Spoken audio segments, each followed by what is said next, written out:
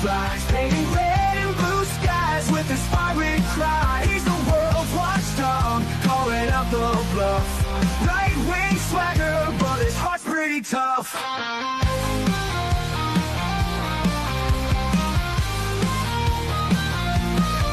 He's a Republican dragon with his truthful slight. Fights the battles unseen in the shadows of the night. From policy to passion, he breaks it all down, giving a voice to the voiceless, wearing his crown. Caffeine-fueled mornings, the smoke curls dance. Fluffy at his feet, giving life one more chance. Through algorithms and bias, he cuts straight and clear.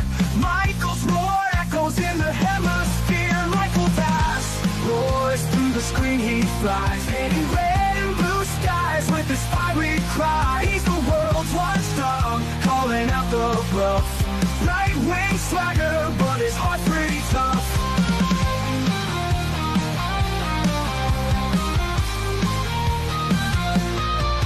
No sound bites allowed is his ultimate creed. A dragon's perspective where facts are the seed. Standing tall on his battlefield of thoughts, guarding the truth that others forgot.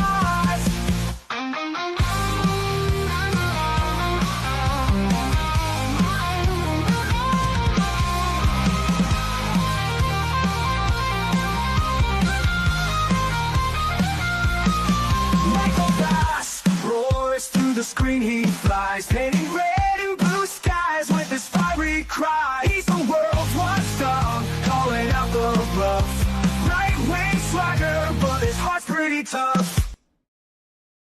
All right, we're back. Hello, everybody, and thank you for joining us. This is No Sound Bites Allowed. I am your host, Michael Voss, the political dragon, here in our offices in the Bronx, New York. I'm happy to be here with you. Just making sure that we are up right now on all channels. We should be up on YouTube. I believe we are up right now on Rumble, and I believe we should be up on X or Twitter, whatever you want to call it. Should also be up on Facebook as we speak. Just trying to do all of the housekeeping to make sure the show is going to be good for everybody, that you all be able to see it. And it looks like everything is running fine. That you all be able to see it. With that being said, and it looks like got a little echo there, but the show is going fine. With that being said, I want to thank you for joining us. This is May 18th. It is currently 2:33 p.m. and we are in our offices in the Bronx, New York. We want to welcome you and thank you for being part of our audience, whether you're here for 5 minutes or you're here with us for 5 hours. It doesn't matter. We appreciate every moment you spend. We want you to know we do long-form political commentary. And we do that because we believe in the First Amendment. We believe in your right to speak about the issues that affect you and everyone every day. And with that being said, we want you to be able to speak about the issues that affect all of us, whether your government likes it or not, whether the internet overlords like it or not. We don't care. We want to hear what you have to say because you matter. Your voice matters, and you can change the politics that you don't like. We just need to understand what are the actual things happening. Now, with all of that said, we're going to move forward. This is we're in our 8th year now. This is season 7, episode 19. And I think we're going to have a very good show. I really do. With that said, you are more than happy to reach us. You can see we have a chat up there. You can reach us. You can also super chat and RumbleRant to get our attention a little bit faster, and we look forward to that. Your support makes it all possible. Now, for those who are unfamiliar, the normal format for the channel is we deal with breaking news first, and then we go into what's happening internationally, how America is affecting the world, how the world is affecting America. We then usually take a break. That's about the 2-hour mark, 2.5 hours in. And then we go into talking about domestic issues here in the United States for the most part. And we'll go over a few things there. Now, I do have a 14-year-old puppy, so sometimes that changes a little bit. Like last week, We had to take a quick break because my puppy wasn't feeling well, and so our interview, our coverage, our analysis of Mayor Ras Baraka, the Newark mayor in New Jersey running for governor, the detailed review of the body cam footage of his crime, and also, we believe, the crime of Representative McIver. We went through that, and that was in the second part of the show. A lot of people didn't see that immediately. We do recommend you may want to check that out. Also, if you didn't get the chance, on Friday, we had an interview. I was interviewed by the Matthew J. Show, which you may know from X and Twitter. And we were on, and I love it. When I go on with Matthew J., it is just 2 hours of nonstop questions. He just hits me. I never know what he's going to ask. I never know what the topics are going to be. He has me come on to the program, and he just hits me with every question he can think about what's going on in current politics, previous politics. And this Friday was much the same thing, talking about everything from international politics with India and Pakistan to everything that's happening here domestically in the United States. He covered the whole gambit. It was a lot, but I think it was pretty interesting. And during the break, I'll be playing that in case you missed the video. It is up now live for people to check out for themselves. With that said, what are we going to talk about today? What's happening today? Well, the first thing I want to address is the breaking news. And in case you don't know, on Monday morning, the market will be down. The bond market in particular will be down. And you're going to hear many pundits, they're starting to say that today. You're going to hear this a lot on Monday, that the Trump economy has failed, that you're going to lose all your money, that the world is ending, the U.S. economy is bankrupt, we're going into a depression. You will hear people like Dan from the internet, the Young Turks, the far left, Daily Beast, Daily Kos, MSNBC, CNN, possibly ABC, CBS, the New York Times. They're all going to come out with this horrible, horrendous financial news. They are going to tell you the world is ending because of Donald Trump. Orange Man bad, destroyed the U.S. economy. None of that is true. That's not the reality that we are seeing. And I'm going to start off talking a little bit about that. Now, I know there's some numbers involved. Don't worry. Don't worry about the numbers so much. Understand what's happening. So let me show you.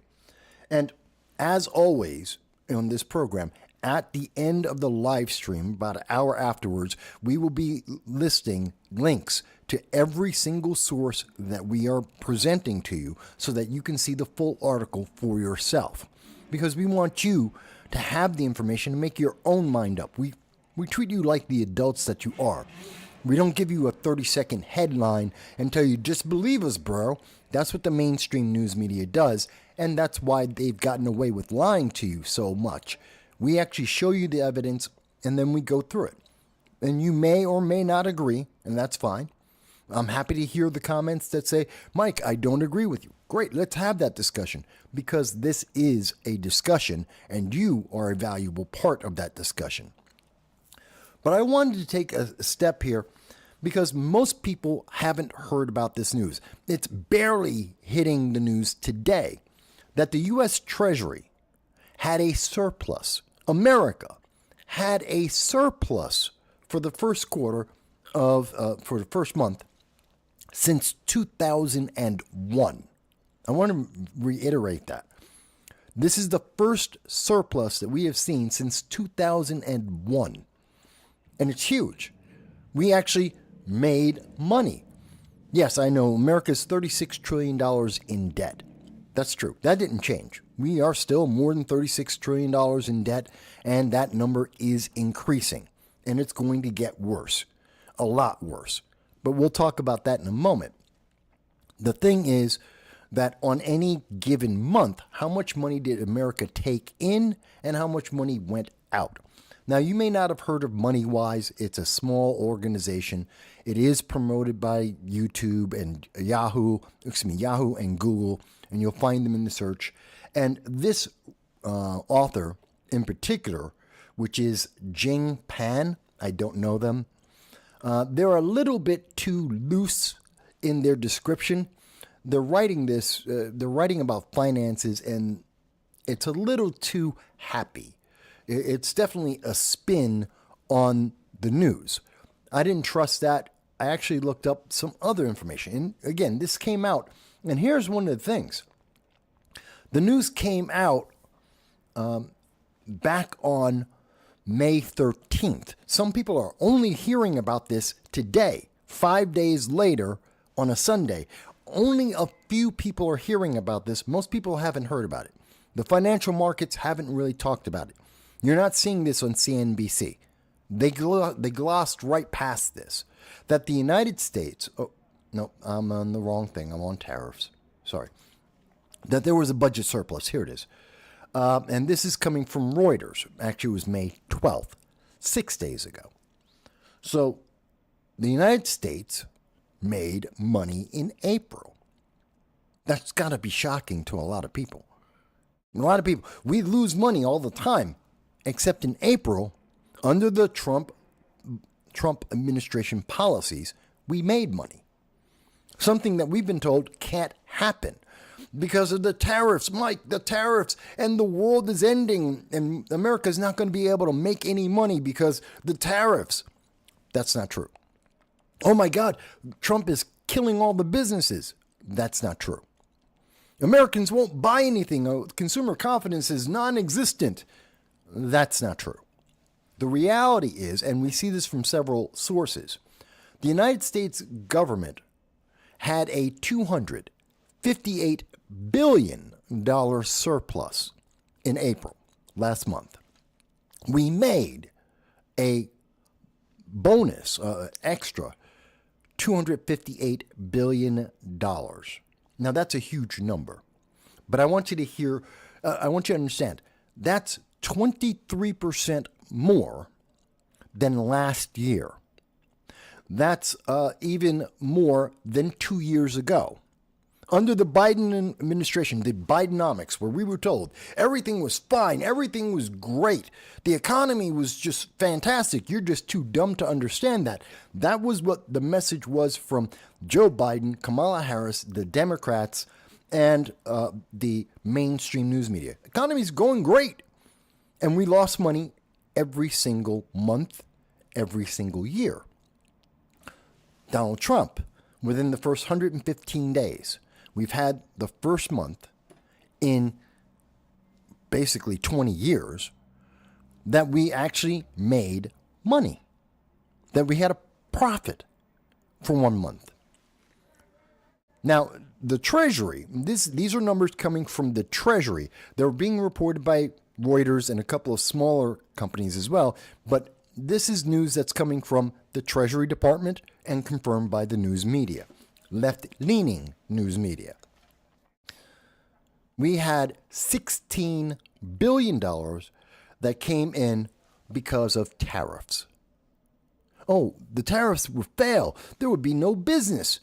Trump was destroying the U.S. economy. No one would trade with us. That's what you were told for a good month between end of March and throughout April. Trump's tariffs were destroying the U.S. economy. No one was going to make any money whatsoever. The China tariffs were going to destroy everything. We had a $9 billion increase in money because of tariffs alone. That's more than what we got, because we've always had tariffs, by the way. That's not a new thing. We had higher tariffs under Trump, but tariffs have always existed. We've always had tariffs. Again, something that the mainstream media doesn't really share with the American public. It's not a new thing. It wasn't a Trump, he suddenly created these tariffs and they never existed before. He increased the tariffs. That was the difference. He was increasing the amount of tariffs, not creating the tariffs.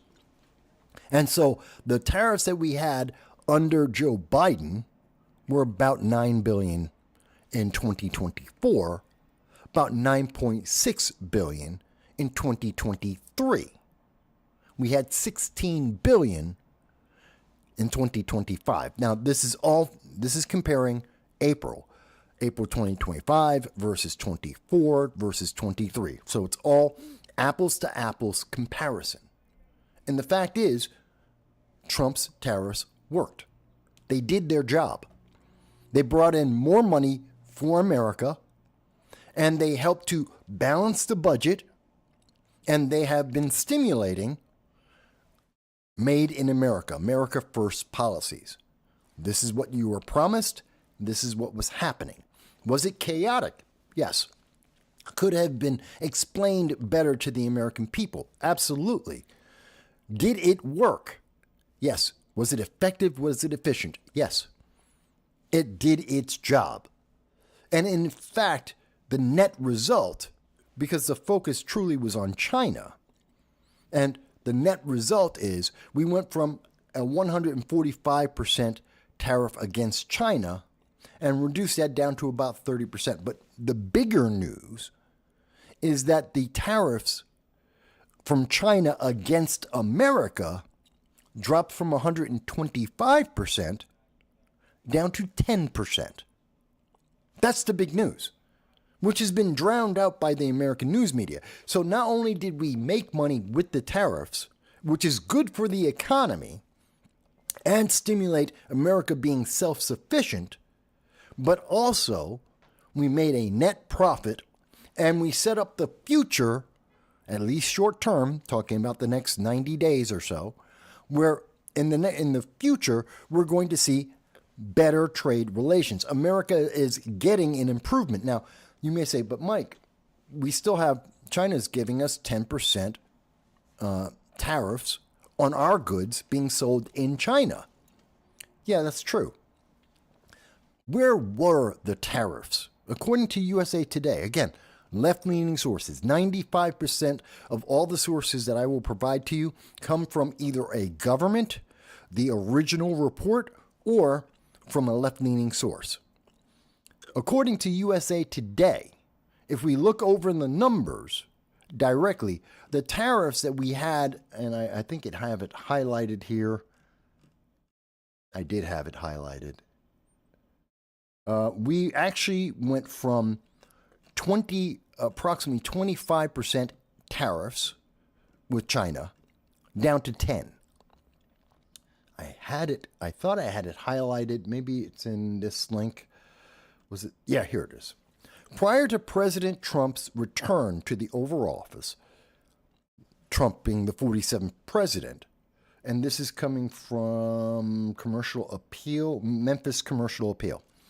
But their data, which is confirmed by other internationally credible news organizations, the tariffs with China and the United States prior to the increase, the tariff battle that we had with China, the United States had been about 25%. Now they're down to 10. Even if you go by the most conservative numbers that put the tariffs on American goods in China, they were at 20%. Trump has lowered them to 10%.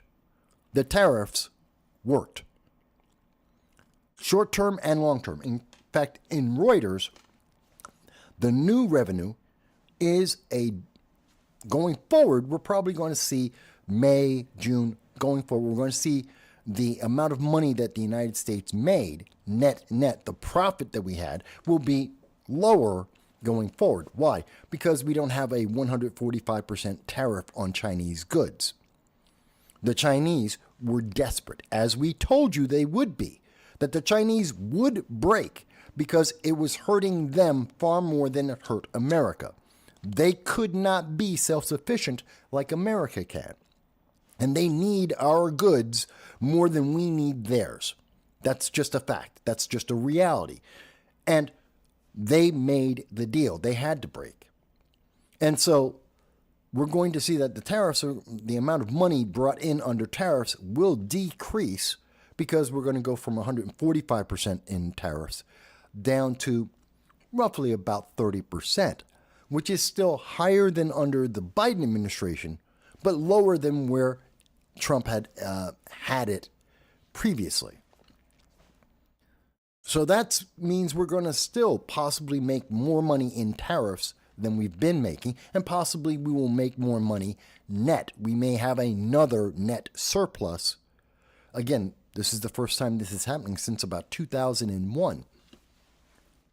But it'll be smaller. It won't be as big as what we saw in April.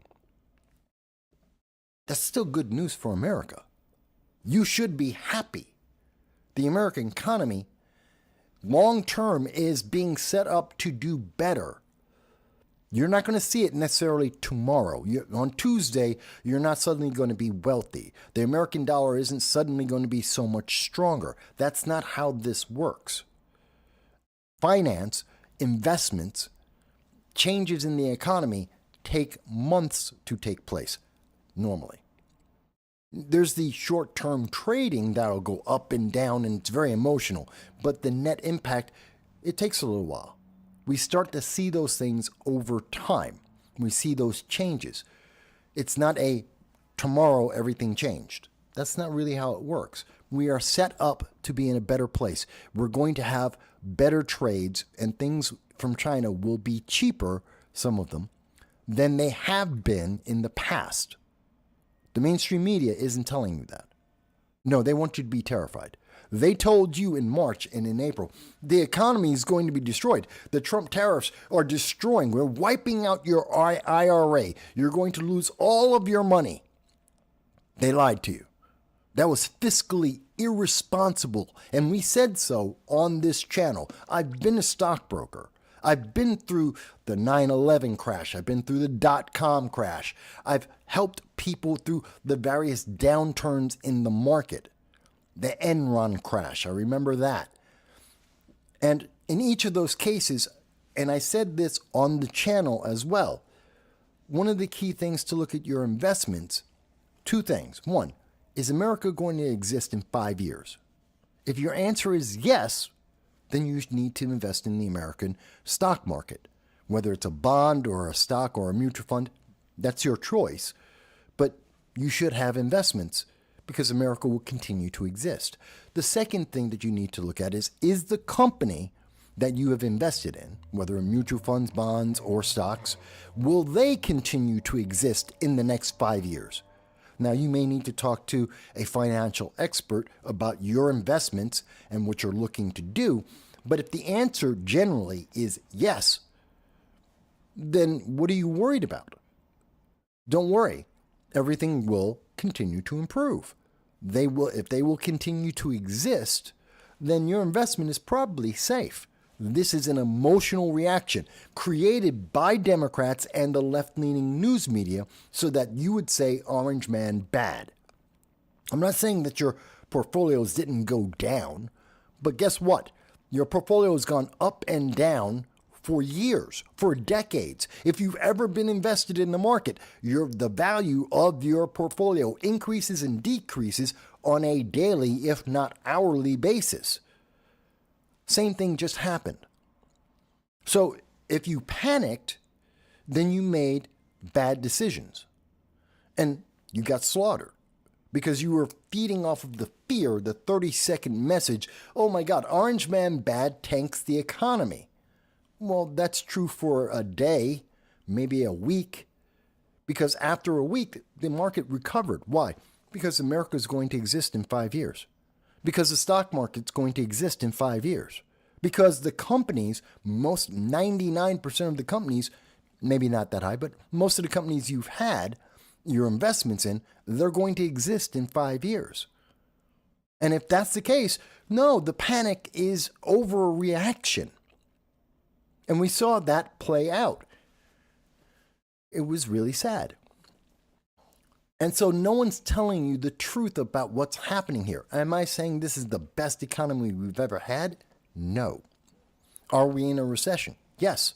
Have we been in a recession since August of 2022 when the Biden administration changed the definition of what a recession is? Yes. And we never came out of it. So we're seeing the changes now to correct the problems in the past. And they are working slowly, but they are working. And that we are seeing the targets that we have been told that we should be able to hit. We're seeing us get closer to those targets. Does that mean we've hit every target? Absolutely not. Is there room for improvement? Absolutely. Could this be better communicated with the American people? Absolutely. The problem is most Americans don't know anything about finances. Most people don't understand investing. I can tell you that as a former stockbroker, 80% of the people I talk to who even multimillionaires understand zero about investing. I can tell you as a stockbroker with experience of about a decade in the stock market, never being sued, I can tell you that members of Congress know zero about investing. That's why they have stockbrokers. They have entire firms that work on investing the money of Congress, because the members of Congress know nothing about investing. They know nothing about the financial markets. They just know what's popular. They just know what they're told to say about the stock market because someone has a political agenda. And that doesn't necessarily mean you're going to be okay. Okay, by the way, let me go to some of the comments here because I see a couple of comments. And thank you for the comments, by the way. Hal says, it's not shocking to anyone with the slightest bit of common sense. A lot of people are very shocked, Hal. They don't know that the stock market, that the United States made a profit. And the news media didn't tell anyone. They glossed over this news. This news is not, like I said, it came out 6 days ago. And you didn't hear about this. The mainstream news media wasn't willing to say, hey, America actually made a profit. And part of the profit was from the tariffs. And it was also because of business. Businesses also were a key factor in this. So it's not just the tariffs. They were actually a small part of the $258 billion of net profit that the United States made. A lot of it came from business, which means that the policies of the Trump administration have been working for businesses as well. Again, rocky road? Absolutely. Is it showing that this has the potential to have long-term impact? Yes. Is that impact positive? Apparently, yes. Shrinking the size of government and making a better business environment has been working. And that filters down to everyone else. Hal goes on to say, our last monthly surplus was September 2024. Not according to the news media. No, it was not. Prior to that, it was April 2024. According to the internationally credible news agencies, that's not correct. In fact, if you, I believe, do I have it here? I will go to, let's see.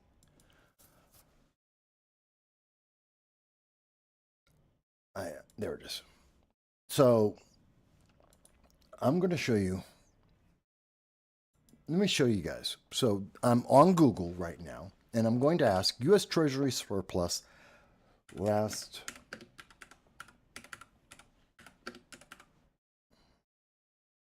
monthly surplus. The last monthly surplus, they are rare and a welcome surprise. April 2025. Budget surplus. Where is the last one? I'm trying to find it. I had this before. It's not the Reuters story. Is it under the Yahoo Finance?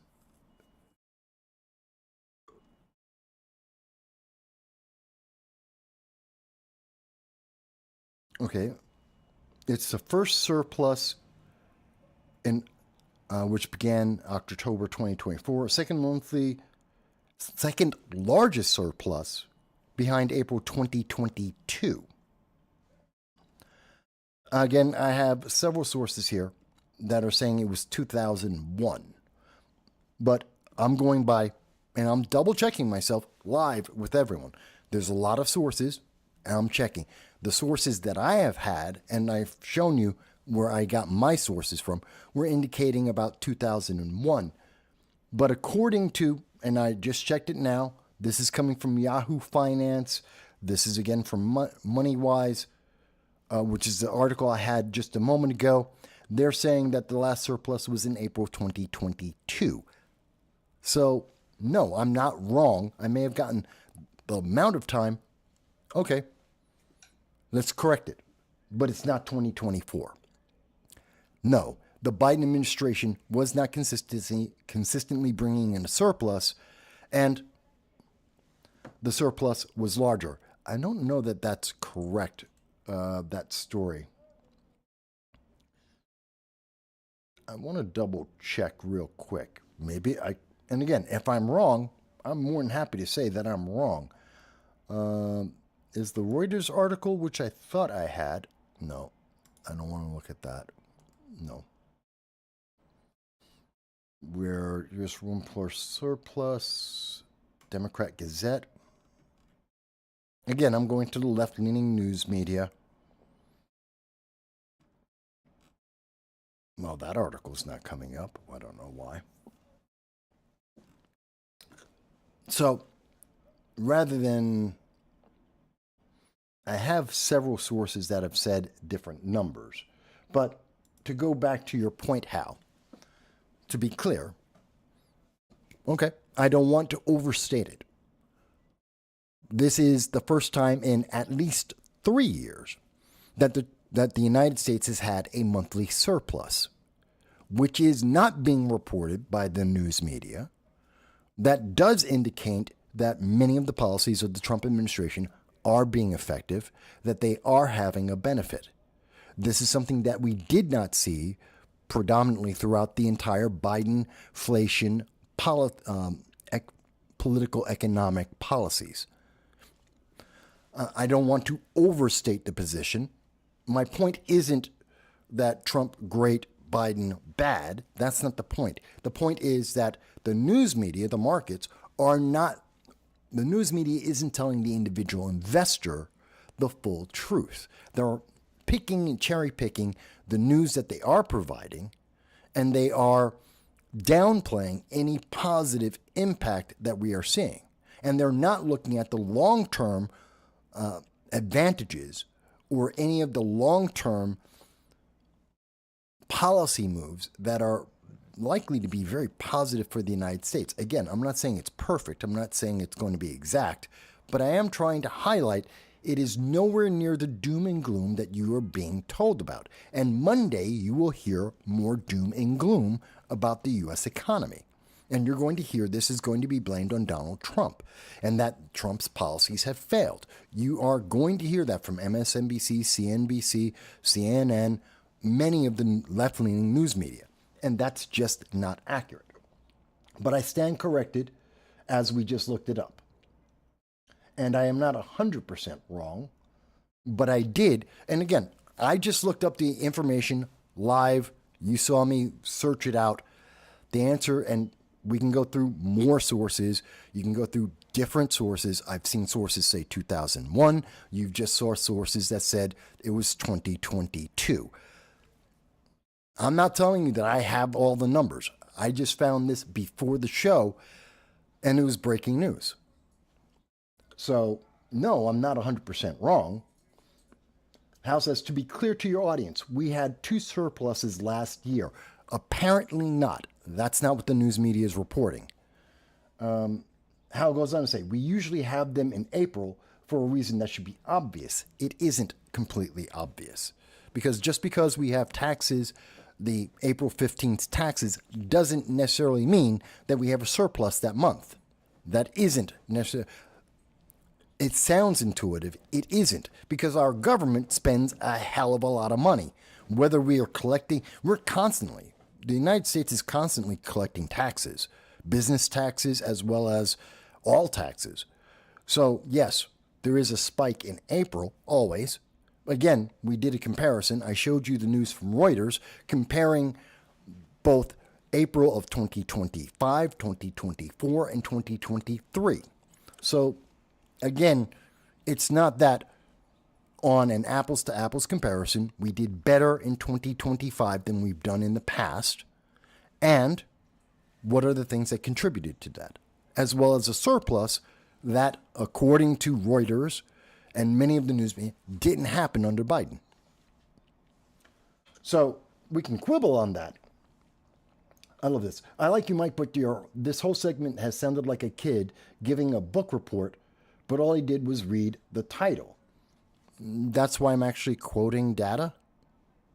That's why I'm actually pointing out the data and showing the data that I have. You don't have to like it. I don't expect people who like the left, who don't like Donald Trump, who don't like anything about Donald Trump, I don't expect them to like this. It's not about whether you like it or not. This is what the data is saying. This is what the data is providing. And I'm talking about finances, not Trump. I'm talking about the markets, not Trump. I'm talking about how his policies are indicating a positive turnaround. This is about the United States finances. And I'm talking about what's going to happen tomorrow. And we'll explain why. Why is tomorrow going to be such a big deal? Well, going into the show a little bit later, we're going to be talking about the downgrade of the United States by Moody's, which is the third downgrade of the United States credit rating. And what does that mean for our markets? What does that mean for an individual? And I'm trying not to be heavy in the math of it all, but I am trying to convey the impact of it all. And where did it come from? And what we know is, what are the differences in what is being given to us as a headline, a 30-second answer, versus what is realistically happening and what we can realistically project. That's what I'm trying to do. And again, I'm showing you the sources that I have, and I'm saying, check it out. This is breaking news because no one in the news media has focused on this news, even though it's 6 days old. I just found out about it before the show, and I'm letting you see what I was able to find quickly before the program to give you correct information. Information that, your information isn't matching what the internationally credible news agencies are saying. So there's obviously confusion in the marketplace, in the public, because data coming from the news agencies aren't correct. And I advise people to talk to their financial advisor to get more details for themselves. But I am saying, don't panic. I'm saying things aren't nearly as bad as the news media would like you to believe, because they want you to say orange man bad, and the only answer is vote Democrat, vote blue. That's the ultimate goal of what we're seeing. The ultimate outcome is you're losing everything. You're losing all of your income, and it's all because of Donald Trump and Republicans and MAGA. Vote blue. That's what we are hearing from the mainstream news media and politicians. But that's not the reality. And that's my point. We are seeing improvements. We are seeing things that are benefiting America. America isn't going to be we're not going to have a financial collapse. We're not going into a depression. That's not a reality. That's not a realistic outcome at this point, based on all the data we can see. That's my point.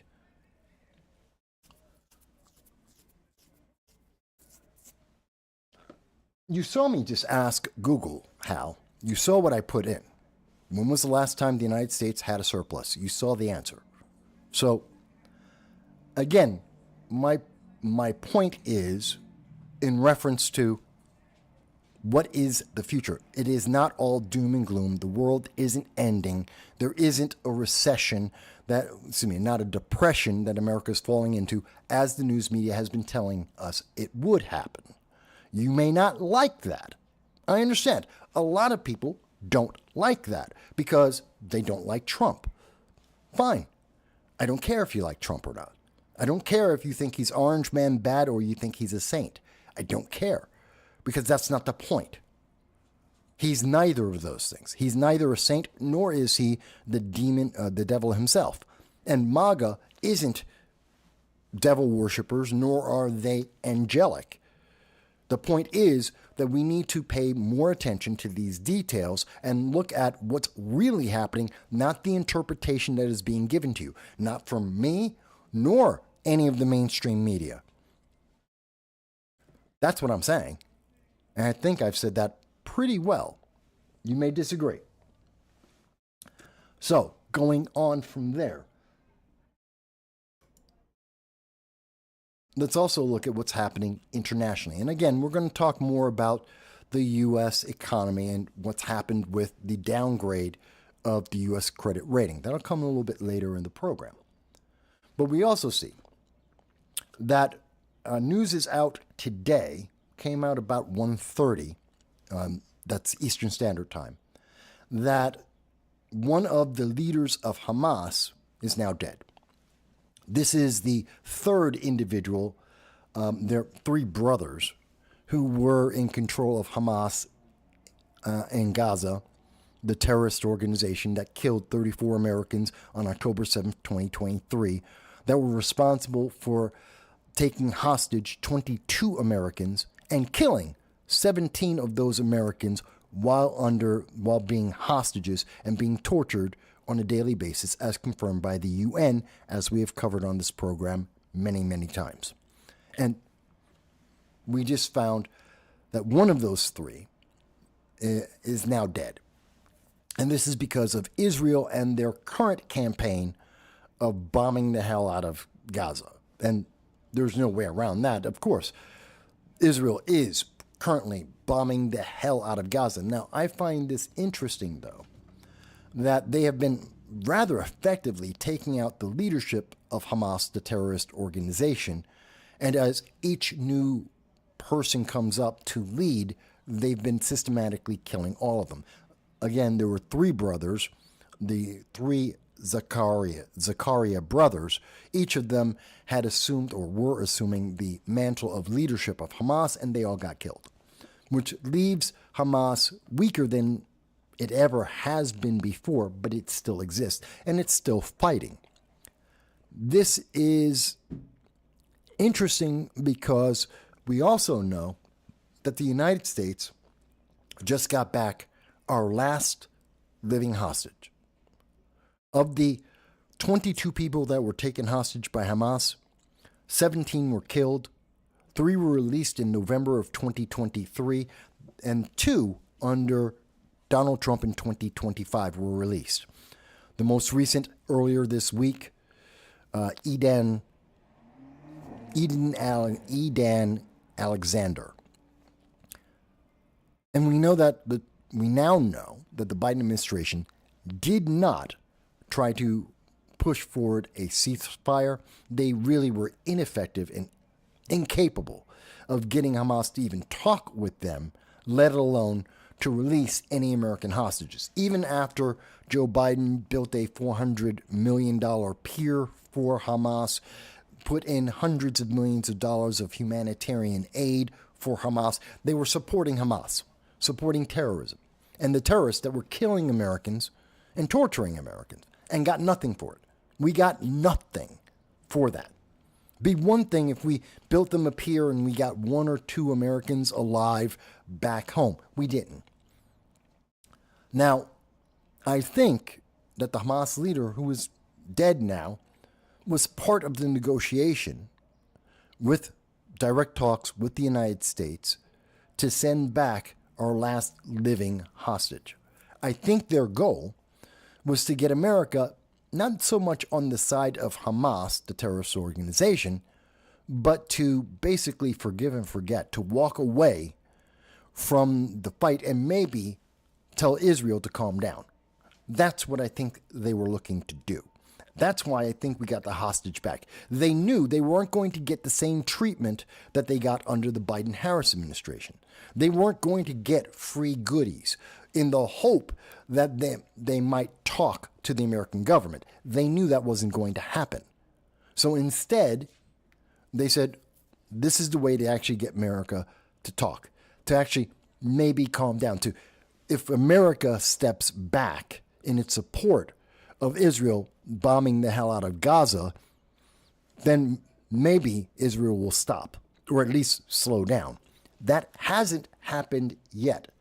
But I believe, and I do have it here, but Hamas has also, at the same time, said that they are going to try and release more of the hostages Not just, obviously not American hostages, but the other living hostages, Israelis and from the other 30 countries in the world, release those hostages in hopes that that will get a 90-day, 60 to 90-day pause.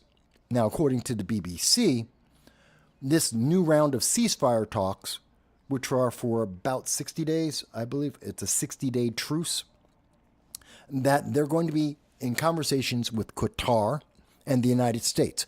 And the United States just got a plane for Qatar. Qatar is trying to say that they have influence in the United States, that they have a positive relationship with the United States, and that's what that plane was all about. We'll go into that a little bit later. So Hamas wants the United States and Qatar to hold the talks to try and influence Israel, to try and get the world back on their side. Many people have stated that one of the reasons why hostages being freed wasn't happening was because of the Zakaria brothers, that under their leadership of Hamas, Hamas refused to release any hostages. Now, of course, this is coming from the the Times of Israel. There may be a strong bias there, but we have seen similar types of comments coming from other international sources that have said that, and we do know, Hamas did resist for many of the talks throughout 2024 and in 2023, that they were saying that they were not going to release the hostages unless there was an absolute capitulation, that Israel had to stop all activities, that Israel had to give back all of their prisoners that they have taken, that Israel would have to not just cease and desist, but basically capitulate to Hamas, which wasn't going to happen. Now we hear, now that they've lost the Zakaria brothers, now that their leadership is in question, now that they are realizing that they do not and will not get support from the United States, regardless of whether Harvard or Yale or Columbia, whether college students are protesting or not, they're not going to get the support that they have gotten under the left wing of the Democratic Party, that they're willing to now negotiate. And they're willing, this deal that has been proposed to Israel does not require Israel to remove all of its forces from Gaza. It does not require the Israelis to give up all their land. It's basically just stop for at least a little while. It doesn't even require Israel to give up on the entire war that was started by Hamas, and Israel is more than happy to finish. And I think that's kind of important. I think that's an important aspect, that they have realized, kind of like the Ukraine, they're losing, and the problem that they face is abject loss, being completely wiped out. Or there is a middle ground where they're not going to get what they want. They will never get the victory conditions that they have been promising and saying that they can get. They won't. Hezbollah and the Houthis are not strong enough, nor are they willing enough to take on Israel and the United States. They're not willing to do that. Iran will not step up. They will not take on America. So the Hamas is not going to get the support that they were hoping for against Israel and the United States. It's not going to happen. But now, in giving back America the hostage, that has reduced the primary reason, I believe, that the United States had to be more than happy to support Israel, is that we wanted our hostages back. We wanted all the living Americans back. We want their bodies too, but we want every living American back. And if that meant supporting the IDF, the Israelis, as they went through Gaza, searching and trying to rescue those hostages, then great. If that got us the positive result, we have to support them. Because Hamas wasn't giving us any other option. Now they're giving other options. This could mean that we're going to see a change. And it seems more and more like the Trump administration is taking more of a hands-off approach, kind of like they did with India and Pakistan, letting things play out without intervention from the United States until intervention is required, until we have to do something. Now, we've already seen Trump has already came out and said that he would rebuild Gaza. Of course, there were strings attached to that. Hamas rejected that. Under the old leader, the Zechariah leadership, they rejected that. Maybe Hamas is saying that's the best deal that they've got. Maybe. But either way, Trump is now stepping back. We've seen in the last week. Whether that continues or not, I'm not sure. But something is changing. The Middle East is changing. The United States is more closely aligned under the Trump administration with Saudi Arabia, with Qatar, with the United Arab Emirates. And whether or not people think those countries are great, they're not. But they are they're on the opposite side of Iran, which puts them on the opposite side of Hamas, Hezbollah, and the Houthis.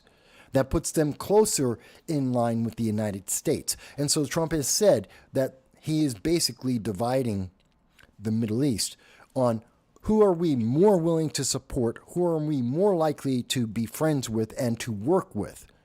Saudi Arabia, United Arab Emirates, and everyone who supports those nations, including Qatar, and not Iran, and not the proxy terrorists of Iran. It's a little bit involved, but I think it's important. We're going to see a change. The Gaza war is very likely to end this year, one way or another. And I believe we are entering the end stages of that war. Very likely, we're going to see Hamas back down. They're going to give back all of the hostages. And if they were smart, they would have done that a year ago.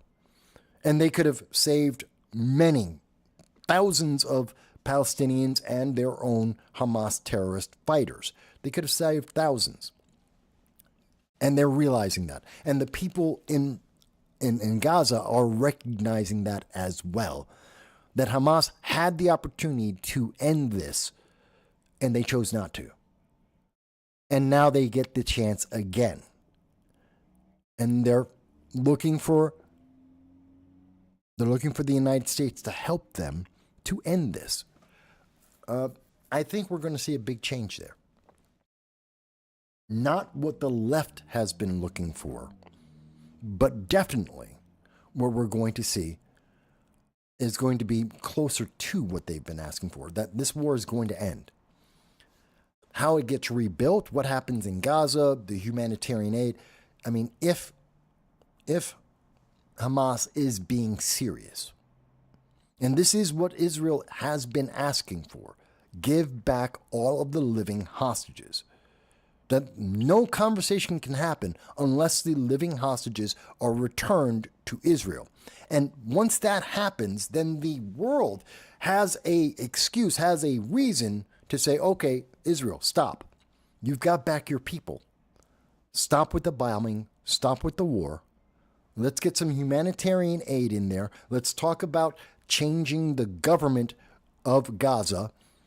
I think the Palestinian people will be happy to vote out Hamas, recognizing that for decades, all they have brought to the people of Gaza is death and destruction, that they have made no inroads. They've gained none of the things that they were promised. I think the people will support changing their government, and if they change their government, if they reject terrorism, then there is a possibility at some point in the future for a two-state solution.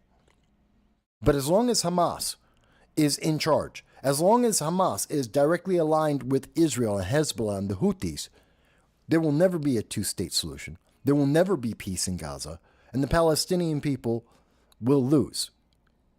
Ultimately, they are going to pay the ultimate price, and they will be devastated, if not destroyed. Now, my biggest concern on this channel has always been the American hostages, something that the American news media does not want to talk about, have not wanted to talk about. It will eventually come out how the Biden-Harris administration failed the American people, failed the hostages, and allowed them to die, which did not need to happen. that could have been avoided. But that will be history. That will come out in another 5-10 years. But we will find out this was avoidable. All of this was avoidable. In part because, and mostly because, Hamas had the solution always in their hand. Return the hostages. That's it. That's something that we have said for over a year. For over 582 days, we've said the answer is give back the hostages. Stop killing them. Stop torturing them. Stop sexually abusing them. Give them back. At this point, I believe that America should wash our hands of Gaza. Whatever else happens to them, they've done to themselves. They put themselves in this position. Hamas did this to their people.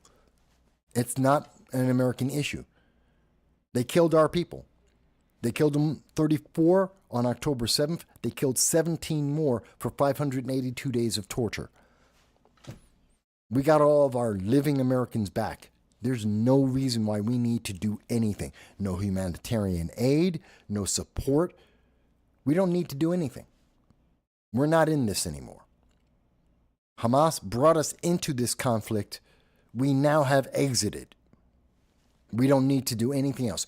And that means no, I don't believe we give humanitarian aid to the terrorists.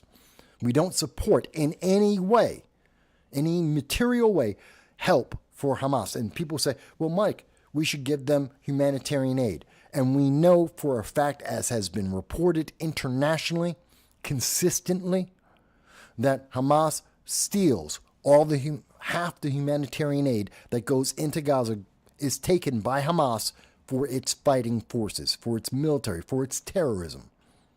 So we are effectively still helping to support terrorism with the humanitarian aid. Not our responsibility. Walk away. I know there are people who say, but Mike, I don't agree with that. I think that's the wrong answer. Maybe. Maybe it is. But what we know for sure is Israel has said, provide proof of life. Show them that the hostages that remain, almost all of them being Israeli, show them proof of life and return those people, and then they can have a truce. I think that's the best option we can see. That's the closest we have been to truly ending this war. This is as good as it's going to get for Hamas. And it took the fact that we finally have a president who isn't willing to consistently just give away everything on the hope that he will have a conversation that will look good, even though it would be ineffective and inefficient, but it would look good in the election, and that would help the political agenda of the Democrats. Because that's what the Biden-Harris administration did. And that ultimately hurt America and hurt the world. And effectively hurt the people of Gaza. I don't know. Maybe people disagree with me on that. That's fine. People can disagree. But that's what I believe. I think that's important. At the same time, let's take a quick look over at North Korea. Because most people haven't. I find it amazing. And I have to say myself, as well as many others, we've been looking at so many things that have been happening over the last 115 plus days. We forgot that North Korea is still a problem. That North Korea continues to have actions that tell us they're a problem. Not just their continued creation of hypersonic missiles, and they're improving their hypersonic missiles day by day. And these are weapons that we cannot shoot down. These are weapons that we have no defense against. And therefore, that has increased the potential of nuclear weapons being dropped on the United States by North Korea. That threat, which came about in 2023, has continued. And so we need to remind ourselves to pay attention, even though it may not be in the top of the news. It is something that we should be paying attention to. Now, many people would think, and for a while I was thinking the same thing, that North Korea had completely stopped all ballistic missiles and nuclear missiles, all their weapons launch, their missile launches, that they had stopped once the Biden administration was out. And we had historic numbers of missile launches under the Biden-Harris administration. That's just a fact. That's just the numbers. We had never seen more missiles fired threatening Korea, Taiwan, and Japan. We had never seen more than what we had seen under the Biden administration. Under any president, in fact, all presidents, if you were to take all of their terms, first and second terms, there is no president that had more missile launches than under the Biden administration, almost in 1 year. The thing I find interesting is not only are we not talking about North Korea anymore, and we should be, but we're not talking about the missile launches either. And data about that is somewhat sparse to find. Most of the institutions that I've shown on this channel, and I've linked on this channel before, that have shown the missile launches by North Korea, have not shown any data for 2025, which would make one believe that there haven't been. But there was. In fact, on May 8th, there was a ballistic missile test. It was the first time in 2 months that there had been one. The last time there were missile launches were back in March under the Trump administration. Now, for some reason, the number of missiles that were launched in March are unclear. Neither Japan nor North Korea have been reporting those numbers. We don't know exactly how many. So there's at least a handful. There's at least 5, possibly more. We don't know.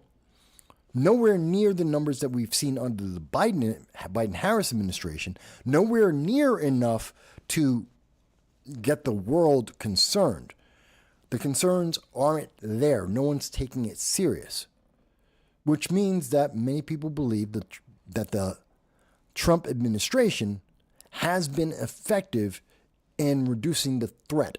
While it still exists, the potential of North Korea encroaching upon South Korea, or helping China in invading Taiwan, or a threat against Japan has been severely reduced.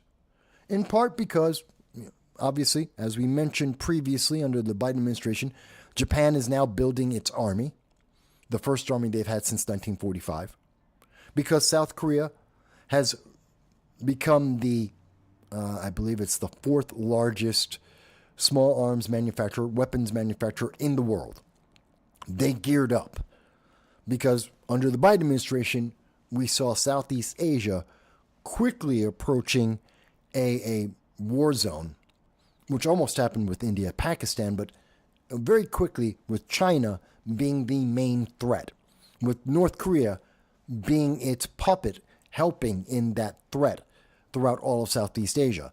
But we have seen since the November election, that threat level has been consistently coming down. Not non-existent, but coming down. Just like we're seeing over in Gaza right now, threats are reducing overall. The Houthi threat has been reduced. The United States has come to somewhat of an agreement. It's hard to be very clear because the Houthis are unreliable. They are terrorists.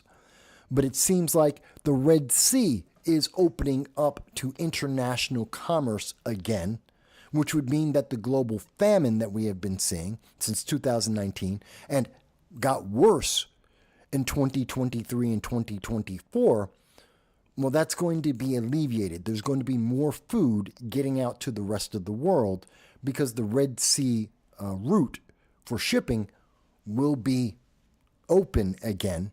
That means the price of food will go down globally. It won't be the same as in 2019, but it will reduce because it had increased with the Houthis locking up the Red Sea. It's a lot of data. I'm trying to make this as simple but yet as clear as I can. It is a lot of information. It is very dense. I'm trying to convey as much information as I can and the consequences of this information. Essentially, the world is becoming more stable. Essentially, most of the conflicts in the world, whether that be in the Middle East, which is always a hotbed, but even in the Middle East, in Near Asia and Far East, we are seeing a reduction in the temperatures of many nations. We're seeing more stability in the conversations. We're seeing less conflict, or at least open conflict, as we had seen during the Biden-Harris administration. And that's, I believe, because many nations are afraid of Donald Trump, that they respect and fear Donald Trump. Not that they like Donald Trump, which is not required, not necessary. It doesn't matter if you think he's Orange Man bad or not. Will he take action, and would that action be significant? And the world believes the answer to that is yes. And when the United States has strong leaders, stability increases in the world. Peace increases in the world by several degrees, by a magnitude. That doesn't mean that people love the leader. People loved Obama. The world was completely unstable. Some people in the world loved Biden. The world was unstable. There is no question about that. That is a fact. Whether you like Biden or not, whether you hate Trump or not, these are facts. And what we are seeing, at least now in the first 115 plus days, we're seeing more stability. Even if people hate President Donald Trump, even if they think he's Orange Man bad, you cannot hide from the fact that the world is becoming more stable and more peaceful. The Democrats hate this. The left hate this. They don't want you to think about that. I think it's essential. Because if there is more peace, there is a better economy. If there's a better economy, America can capitalize on that better economy more than any other nation can. The long-term prospects are improving for America in terms of our economy, in terms of national security. We've effectively closed the border, as we were talking about last week. The numbers from the Border Patrol states that we are down 95% year over year. In direct comparison, we're down 95% in the number of encounters at our southern border. The caravans have essentially stopped. We have effectively closed the border about as much as we can realistically expect it to be. Again, more stability, less turmoil, a better world. Better for everyone. Joel says, Joel's with us. And Joel, hello, Joel. And by the way, hello, Hal. If I didn't say hello, I want to say hello, Hal. Joel says, Rush Limbaugh humor. A Rush Limbaugh rumor. Hillary, as Secretary of State, secretly sold the hypersonic missile technology to China for personal profit. China developed these plans and have working missiles now. I don't know that that's correct, especially since, to the best of our knowledge, the United States doesn't have hypersonic missiles.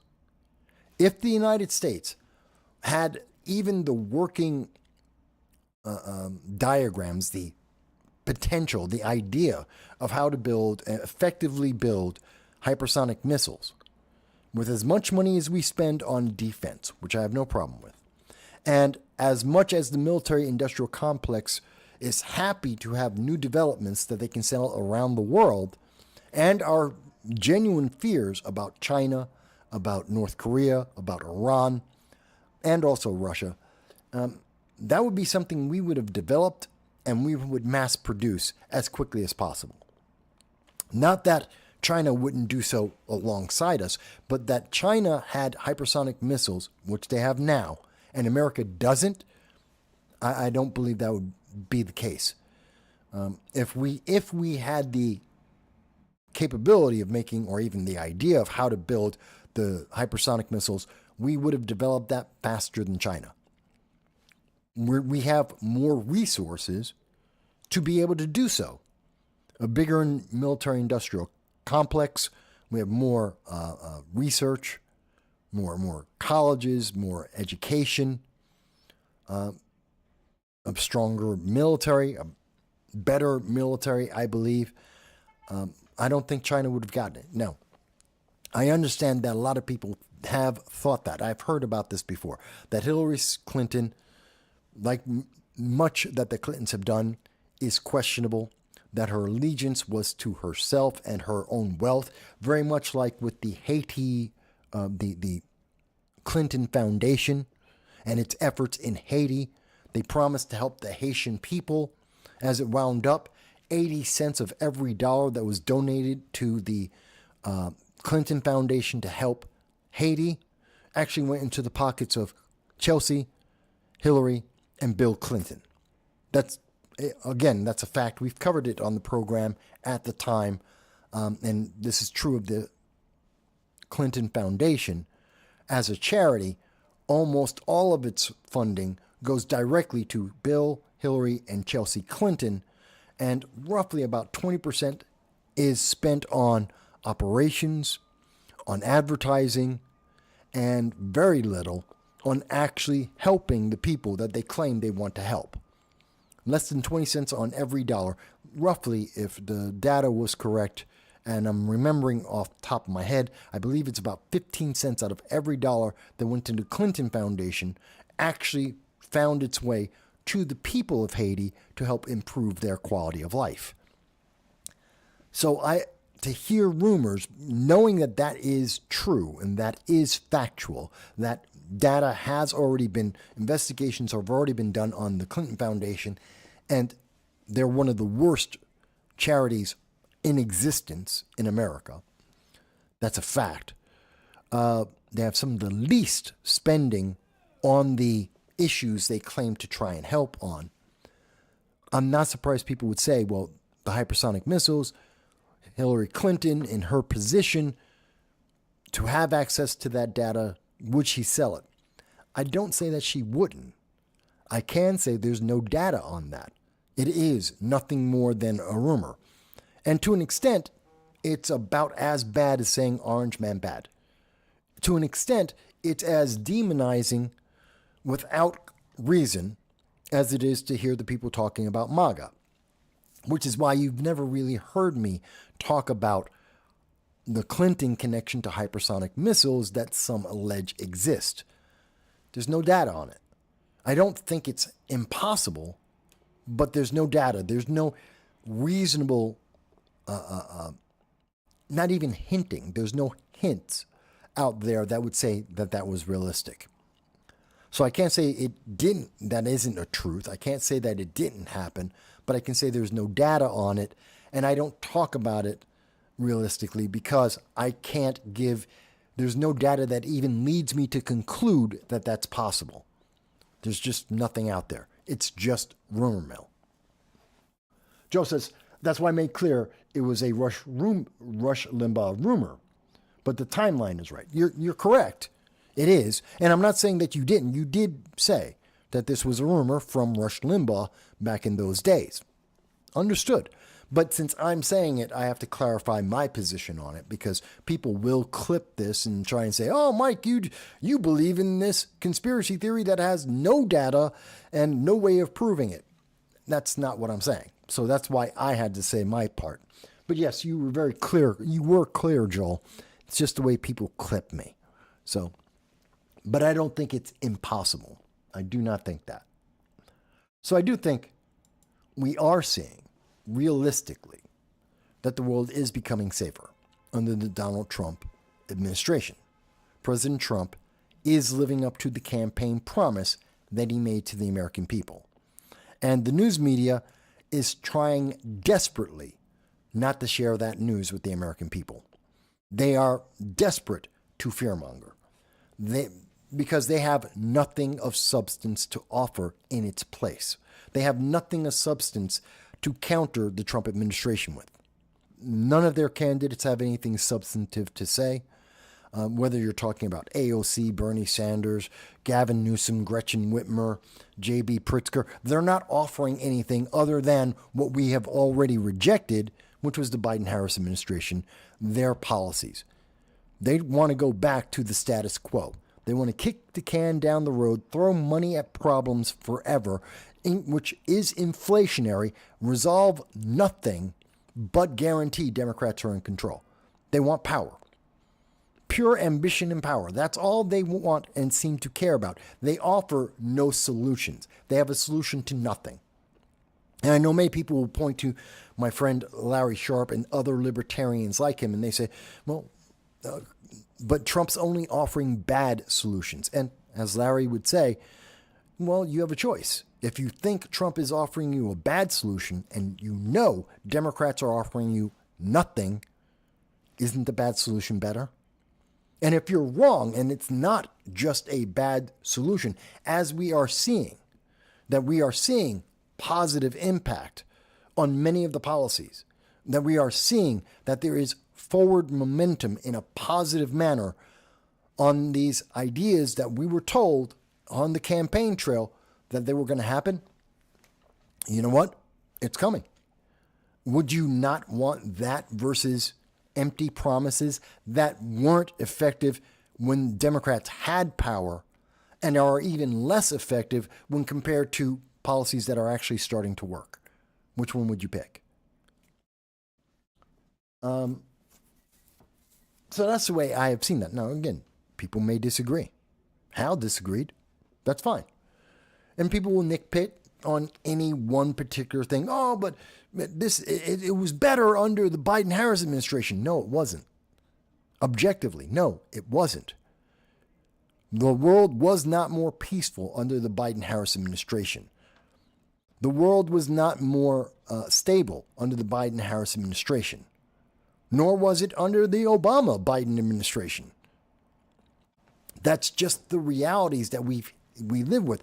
And many on the left don't like that, which is why they're trying to spin all these stories saying it's just getting worse. That's why one of the stories that we see right now that's going on internationally, again, talking about international politics, is, from former Vice President Mike Pence calls the $400 million Qatari jet the gift. It's a bad idea. And Trump should turn it down. And this is the language that is being used about this jet. I don't know how many people I've talked to, and everyone seems to think this is a gift to Donald Trump. It is not. It is absolutely, factually, 1,000% not a gift to Donald Trump. It is Trump getting it because he's the president right now. This is a gift from the nation of Qatar to to the president of the United States, who happens to be Donald Trump. And now you may say, but they wouldn't make that gift if it wasn't Donald Trump. Maybe, probably, but that doesn't matter. It's not a gift for Donald Trump. It's a gift for the United States. Now, do I think Mike Pence and everyone else, everyone on the right, the left, everyone has said the same thing? We shouldn't accept the plane. I've said this. I said it on Friday when I was talking with Matthew J. on the Matthew J. Show, when he brought it up. The Qatari plane, America should not accept it. Why? Because it has an inherent national security risk. Plane could blow up. It could be rigged or have a structural defect that would cause it to blow up, which would kill any president that were using it as a replacement for Air Force One. It could be bugged. I mean, it could be bugged to hell. Have all kinds of listening devices and recording devices on it, so that if it were used as a replacement for Air Force One, well, then national secrets would be divulged to other nations. It's not worth it. Even using an older Air Force One is still preferable to the Qatari jet because we didn't make it. But here's the thing. This isn't Donald Trump's jet. It's not for his private use. Even after he becomes president, he doesn't get to keep the jet. The jet goes to the United States government. It would be part of the probably the Trump library, but it would be property of the United States.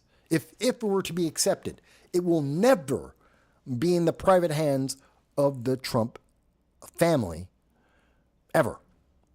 It's not theirs. It's the United States government's property. And by the way, as we were talking on the Wednesday roundtable, Mike Marshall, a constitutionalist, pointed out the actual articles of the Constitution that say this gift, by law, is under the control of Congress. It's not about whether Trump wants it. It doesn't matter.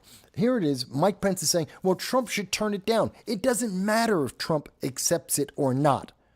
Congress gets to have the final say. Congress can say, and it seems they will say, no, we can't accept that. They have the right on this. This isn't about Trump, but the media wants it to be about Trump. They want to make it seem like Trump is being influenced, that he's accepting bribes. That's the wording that they use on this when we know that's not the case. Now, CNBC is saying former VP Mike Pence, so they're using an authority figure on the right, which they don't need, because everyone universally has said that America shouldn't have this plane. But they're using that authority figure to try and give importance to this headline, saying that the gift is a bad idea. It's a bad idea on the Qatari side, not the American. We're receiving the gift. Now, we don't have to accept it. That doesn't mean it was a bad idea for Qatar to try and give it to us. It's not a bad idea for us. And that Trump should turn it down. Not mentioning this is not his decision. As coming from CNBC, Qatar has a long history of playing both sides. This is quoting Mike Pence. The very idea that we would accept an Air Force One from Qatar, I think, is inconsistent with our security, with our intelligence needs. I think it's just a bad idea, and my hope is the president will think better of it. So everyone agrees, for the same reasons, why we shouldn't. We understand why Qatar is doing it, because Qatar is sending a signal to the Middle East. Qatar is saying that they are on the same footing with the United States as Saudi Arabia and the United Arab Emirates, because Trump is establishing that in the Middle East, if you're friendly with the United States and you're not friendly to Iran and their terrorist proxies, that you will benefit, that there will be trade deals, that you will get preferential treatment, or you could be Iran, which is facing sanctions and restrictions, and the proxies that are getting bombed to hell, like the Houthis, like Hezbollah, like Hamas. That's the choice that President Trump, a strong president, is presenting that a weak president, Joe Biden and Kamala Harris, they didn't present. And so Qatar is trying to signal to the United States and to the Middle East and the rest of the world that Qatar, which is known for its negotiations on behalf of terrorist organizations like Hamas, who are known for their middleman brokering of deals and conversations between the Middle East, especially controversial nations in the Middle East, and the rest of the world, especially in the West, the United States, Europe, United Kingdom. They're making it very clear that while they are a broker for many of these deals, that they're a middleman in terms of money for many of these deals, they aren't on the side of these countries, Iran most notably. They're not on the side of the terrorists, that they're on the side of the West, of Europe, United Kingdom, America. And that's what the plane is about. Doesn't matter if anyone accepts it. Doesn't matter if it's a security risk. Doesn't matter if Congress, who have the final word on this, whether they say yes or no, doesn't matter. It's merely that they've offered this to tell the world where Qatar, the nation, stands. And it's not with Iran. It's not with the terrorists. It's not with rogue nations. It is with the West. It is with stability and peace. That's what this is about. And as obvious as that is, I believe it's obvious. The mainstream news media does not want to tell the American people that. They don't want to share that with the world because it makes Trump look good. It makes his policies look more effective, and it would hurt Democrats' chances of winning in 2026 and 2028. They don't want to fuel that. They need to take that down. They have to push the message of Orange Man bad. So they have to make this look as corrupt as possible without admitting, as much as possible, that this is a decision by Congress, not Donald Trump, that this is a gift to the United States government, not Donald Trump. They want to confuse this. The quote goes on. Trump's plan to accept the lavish Qatari jumbo jet and converting it sparked controversy over the legality, ethics, and national security implications of what would be the largest foreign gift ever received by the United States government. By the government. This is not Trump's plane. They're trying to downplay this, but it's very important. This is a gift to the United States, not to Trump. I think that makes a big deal. Let me see, there's a couple more comments here.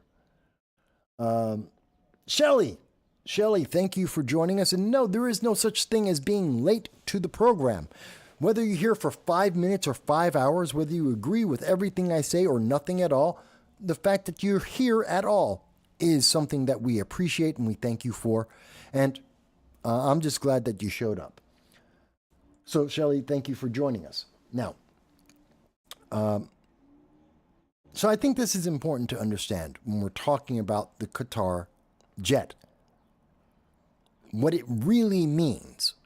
And all the mainstream media I see about this, all the left-leaning conversations about this, they're looking at this the wrong way.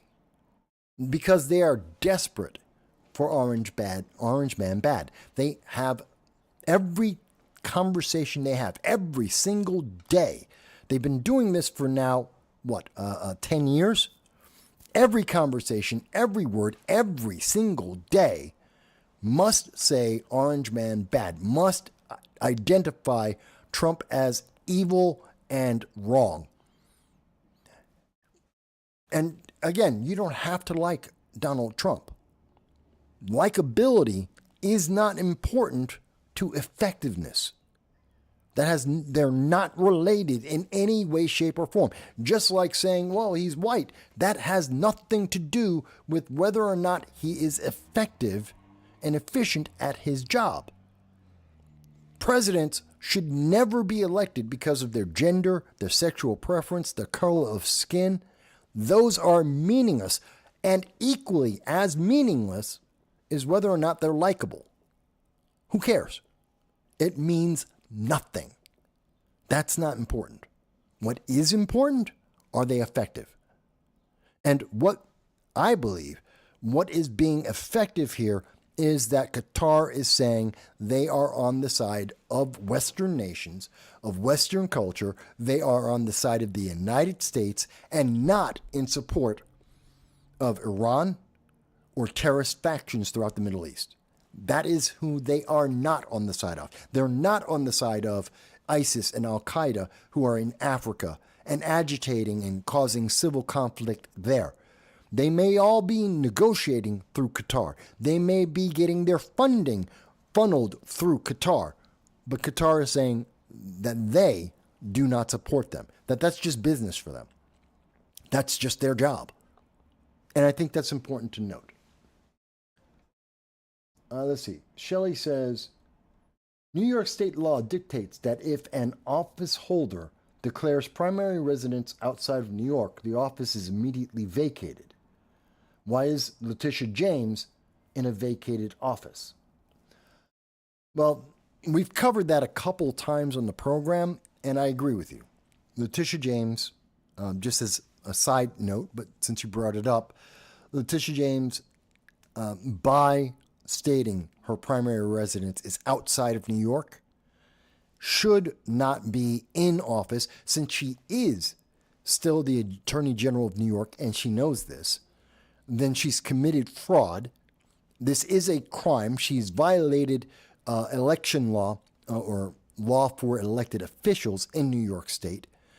She fraudulently is holding a position she shouldn't have, and therefore she should be arrested and tried to the fullest extent of the law. Not because of the property that she got with her father when she was 20, where she was getting her start and he said he was her father said he was her husband.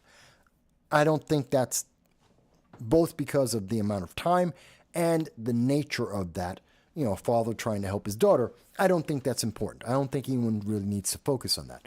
But what she did in Virginia, at the same time that she was trying President Trump for fraud, knowing fully well the consequences of fraud, of committing fraud, and doing what she did knowingly and purposefully for her own personal advantage. She can't even say that she was being generous or magnanimous. She can't even say that this was something she was doing because of the greater good. This was purely selfish. This was purely for the benefit of Letitia James. And because of that, she should go to jail. Democrats are afraid. She's in New York State, and New York State tries its absolute best to protect Democrats even when they do something wrong. As an example, Letitia James did an independent study or review, investigation, that was the word. She did an independent investigation into the allegation of several acts of sexual abuse by Andrew Cuomo while he was governor of New York. Her investigation determined that there were 11 cases of sexual assault by Andrew Cuomo while he was governor. Not 7, but 11. She found 4 more cases than what was initially being alleged. And she said that was definitive, that they actually existed. And this was according to a Democratic Attorney General. What did she charge? Did she charge Andrew Cuomo? No. She allowed him to resign, keep $25 million in donations to his campaign fund so that he could go away for a couple of years, hope that most Democrats forget about this and the 16,000 people that died under the directions of Andrew Cuomo and the cover-up that Andrew Cuomo did to protect himself from the federal government noticing that he killed 16,000 people. She ignored all of that, let it all go away, and now Andrew Cuomo is running for mayor, hoping that everyone has forgotten and that the news media will forgive this, and overall, the national and local and regional news has forgiven Andrew Cuomo for killing 16,000 people, for a cover-up of those murders, and for the 11 cases of sexual assault that the Democrats found to be true. How is he in? How is she, Letitia James, still in? Because Democrats protect their own. In the bluer than blue progressive states, it is almost impossible to remove a elected member. I mean, think of Bob Menendez. Bob Menendez of New Jersey, a senator, he was under multiple allegations of bribery and corruption.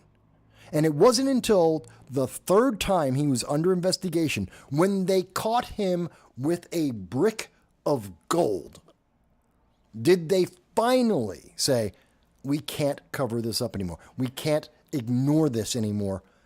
And they actually did the investigation. He actually got tried and he was convicted. And no one was surprised. Not one person in Congress, in the American public, in the DNC, no one was shocked. Everyone knew it was absolutely true. It was just that he was protected. Why? Because he was an elected official of the Democratic Party. And he represented New Jersey, a bluer than blue state. And so everything that was negative was downplayed to protect his position, because Democrats care about power. They don't care about anything else. They want to be in power. They want to maintain their power, and they don't care how they do it. That's my observation there. Some people may disagree with that, but that's what I see. Let's see. Shelley goes on to say that the plane had better be scrubbed for listening devices, any remote control features and such. Yes, we were just discussing that, and it's not possible to completely sanitize a plane like that. I mean, you literally would have to take it apart and rebuild it, because not only listening devices, but there could be structural defects, like some of the bolts used to hold the wings onto the plane. They could have been made with inferior metals. And so after, 500 miles of flying through the air, those bolts could fail, and thus the plane would crash. You would have to check every single bolt. You'd have to check every single piece of the structure to make sure that nothing was made in inferior quality, so that it would fail and therefore cause the plane to crash. There's no way you can go through everything on the plane. You'd literally have to take it all apart, inspect every single piece, and then rebuild it, which would take about as much time as building the plane in the first place. Boeing should just get their job done, and we'll just use an older plane. That's it. Shelley goes on to say, I don't always agree with Trump, but he does the will of the majority of the nation. Yes, he's been living up to his campaign promises, and Democrats hate that because they have no answer to it. They can't refute it. You notice, in January, they kept saying, did you vote for that? Did you vote for that? And the answer from the American people was, yes, we voted for that. Yes, that is exactly what we voted for. This is exactly what we wanted to see. We wanted to see a strong leader that had a focused foreign policy, that had definitive plans about the economy, that had a goal for the future, and was willing to enact it, even if it was a bumpy road. And he's doing all of that. Not everyone loves that. Joel mentions that corruption is a long-standing New York State tradition. Well, New York State, Illinois. Do you notice that the bluest of blue states tend to be the most corrupt? I mean, historically, outstandingly corrupt. We see so much corruption in Pennsylvania, New Jersey, Illinois, New York. Northeastern Democratic strongholds tend to be some of the most corrupt in the nation, and have been the most corrupt in the nation for 50 years, maybe 100 years. Depends on the location exactly. It's an interesting coincidence. Democrats have control. They have control for decades upon decades. Corruption is rampant at levels not comparable to other states. You don't see that kind of corruption in Indiana, as an example. You don't get that kind of corruption in Idaho. You just don't. It's not like that in Arizona. Not to say that all of these states are beautiful and perfect and no corruption exists. There is. The entire system has been corrupted over the years, over the decades, over the century, but none of them come to the levels that we see in Detroit, in Illinois, in Maryland, in New Jersey, in New York. It's just not comparable. You can pick almost anywhere in the Midwest. You can add some of the states together. It does not compare. It just doesn't.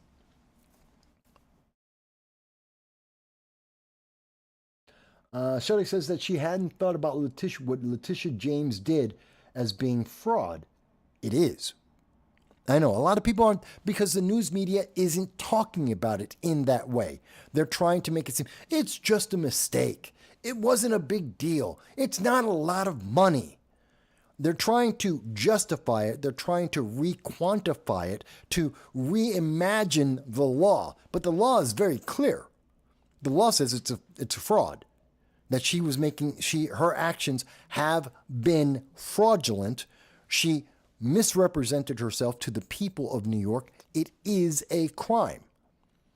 The news media wants you to think, well, it's not a big deal. No, this is a little crime. It's not worth talking about. It's not worth thinking about. Don't vote based on that. Of course you should. Of course you should, because it's corruption. It is a very clear, demonstrable, exact display of corruption in the Attorney General of all people. Absolutely, you should vote on that.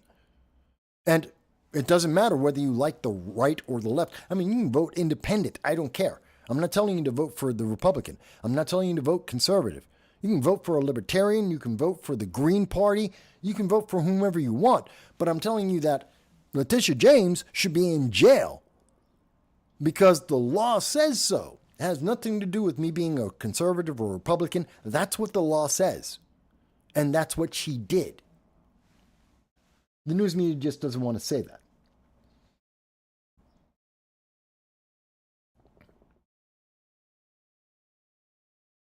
Okay, so going back, so I was talking about that a little bit. So we've talked a little bit about what's been happening internationally, but of course, we haven't gotten to one of the big things. And there's a lot more coming in the show, but I did want to highlight, we didn't talk about Putin. We didn't talk about Ukraine, Russia, the peace talks or ceasefire talks that are going on now. And that's kind of been building. Because again, we are seeing more stability. We are seeing respect of the United States. We are seeing a respect for the focus and the objectives of the Trump administration. Whether or not any one individual likes all of that or not, whether they like Donald Trump or not, or Marco Rubio, whether you like him or not, Wickoff, whether you like Witkoff or not, doesn't matter. That's immaterial. That's meaningless. Has nothing to do with any of this. Are they effective? Are they living up to the campaign promises that were made to the American people? And the answer is yes, they are. They are effective and they are living up to the promises and they are having a positive impact on the world, as we've just been discussing. So what about the Ukraine-Russia, which was started by Joe Biden? He kicked that off by his actions, the route in running away from Afghanistan because he thought it would get him better press, because he thought running away from the Taliban would be good for his election, and he didn't care that he abandoned 5,000 Americans in Afghanistan in running away. He thought that would have a positive impact in the election. It didn't. It exposed America as having a weak leader with no idea what he was doing or the consequences of his actions. And because everyone saw that, in combination with Joe Biden being doddering around during the G7 and G20 meetings of world leaders, Putin said that was his opportunity, just like under the Obama-Biden administration, which he saw in 2013 and 2014, that it was his chance to go into the Ukraine and take more of the land to gain a lot of the fertile. Ukraine was one of the leading nations exporting fertilizer, food, and of course their rare earth metals, in particular uranium. So it would allow Russia to get all of those resources and to have access to the Black Sea, which lets them get a route out into the Mediterranean and throughout the rest of the world. These are all critical things that Russia wanted. So they took the opportunity presented by a weak, doddering, part-time zombie that was Joe Biden.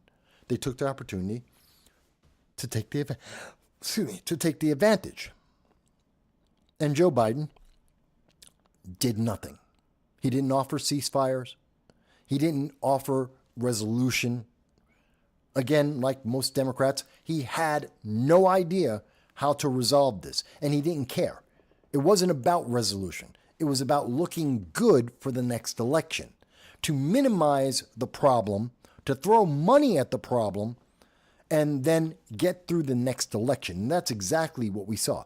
Joe Biden was throwing money and weapons to the Ukrainian people just enough to keep the war going, but not enough to resolve anything, not enough support to actually make Russia back down. Not enough support, not enough of a plan to allow the Ukraine to get a sustained advantage and win.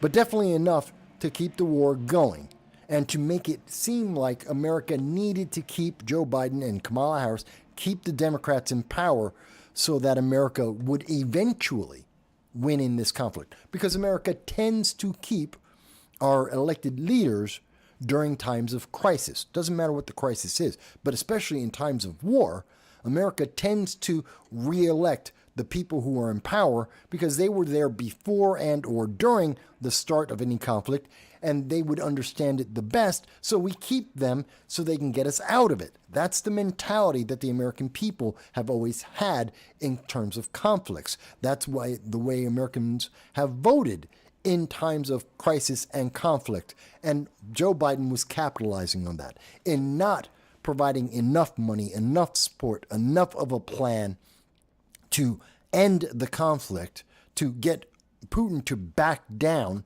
Since he didn't do that and he wanted to just extend, in fact, Joe Biden was talking about extending the war for 10 years. Remember, he made the agreements that America was going to continue to fund this Ukraine-Russia war, which was slowly eating away and destroying the Ukraine. He was willing to fund that for 10 years.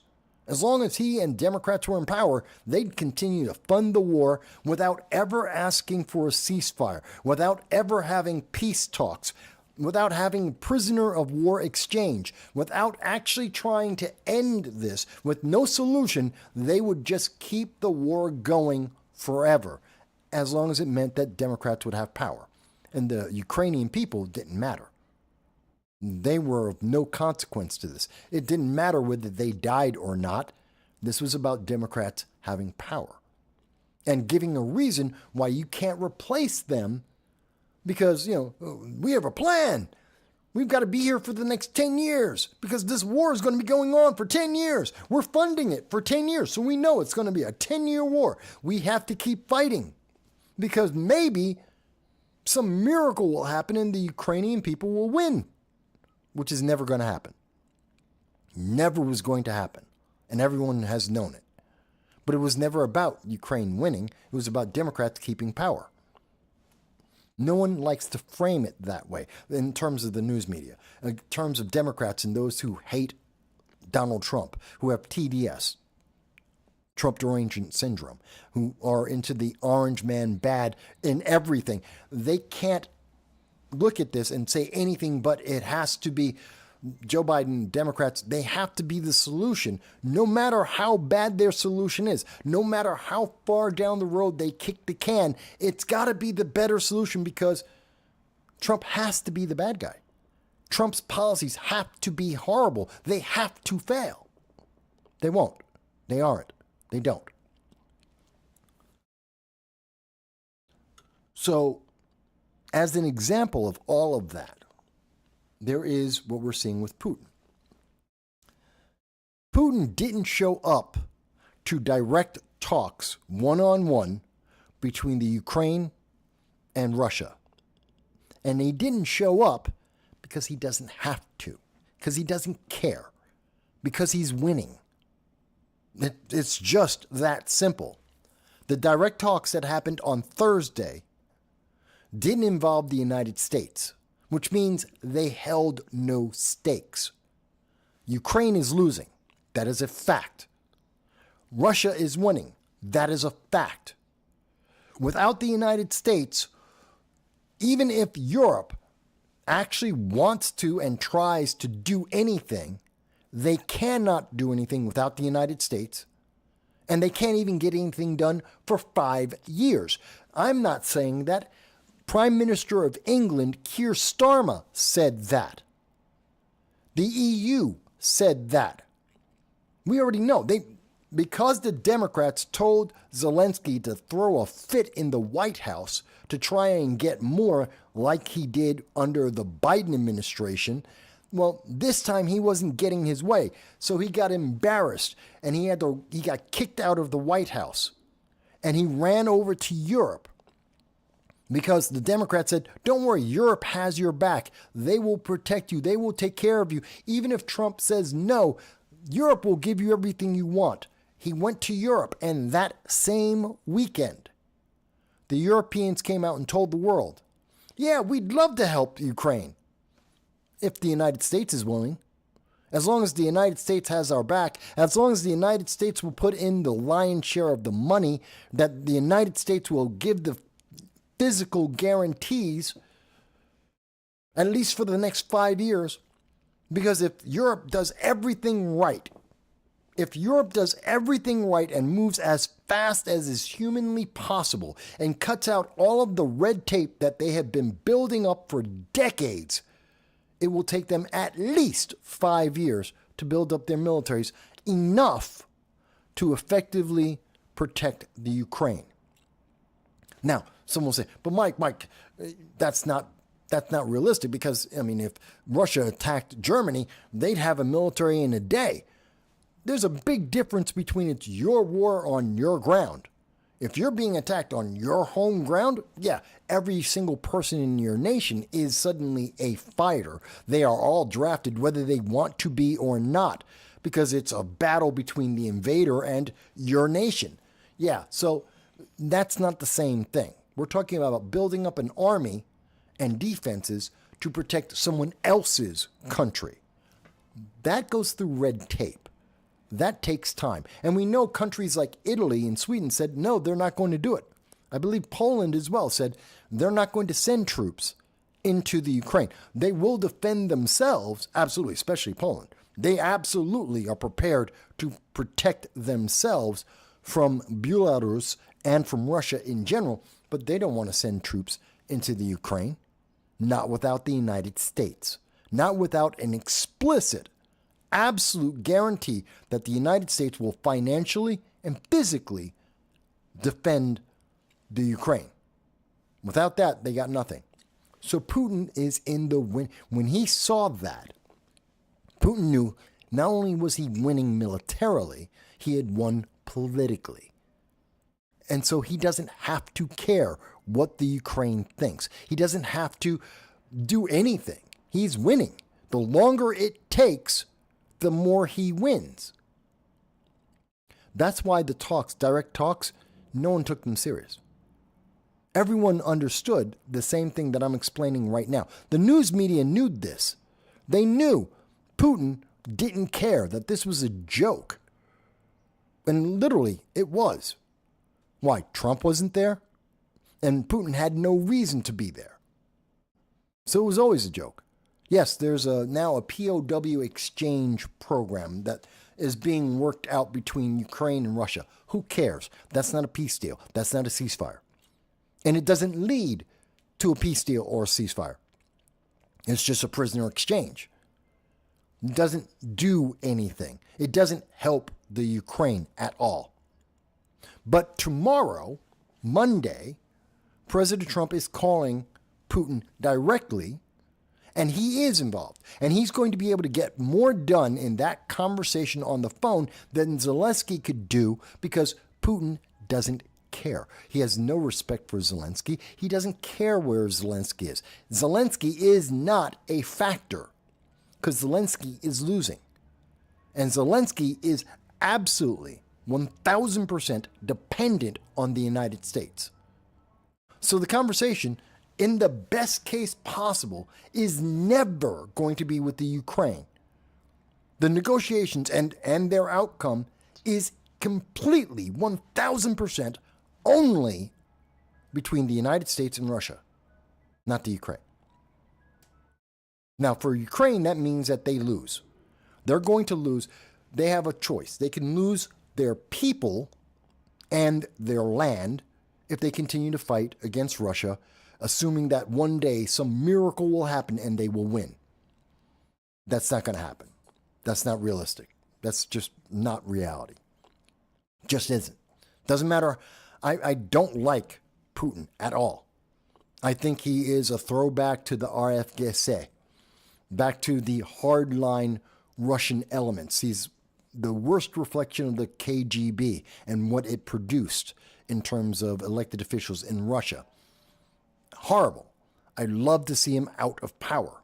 But the reality is, Ukraine's never going to win against him. Not in this war. Not going to happen.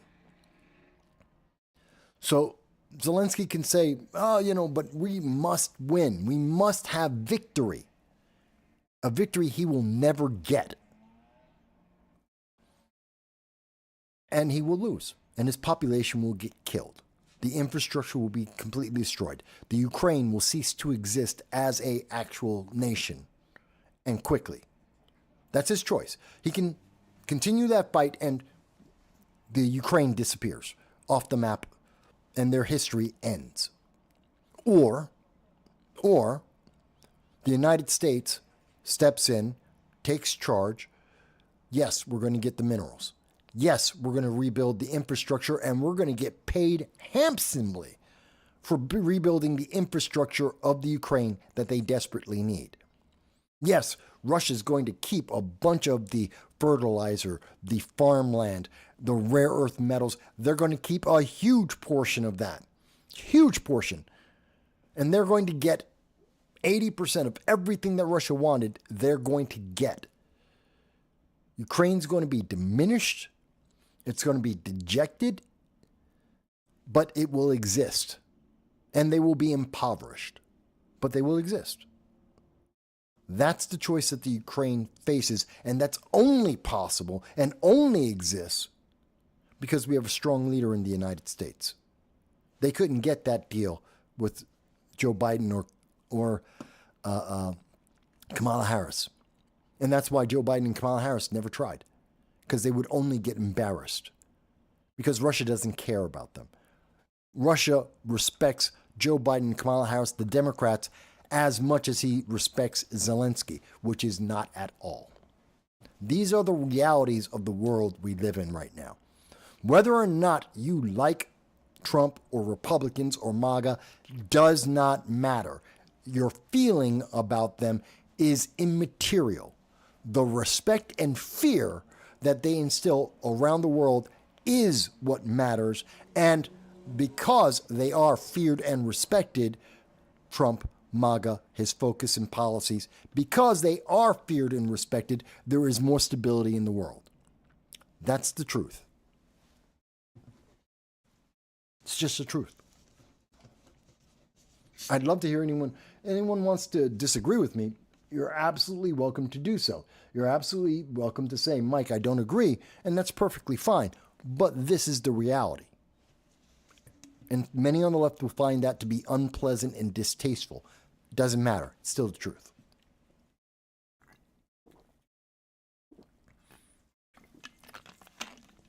That's just the realities of the world. So we should be very happy. What is this? Sorry. We should be very happy that Donald Trump is who he is at this time. We need him. We really do.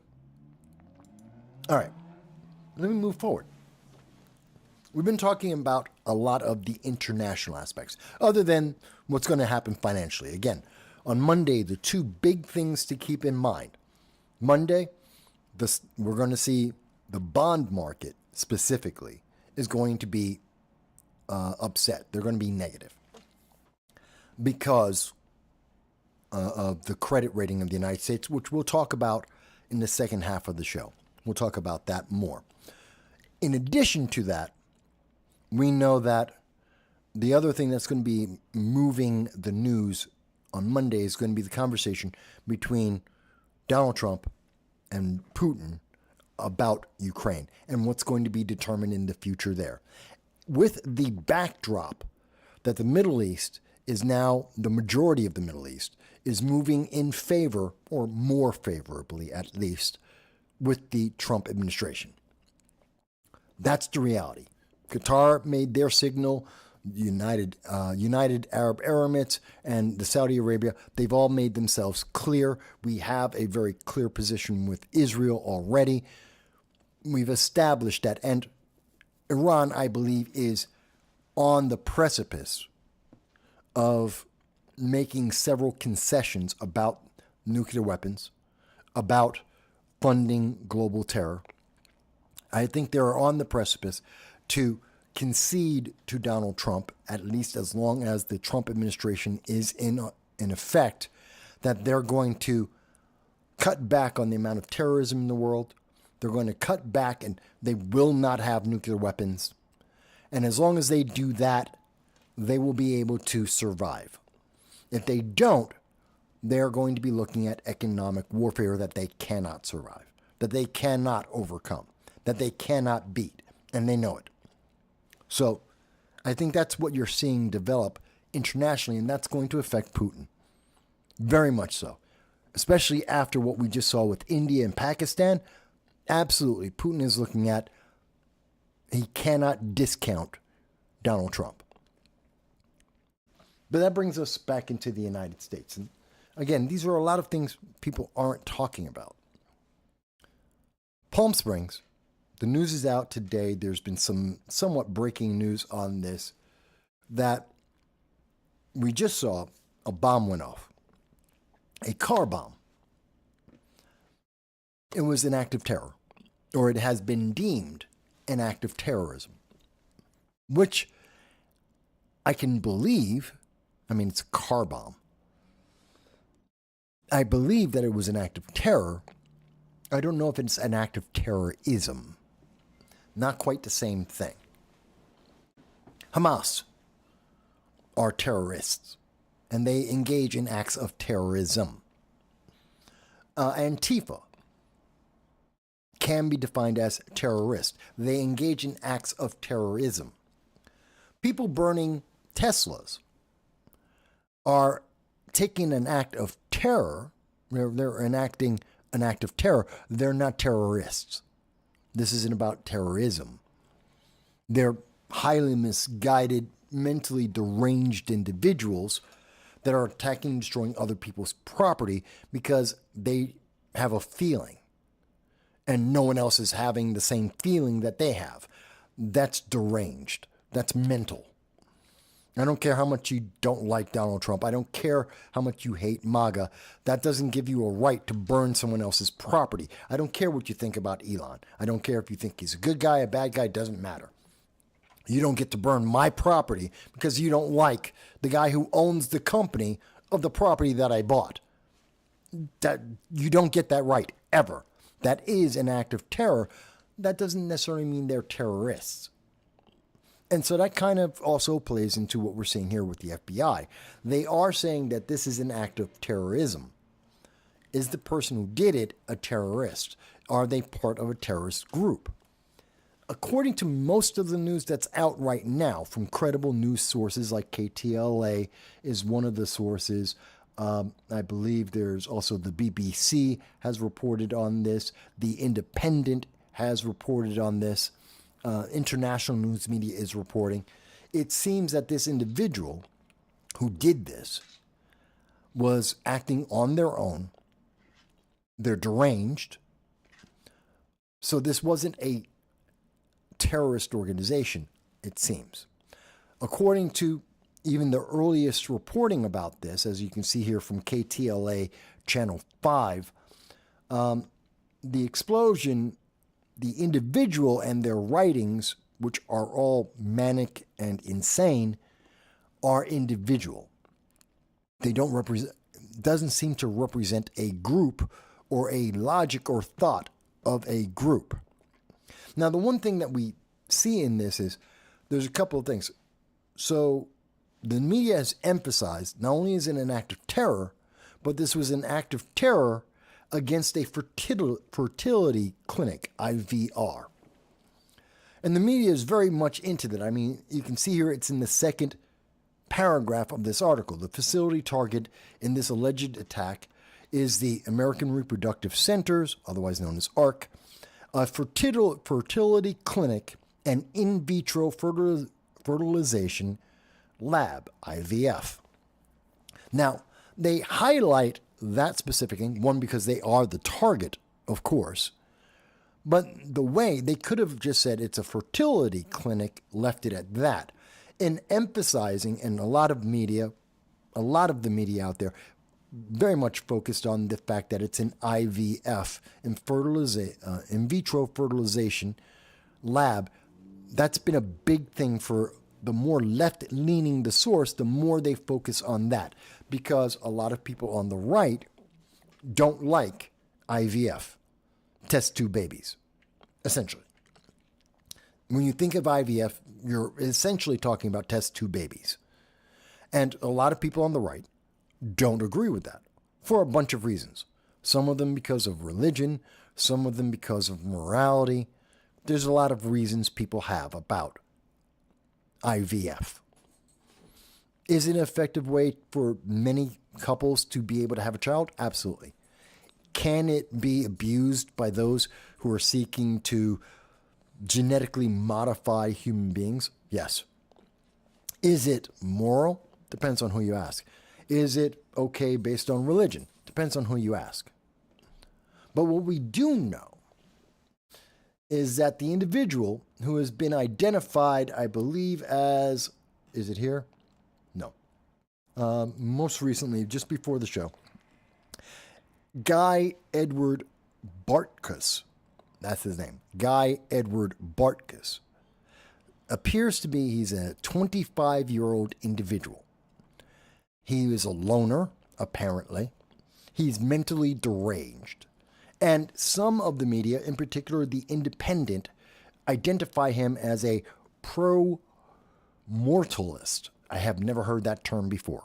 A pro-mortalist, which means he's against people, according to the definition as per The Independent, that this nut job, Guy Bartkus, was against bringing people into the world against their will. Now, other news media don't describe it that way. That, yes, Guy Bartkus was against IVF. He's against artificial insemination. And in particular, why did he pick this facility? LGBTQ. I believe it was identified in the BBC article that this location stands out from all the others throughout California, all these other facilities, in that this facility was doing IVF for gay couples, for the LGB alphabet group. So people who could not in any other way reproduce were able to reproduce because of this facility and its efforts. And for those who are against for whatever reason, they're against the LGB, they're against the expansion of that ideology and those expressions of self, of gender, that puts this on the map. I believe that we will find out this guy isn't so much on the right as he's a complete nut job, and that this was really not about reproduction. This was about gayness. This was about sexual identity. That he wanted to remove the ability of people who are lesbian and gay and whatever else in the alphabet to eliminate their ability to reproduce. Because under all other natural formats, they can't. Two lesbians can't have a kid. Two gay men can't have a kid. It's just not possible. Trans people tend to be sterile. Tend to be, not always. Depending on what stage they happen to be in their transition, in their cosmetic surgeries, they may or may not become sterile, but many are. And we see similar things as you go throughout the alphabet. You tend to see a large number of these different ideologies, these representations, as being, they tend to, well, not be sterile per se, but they're incompatible with reproduction. So they have a cap on their population. I mean, if everyone was gay, the world would end. If the majority of the population in the world were gay, the humanity would die off. That's just the reality of it. It's not a replenishing. The only way that replenishes is individuals who identify, who find themselves to be part of that spectrum. And in propagating that, that group grows. It's the only way. There is no, they can't organically grow like normal reproduction. That's just a reality. That's just a fact. So this person, this maniac, no different than any other mass shooter, any other terrorist bomber, they're a maniac. This seems to be an independent maniac, and his motivation isn't IVF, I believe. Based on what we're seeing, I think it's about gender ideology. That doesn't make it better. I'm not excusing it. I'm not saying that, well, that makes it an entirely different thing. He's still an insane, crazed maniac, and he did something that was definitely an act of terror, but I don't know of any terrorist group that's looking to target people based on their sexual identity. He seems to have targeted this organization because of sexual identity. That's what he was after. That's what he's fighting against. And I think it's stupid. I think it was absolutely horrific, and I denounce any action like this.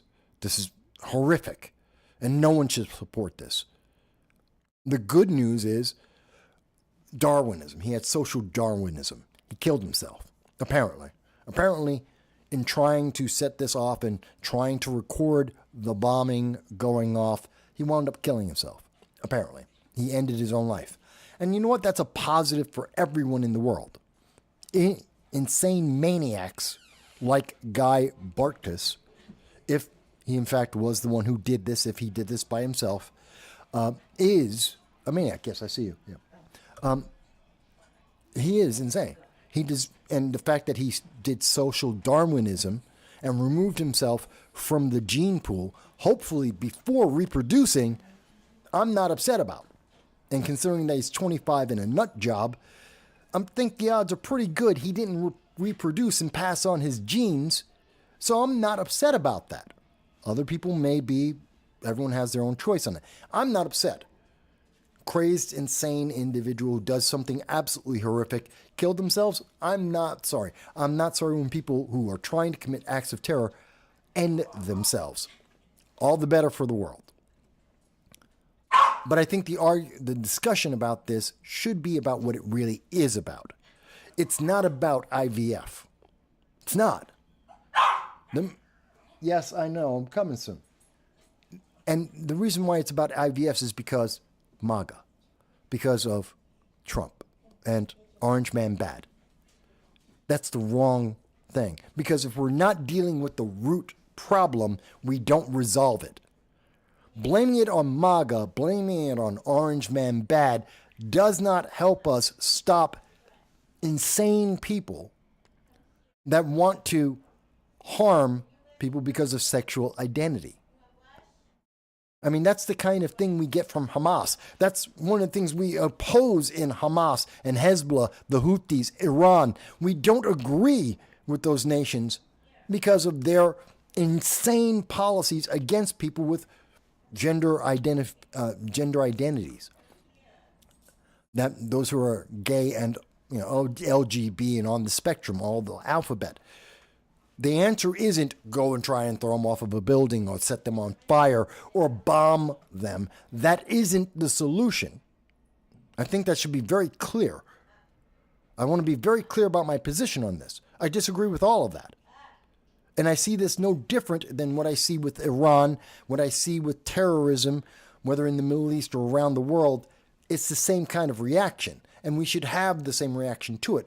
But we need to deal with the issue itself, not a symptom or a side effect of the issue. The problem is this guy has a problem with sexual identity, and he killed himself because of it. Sadly, he blew up a bomb before he could do that, and the news media wants to make this about Orange Man Bad because they're trying to win the 2026 midterm elections, and that doesn't help anyone. That doesn't fix the problem. We need to have the conversation about just because some people in the world are LGB, gay, whatever, two-spirit, whatever you want to call it, I don't care, they call themselves toasters.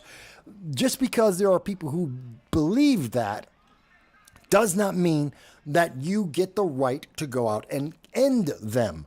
That is not a solution in any nation, anywhere in the world. And we need to have that conversation and make that statement and make it very clear.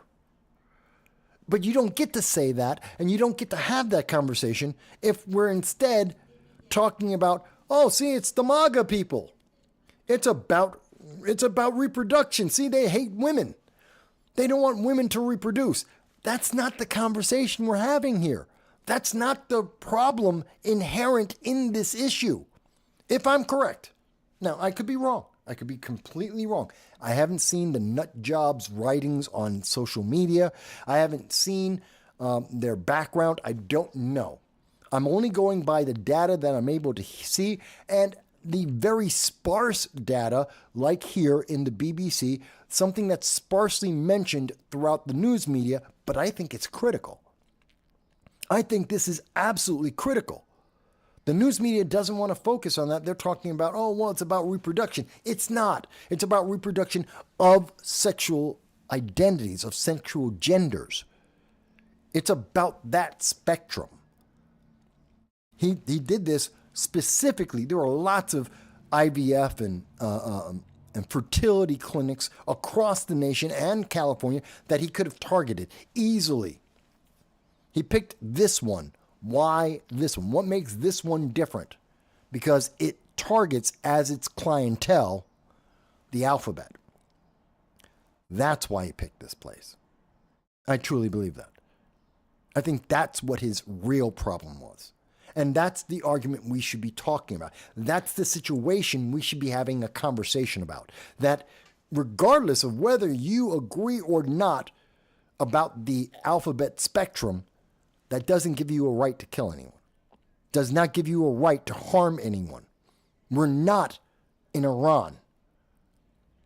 We do not respect that.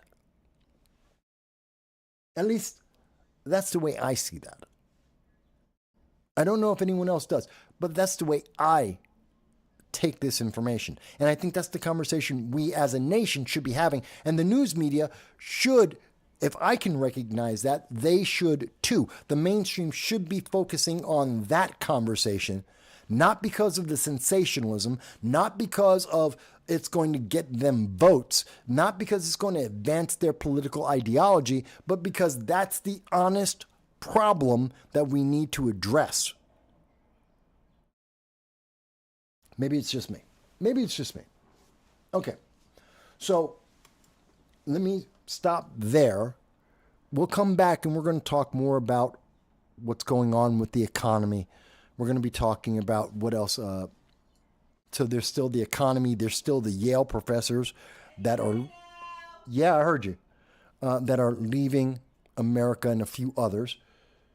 We're going to be talking about all of that when we get back from the break.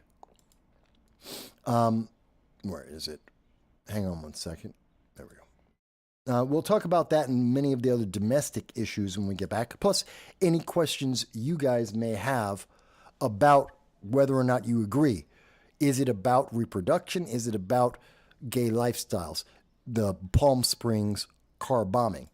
We'll have that conversation when we get back. But I have to walk my dog, so we're going to go about 45 minutes. That means, let's see, it's 5 o'clock now, so we'll be back at 5:45. And at that point, we'll pick up the show and we'll go forward from there. And I think it'll be a great show. But I look forward to seeing all the comments. Don't forget that you'll be able to comment while I'm gone. This is my conversation that I had with Matthew J. and the many issues we addressed. You'll be able to see that. And then we'll be back. Okay.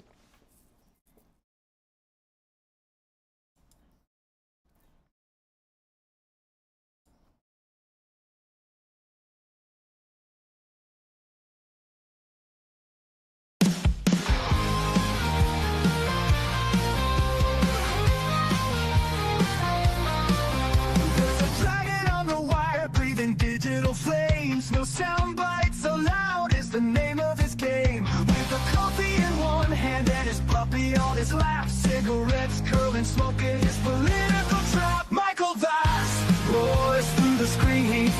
painting red and blue skies with his fiery cry. He's the world's watchdog, calling out the bluff.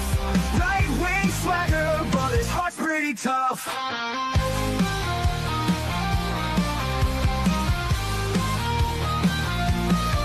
He's a Republican dragon with his truthful flight. Fights the battles unseen in the shadows of the night. From policy to passion, he breaks it all down, giving a voice to the voiceless, wearing his crown. Caffeine-fueled mornings, the smoke curls dance. Puppy at his feet, giving life one more chance. Through algorithms and bias, he cuts straight and clear. Michael's roar echoes in the hemisphere. Michael Bass roars through the screen, he flies, painting red and blue skies with his fiery cry. He's the world's watchdog, calling out the bluff. Right-wing swagger, but his heart's pretty tough.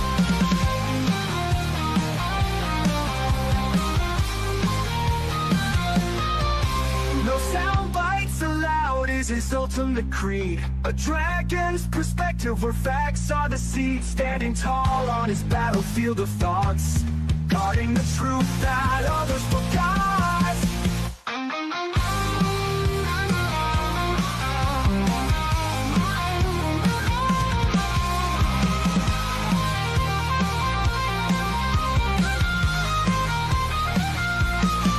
Michael Bass roars through the screen, he flies, painting red and blue skies with his fiery cry. He's the world's watchdog, calling out the bluff. Right-wing swagger, but his heart's pretty tough.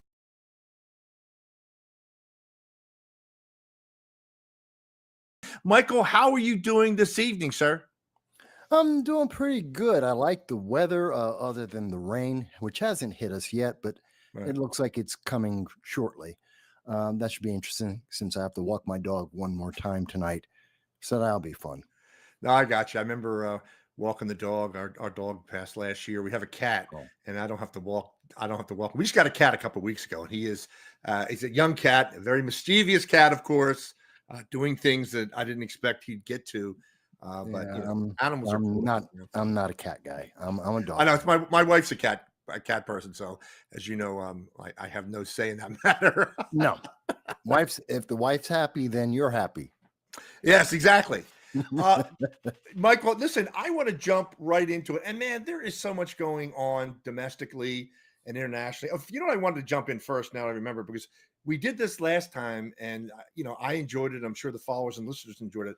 We talked a little bit about your neck of the woods, New York City.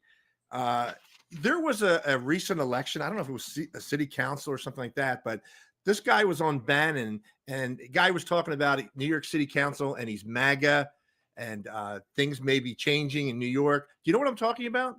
No, Okay. because as far as I know, there's only one Republican in the. He had an Italian last council. name. That's all I can remember. I should have wrote It's his a name woman. down before it. No, he was running, but he was on Bannon this week, and when I was watching him, I said, "Yeah, that is really an anomaly, particularly with New York City Council." But I should have gotten the name for it. The other thing I want to mention to you is the shutting down of Rikers Island. Was that long expected? I mean, there's a lot of problems, obviously, at that facility. well, Federal takeover of it. Sorry. Well, I want it to be reopened. I think it'd be a great location, perhaps for illegal aliens, in an interim step of deporting them.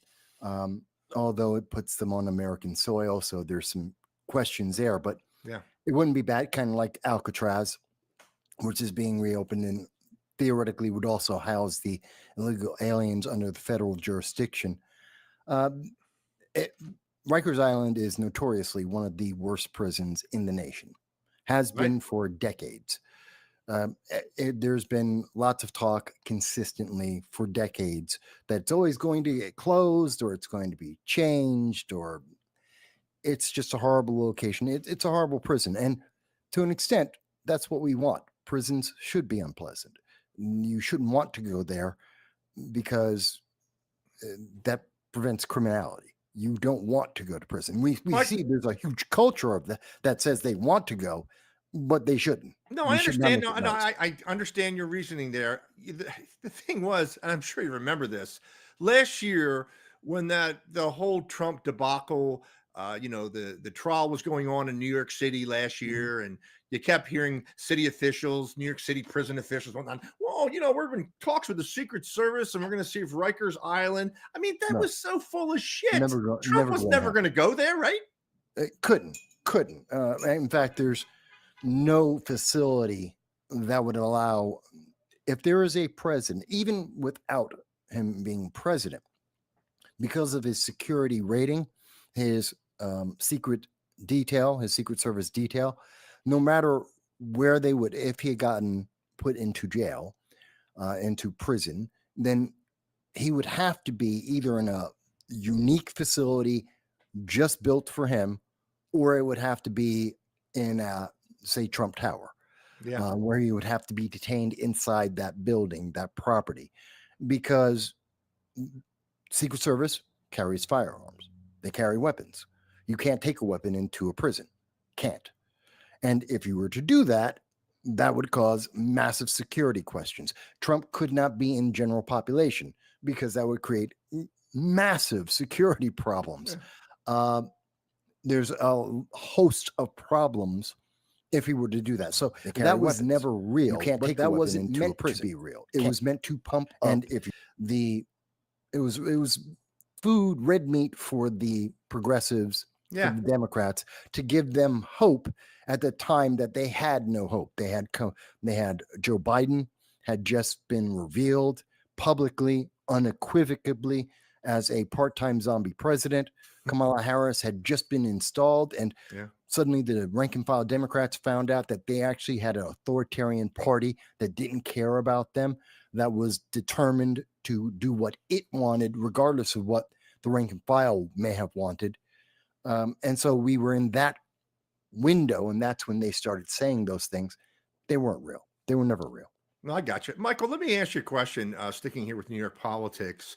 And I don't know if you and I got a chance to discuss this. It's been about a month since you've been on. About Letitia James. I had an investigative reporter, author, Jack Casho, on here a few weeks back, and him and his partner had read all the mortgage documents in New York City concerning Letitia James from quite a number of years back, where apparently she had her father on a document as her husband, things like that. And maybe that's fairly common. I don't know.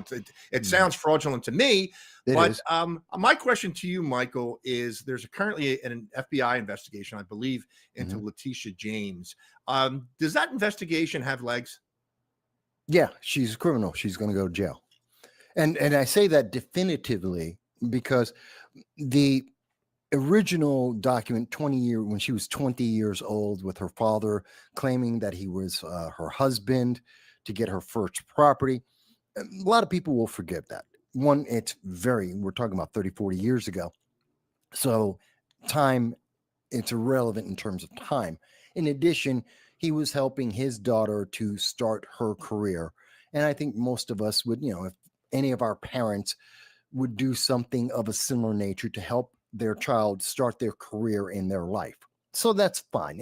It was really no harm, no foul. The problem is what she's being investigated for is what happened while she was prosecuting President Trump for his supposed 34-ish items of fraud. His one signature that transferred into 34 acts, according to Letitia James. Well, while she was doing that, she literally in Virginia was purchasing a property where she told Virginia in the official documentation that she was a resident, that was her primary residence that she was buying. Now, she knows, as the attorney general and as an attorney, she knows that her residence was in New York. If it wasn't, she would have to give up her position. Yeah. She could not be AG of New York. So the fact that she actually put that document, signed that document, wrote that down, that was a fraud. She committed a crime, and she knew she committed a crime. She didn't expect to be held accountable for that crime. So yes, there's an investigation. Democrats are very upset because they like to believe that their elected officials, their leadership, are above the law, that they're separate of the law. And we see that with Justice Dugan. We see that with Letitia James. We're seeing that now with James Comey. even with the mayor of Newark. I'm trying to remember his name. Baraka, that's his name. Ross Baraka, the Yeah, mayor we're going of to talk Newark. about that in a minute. Yeah, they think they're all above or separate of the law, but they're just U.S. citizens. Just because they hold an elected office doesn't mean that the law doesn't apply to them. So all of these individuals are going to be held accountable. They're going to go to jail. Well, this is good. And Michael, you wouldn't characterize this as retribution from the Trump administration. I mean, these are legit charges. Am I right? Well, it doesn't matter if it's retribution. I'm going to look at you and see what you have done because you attacked me unfairly. Okay. And if you've done nothing wrong, what's the problem? See, in each and every one of these cases, and again, the Democrats are trying to deflect. They're trying to give a justification. Well, Trump's coming after him because he doesn't like them. Yeah, but if they didn't do a crime, there's no problem. They can't touch them. They committed crimes. These are crimes that have been done, and whether he likes them or not, it is a crime. End of the story. Doesn't matter who he likes or who he doesn't like. And therefore, they should be held accountable, especially because they're elected officials. They knew what they did. These are all active crimes. They actively did something they knew was breaking the law, and they're in a position where they were fully aware of the consequences of that law, and they did it anyway. Therefore, they telling me, oh, well, Trump, I don't care. Trump could be having a party on each and every one of these. It doesn't matter. That doesn't change the fact that there is a law. They broke that law. They should be held accountable. Michael, listen, I got to stop you there. Go Do ahead. you see any cracks in progressive support in New York, and for that matter, across the nation, for Letitia James? Is she on her own here, or is the progressive base going to rally around her? They already have rallied around her. And the fact that people aren't talking about this story as much as they had been, it tells you exactly how they're going about this. They're trying to let the story die. They've been trying to justify it, minimize it. They have been trying to make it, to gloss it over as much as possible and to minimize the impact politically as much as they can. They haven't completely abandoned Letitia James yet because they think there haven't been actual charges yet. So I'm sure they're trying to wheel, deal, do whatever they can in the background to try and keep her and to get this to end. But the moment charges come down, I think you're going to see a lot of people abandon her because there is no question. She broke the law. We have the documents. Therefore, she's accountable. But they're going to hold on until that moment. They don't want to show weakness by admitting, yeah, there is no justification. Your feelings don't matter. Michael, which is the bigger legal issue here? Is it the paperwork years and years ago where she said her father was her husband, or is it the residency requirement issue? No, it's the residency. It's the fact that because what she did as a 20-year-old, no one cares. No one cares. It was a minor item, and it's 20 years ago, and no one cares. But when she's the Attorney General of New York State, actively prosecuting the former and now current president of the United States on charges of fraud as she commits an act of fraud, knowingly signing documentation and making statements that are de facto admissions of guilt. Yeah, that's a problem that I hold her accountable for because she's grown. She has the knowledge. She has the position. She understands the consequences of what she's doing, and she did it anyway. That I hold her accountable for. No, great. No, Michael, that's a great synopsis of that. I want to ask you one more question before we move on to some national issues. Sure. And I see if you got to be familiar with this one, Michael. The governor of New York wants to give a $400 check to every New York City resident or every New York resident. 400, 5,000. Yeah, a big check. She wants to give a big check to a bunch of New Yorkers. Yeah. Do they have the money to do that? The state? No, of course not. No. So, New York. So what is that? Is it a feel-good moment? Why is she doing this? Same reason why Cuomo used to do it. He had a program called the STAR program for homeowners and some renters, and you'd get a rebate check every year. It'd be about $200-300 under Andrew Cuomo, the disgraced former governor who was removed because of committing 11 acts of sexual assault, according to Letitia James, as well as killing 16,000 Americans and covering it up. And now he's running for mayor. But he would do this, and it's just a way to, basically, it's a bribe. It's a way to make the public feel good and to feel good about being under the micromanagement of Democrats and trying to subtly imply, well, Republicans won't give you this check, only I'll give you this check, so you got to vote for me. Yeah. And she's doing this because her favorability is underwater. She has many Democrats who are more than ready and publicly saying that they're going to challenge her for the governorship. And obviously, she's going to get no help from the Trump administration. In fact, they're considering that she could be arrested, and I think they should, because she has violated the law. New York State is a sanctuary state. That is a crime. That is a violation of federal law. So she knows she has no friends. She really never did. She has a lot of donors. She doesn't have a lot of friends with any political acumen. And so this is her way to try and Michael, what I'm getting at, what you're saying right here, and I'll be honest with you, I didn't know that. I'm glad you clarified this, is that this is nothing new coming out from any New York governor. This, as you said, sometimes $200, $300, $400. It's nothing new. That's when I first saw it. I was like, wow, what's this? But I'm glad you clarified that this is, would you say an ongoing program, or it kind of skips administrations? Or no, it's ongoing. It was under the Cuomo administration. Cultural kept it going as well. Now she's trying to get another program, which is going to get people who aren't just homeowners, because everyone's upset with the status of New York. Why? New York, the infrastructure is falling apart, mostly because of illegal aliens, but also because of mismanagement, ineffectiveness, inefficiency, and total mismanagement of the resources. The fact that they've been driving out business owners, middle class, conservatives, Republicans. We're losing over 300,000 people a year. Now, oh, wow. When I say that, the official number is somewhere around 200 to 300,000 any one given year. That's including, they count the illegal aliens that entered into New York State. So, because Biden changed the rule when he first came into office. In January, one of the executive orders said the census can count illegal aliens, and that offset the number of people who were leaving.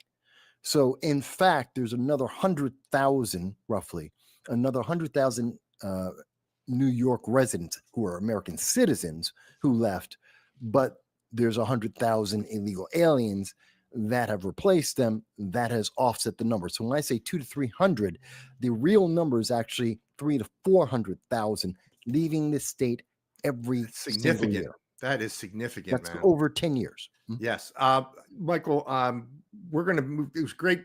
Nice coverage there. I wanted to cover a lot of stuff, New York news, New York City news, but I'm going to move on to a subject which is discussed often here by myself and others that come on the show. And I want to get what your thoughts are on RFK Jr. coming out saying he wants to announce that he'll be stopping support of the recommending stopping the COVID vaccines for pregnant women, teenagers, children. Let me ask you two things here, Michael. Is that going far enough, given what we know about the experimental injections? Should he go as far as, let's say, for example, the Florida Surgeon General, who has been very outspoken and I think correct, saying, wanting to ban them outright? Is RFK Jr. moving in the right direction?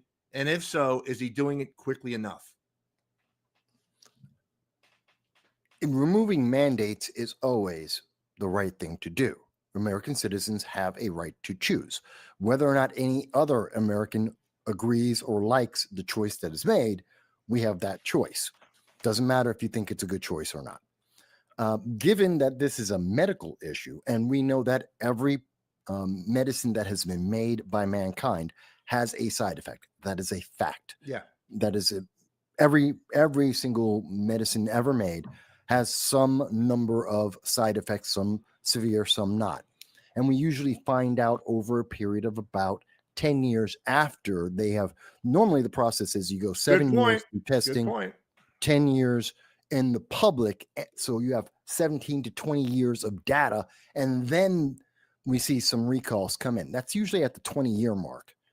In this case, because of the Biden-Harris administration and many progressives, they decided to skip the 7-year waiting phase. They decided to have a public experiment, the largest mass experiment of a medication in history, Yeah. without any efficacy. No, we have no idea what the side effects were. We knew they would exist because it's a drug made by man, but we didn't know what the side effects would be. We still don't. We're going to find out in about 5 years. That's going to be about the window that the side effects or the data is very clear.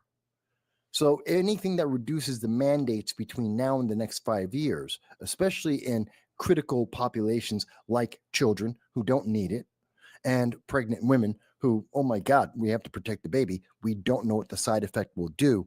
Those are two groups that I would say, yes, we should protect them. And I think he's doing it the best way he can, which is this is optional. There is no mandate. There is no stigma. If you don't want it, don't take it. If you want it, if you are fearful and you think you want the risk, fantastic. But here's the risk along with it. Michael, were you suspicious a few years back when Big Pharma came out and said, hey, wait a minute. We're not going to give you all the results of the testing and the protocols for 75 years. Didn't that was that alarm bells going off in your head when you heard that?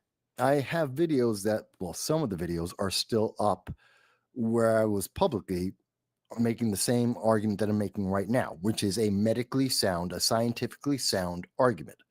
These are scientific facts. I've dealt with pharmaceutical, from my experience as a stockbroker, I would follow many pharmaceutical companies and the stages that they would have to go through to get FDA approval, and then what would happen after that.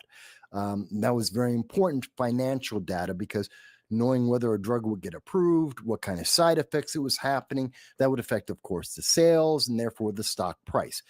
This is why I learned about that. I'm not saying I'm some kind of medical official. I'm not. But that's how I came to know about the process. And to say that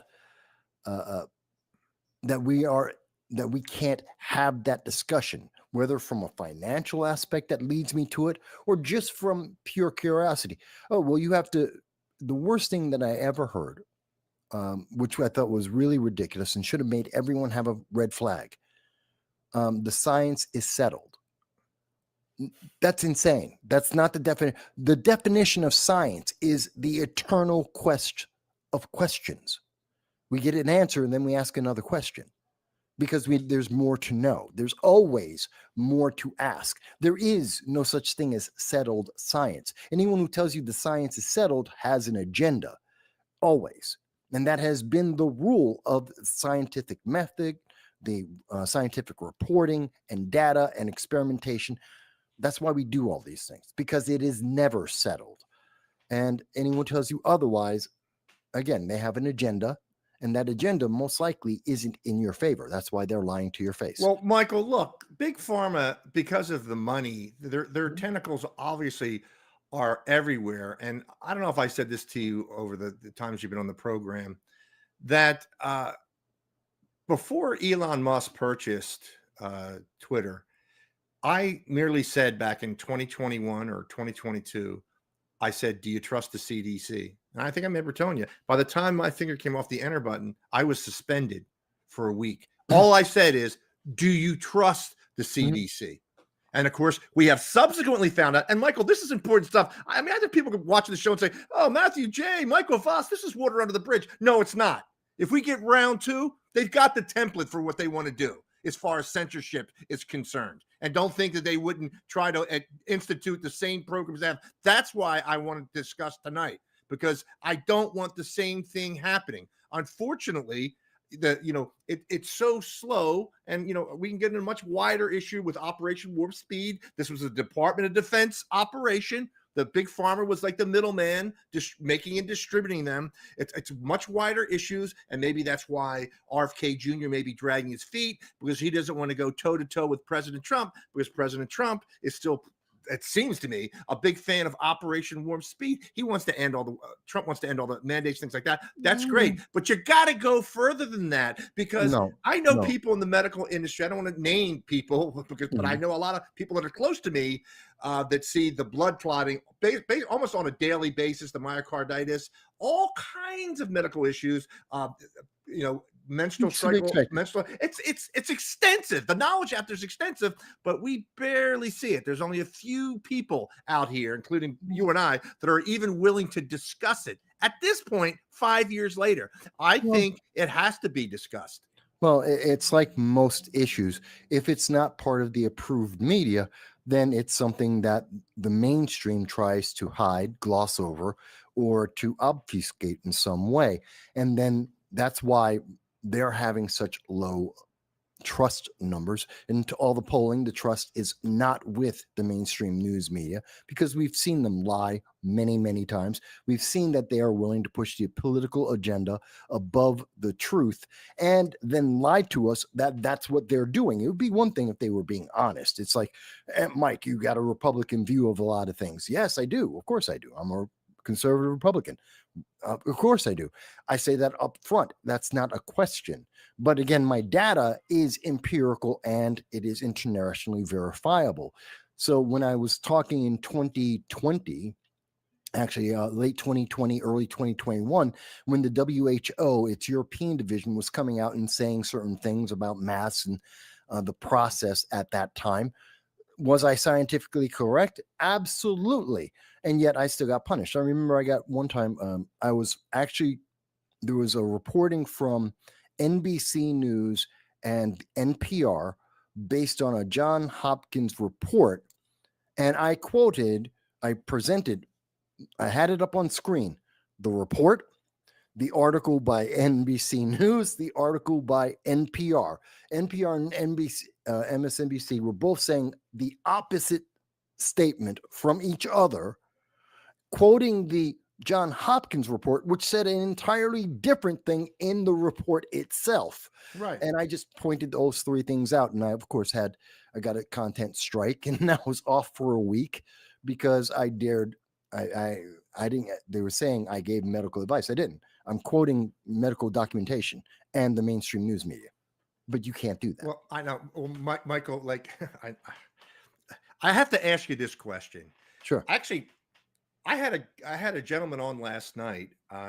He's running for Pennsylvania Commonwealth Court, a very significant position. It's just below the Pennsylvania Supreme Court.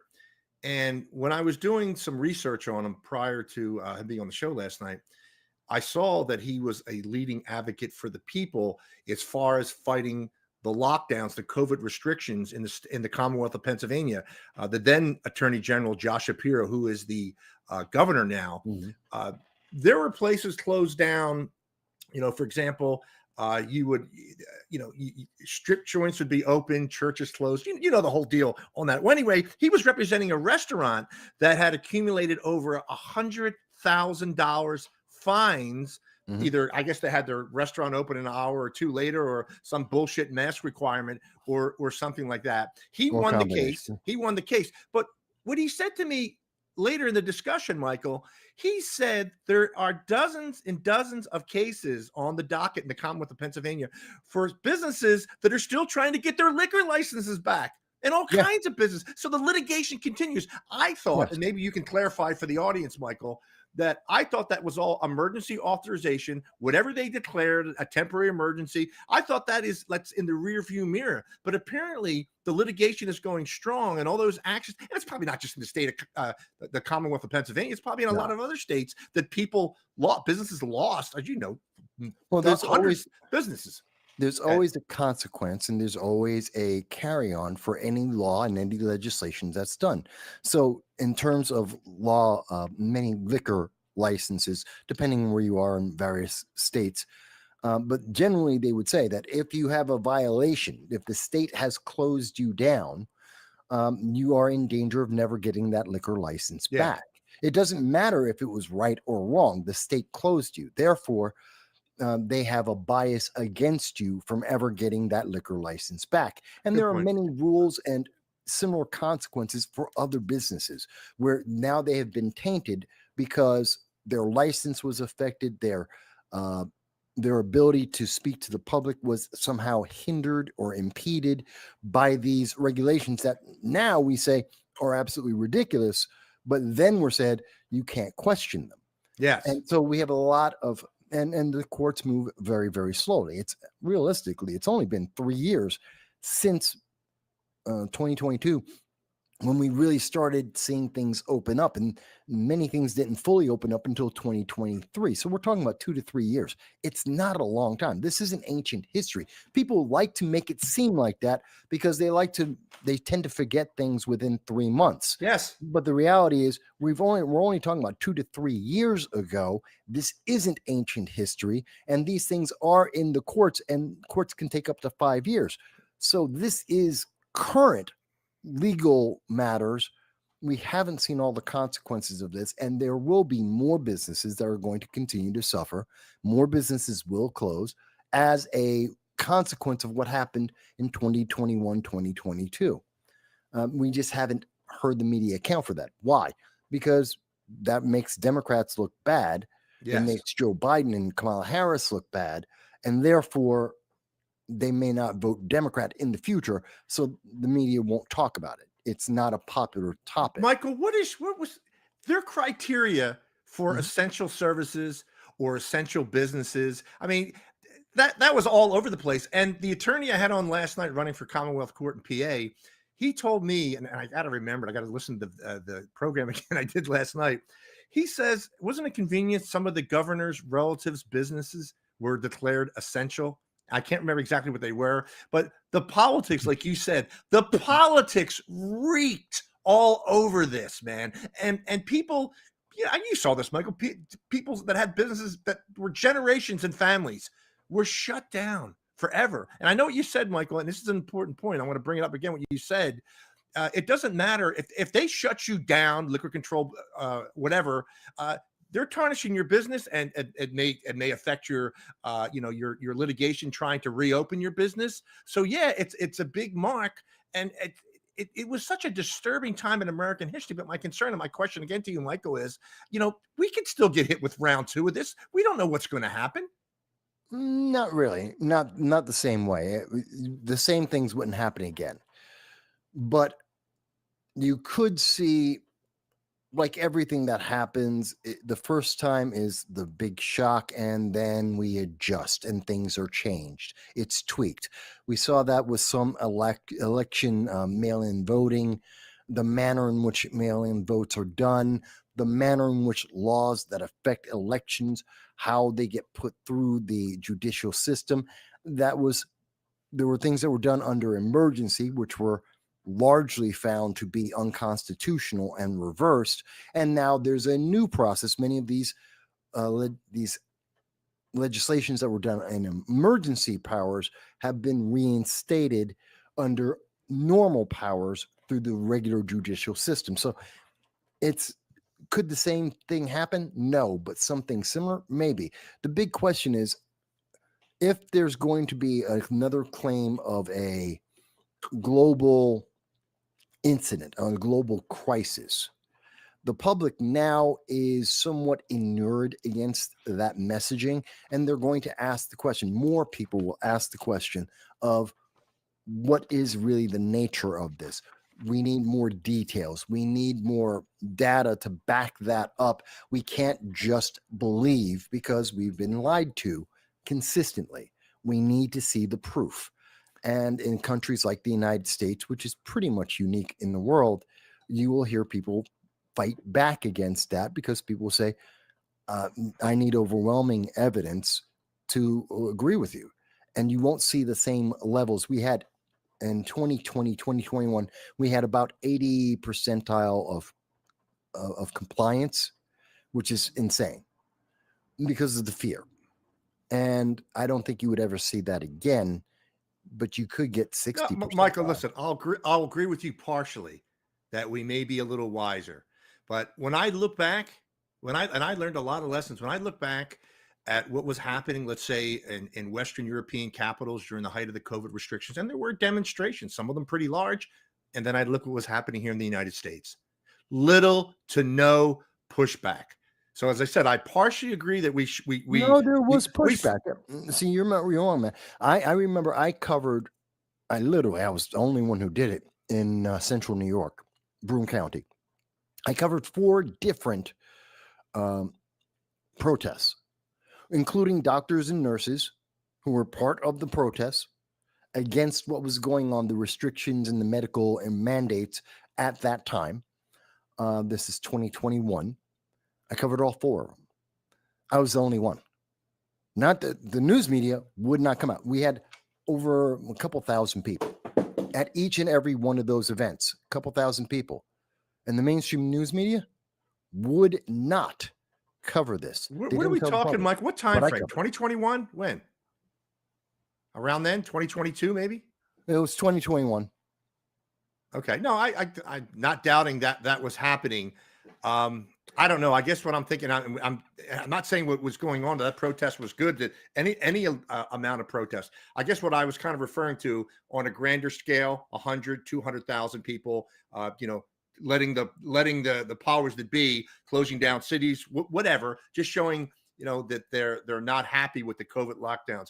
I hope if this happens again, and I don't know. And here's the thing, Michael. Back in I'm gonna go off a little bit on a tangent. Back in 2018, 2019, I said to myself, there's no way the Democrats are going to win in 2020. It's just their agenda. It's no sane and rational person would vote for it. Lo and behold, what do we have?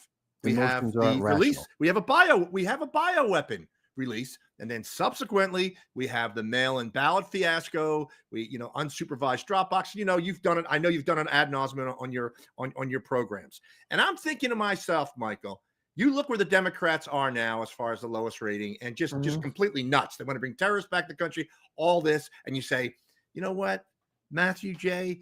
There's no way a Democrat's going to ever get back in the White House, not for the foreseeable future. And I'm thinking to myself, I don't know. I'm actually worried about the midterms, and I'm worried about 2028 because the Democrats have got this unholy alliance with the deep state, the globalists, all of them. The Democratic Party 20, 30, 40 years ago are not the maniacs that you are seeing running around now. And they will try to get power back any way they can.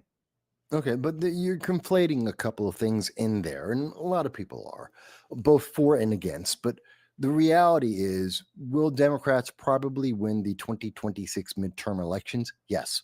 Is that because they're so great? No.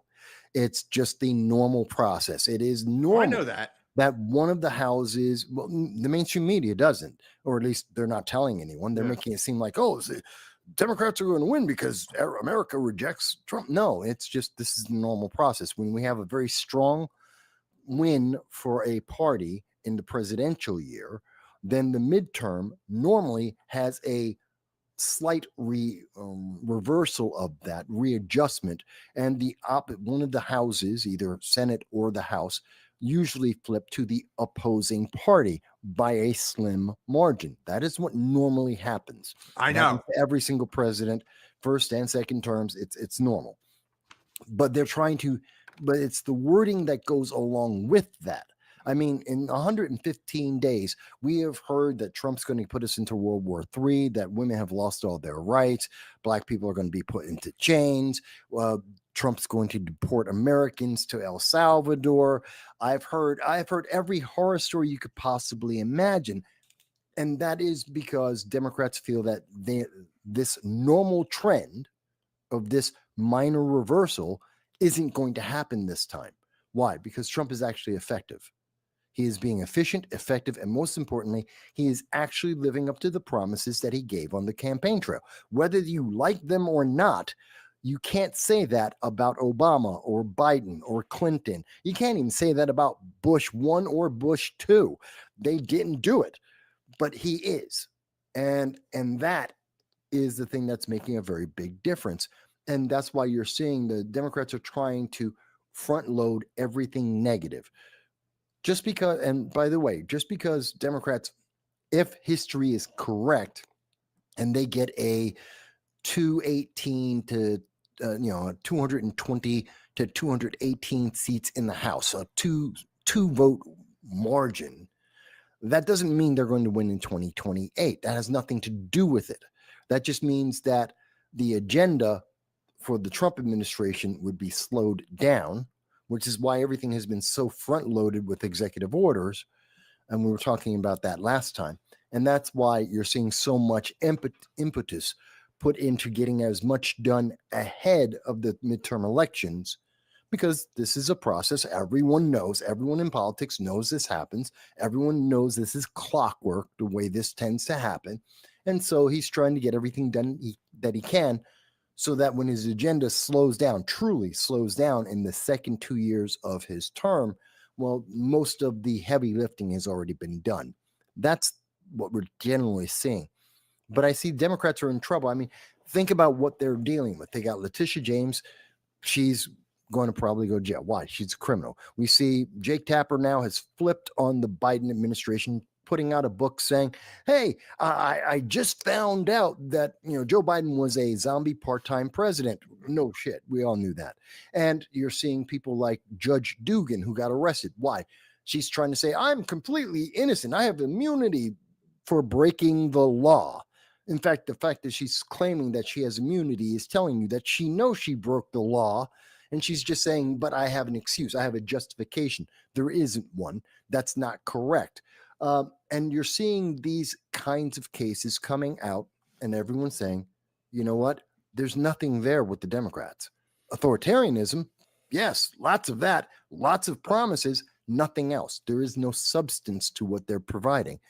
And I mean, think about, we were going to talk about New Jersey. I know you want to bring it up about Mayor Ross. Well, yeah, well, let's get into that right off the bat, Michael, with the incursions into the Newark, New Jersey ICE facilities. The Democrats are saying they have a right to go in there and see the status of the people that are incarcerated in there or being held in there. Now, is that part true?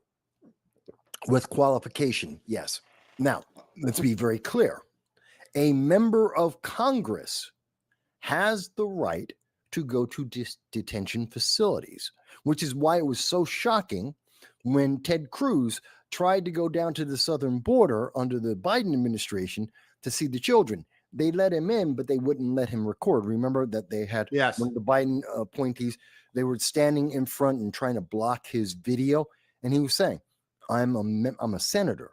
I have a right to be here, and I have a right to show my constituents what you're doing, putting the kids in cages under the pandemic, all in one big room, jammed together.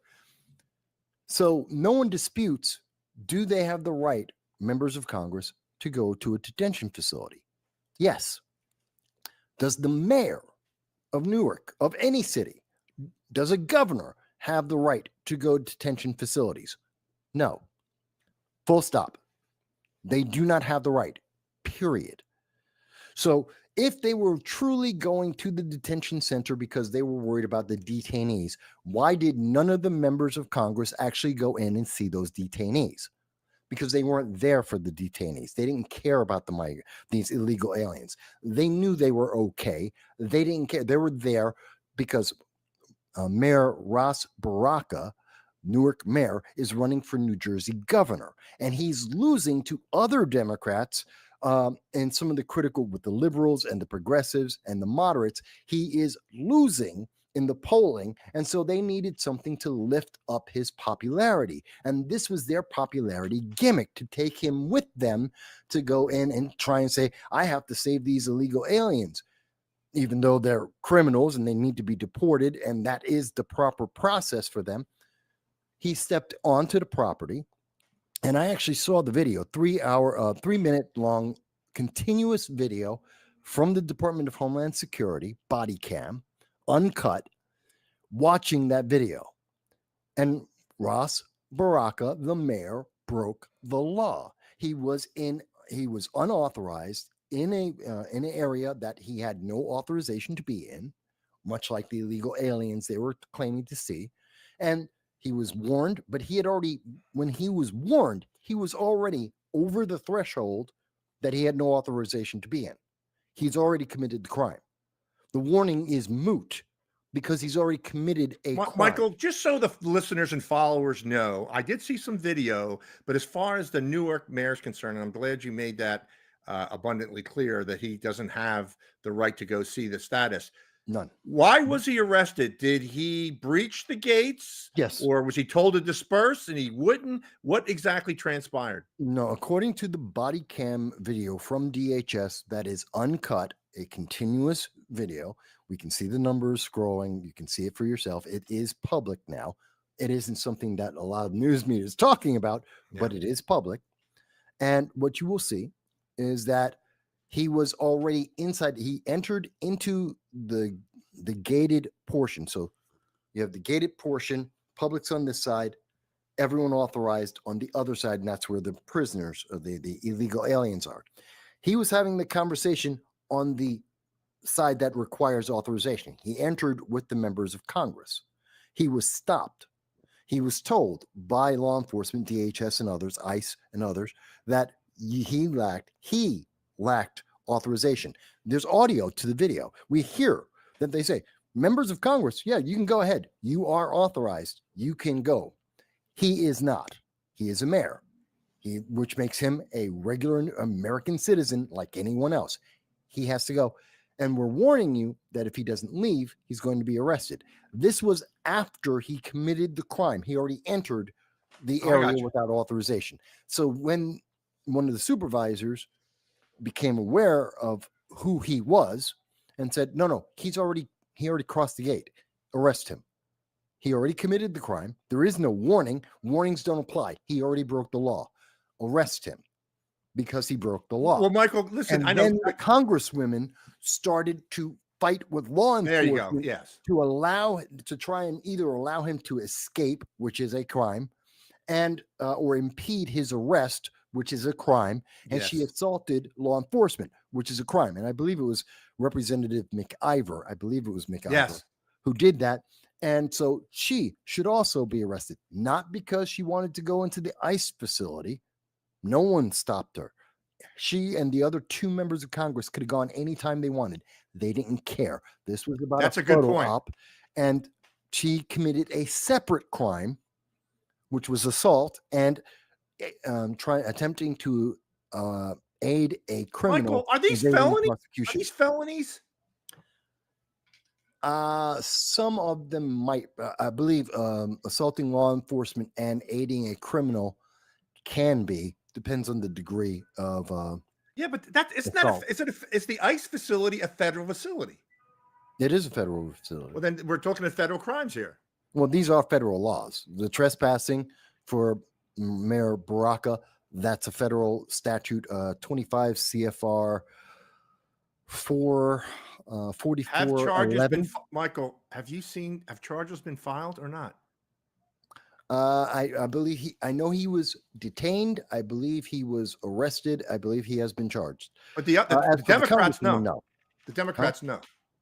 I mean the Congress people. The Congresswomen know they're still having that conversation. They could be, and by law, yes, it would be McIver, specifically McIver.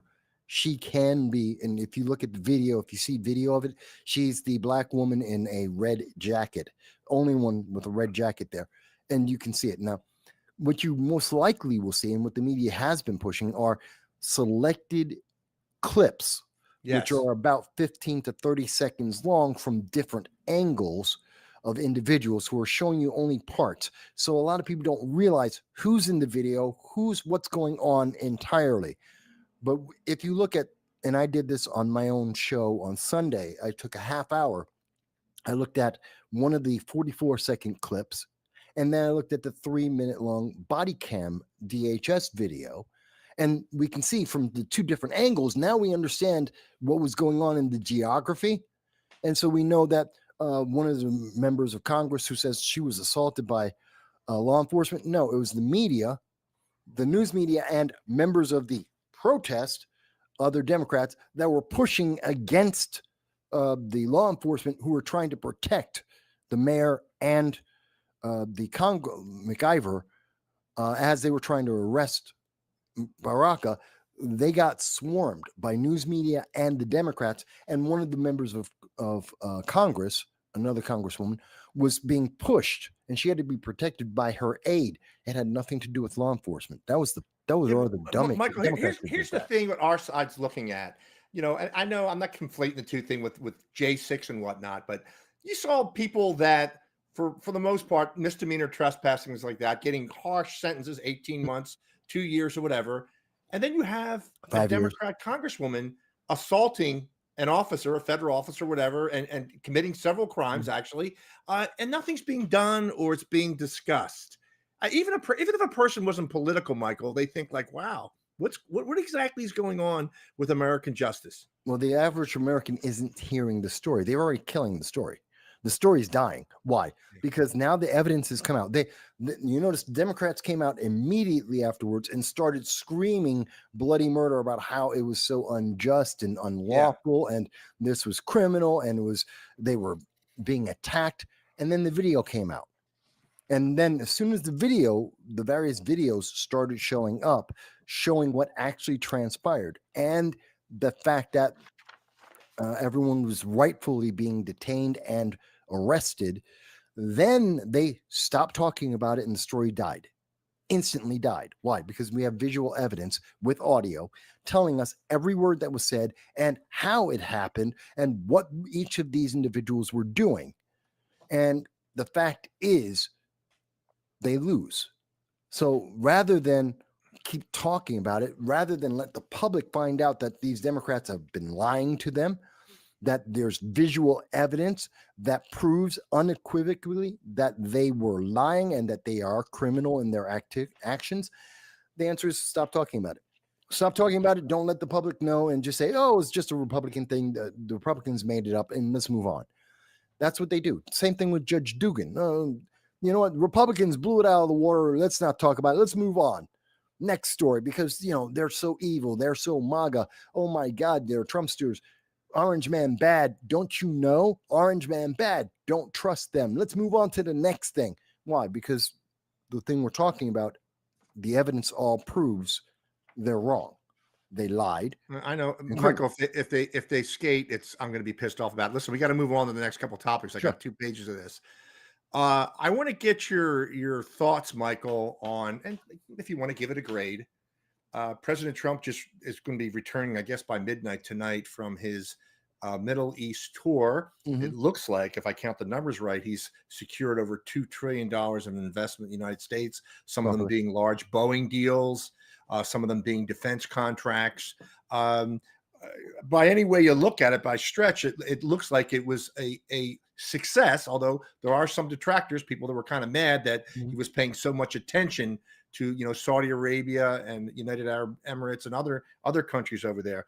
Michael, what kind of a grade would you give President Trump on this trip?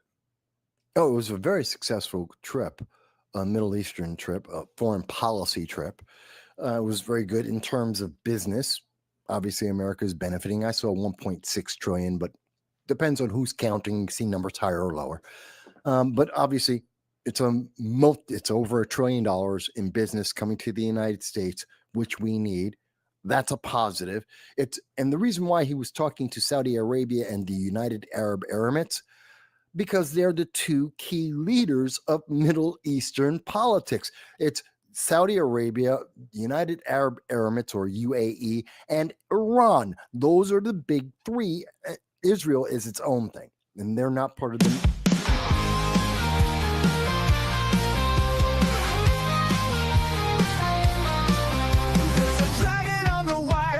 Digital flames, no soundbites allowed is the name of his game. With a coffee in one hand and his puppy on his lap, cigarettes curling, smoking his political trap. Michael Vance roars through the screen, he flies, painting red and blue skies with his fiery cry. He's the world's watchdog, calling out the bluff. Right-wing swagger, but his heart's pretty tough.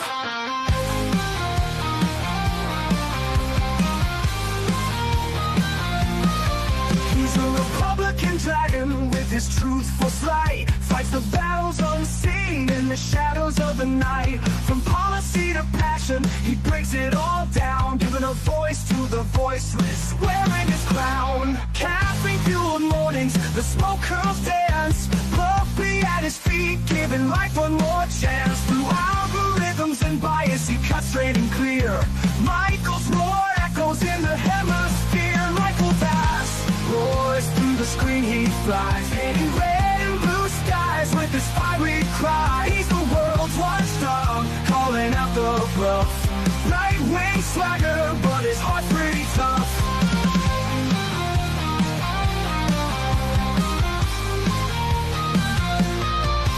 No sound bites allowed is his ultimate creed. A dragon's perspective where facts are the seed. Standing tall on his battlefield of thoughts, guarding the truth that others forgot.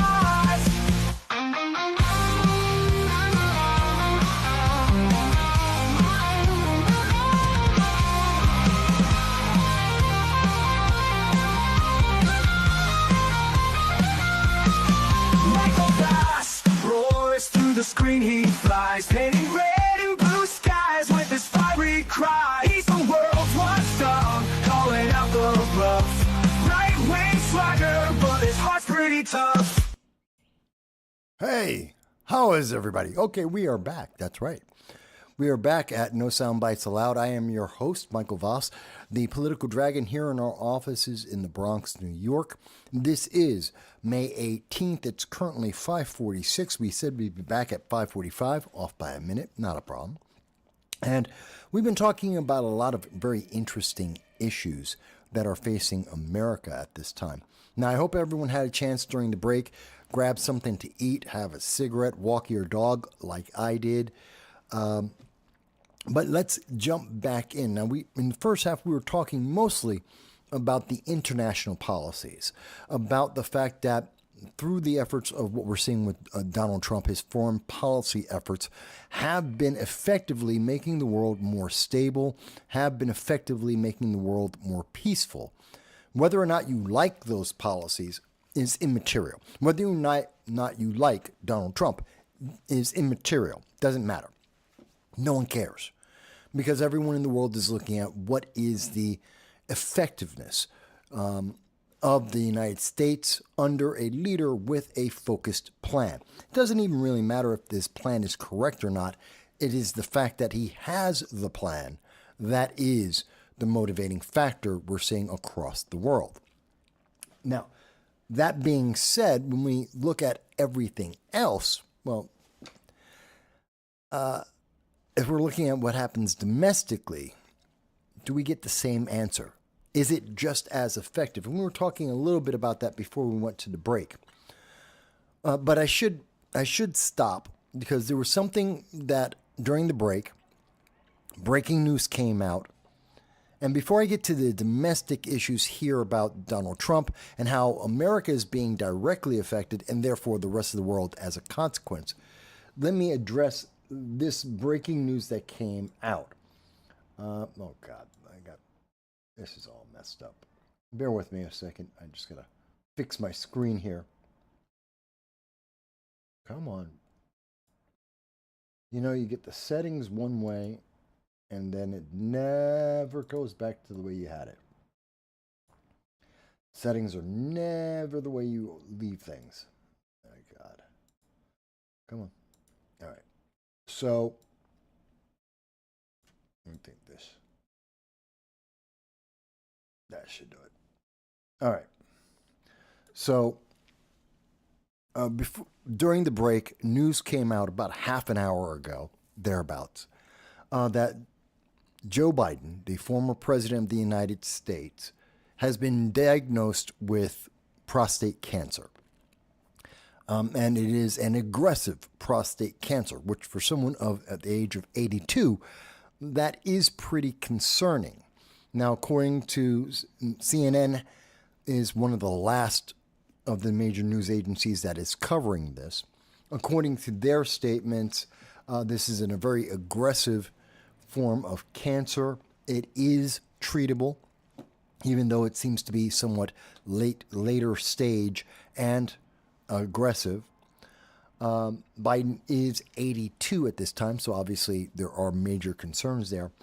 And unspoken by CNN, but realistically by everyone else, we already know Joe Biden isn't in the best of health. Cognitively, he's already been on a decline, which also seems to affect his mobility and his strength.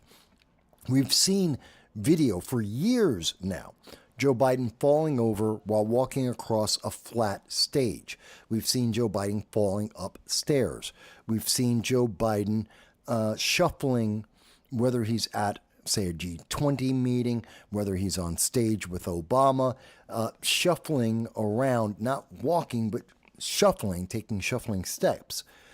Something that even because of his age is still abnormal. It was worse than that. Many people have talked about his frailty. In fact, there are many of his political aides who came out in Jake Tapper's really ridiculous book, where Jake Tapper is now saying, oh my God, no one could have possibly known, but Joe Biden had cognitive decline. No, Jake Tapper, everybody knew. The media just wouldn't talk about it. They didn't want to admit it. And every time someone did talk about it, especially to Jake Tapper, he told them that they were insane, that they were unqualified. He basically insulted them for how dare you say that about Joe Biden. And he was one of the biggest defenders of Joe Biden, and now we know different. Well, in that book, the hypocritical book by Jake Tapper, that confirms what the American public knew for many years. He does have some White House staffers who said that they were looking at putting Joe Biden in a wheelchair because of his lack of mobility. That's before the diagnosis of cancer. So if, who knows what came first? Did the lack of mobility come because of a lack of mental acuity? Is it because of just general old age? Or is it because of the prostate cancer? We don't know. We may never know the true answer to that. But I will say that regardless of the politics, regardless of Joe Biden's politics, regardless of his ideology while in elected office and the many failures that he had as U.S. president, I would still hope that he is able to recover fully and that he is able to continue to have as much time with his family and his loved ones as he possibly can. I would not wish cancer on anyone, even those that I disagree with, even those that I think are absolutely wrong, who have failed America and or harmed America, which are all things I do believe about Joe Biden. And even with all of that, I would never wish him to have cancer. I do not. And I hope that he does. I truly and honestly do hope that he recovers from this cancer as quickly and painlessly as is possible, and so that his family doesn't have to suffer as well. But I am not a fan of Joe Biden. Never was, never will be, because he's a failure. And just because he has cancer now doesn't mean that I should suddenly have a false sympathy for what he did in the past, which many people like to do. And I don't think the diagnosis has anything to do with trying to heal Joe Biden's past. But I do think that Democrats will take every opportunity to use his current diagnosis to cover up and shield any and all of the last 4 years under the Biden administration, to protect him and his legacy, so that Democrats don't have to talk about it. Well, he has cancer. That's going to be the answer. Well, Biden has cancer, so can't really talk about that. Oh, Biden was weak, and well, he has cancer. Well, he didn't. We don't know that he had cancer for the whole last 4 years. He was, every time he got his health checked, we were told he was perfectly fine, including in 2024, the beginning of the year. He had his health checkup, and we were told he's perfectly healthy, he's perfectly fine. So supposedly, it's a recent thing. It's a new thing. That doesn't excuse the decisions he made previously. So if I want to critique what he did in 2024, 2023, that's got nothing to do with cancer. Don't say he's got cancer and expect me to be silent and or to just, oh, well, that just answers everything. I can't talk about what he did wrong just because he had cancer. I'm sorry, no. Just because he has cancer now doesn't mean that he's forgiven for his failures in the past. Some would call that cruel. I don't. Let's see. Alabama Barbie. Hey, Alabama Barbie. Thank you. Says, I wish him speedy recovery.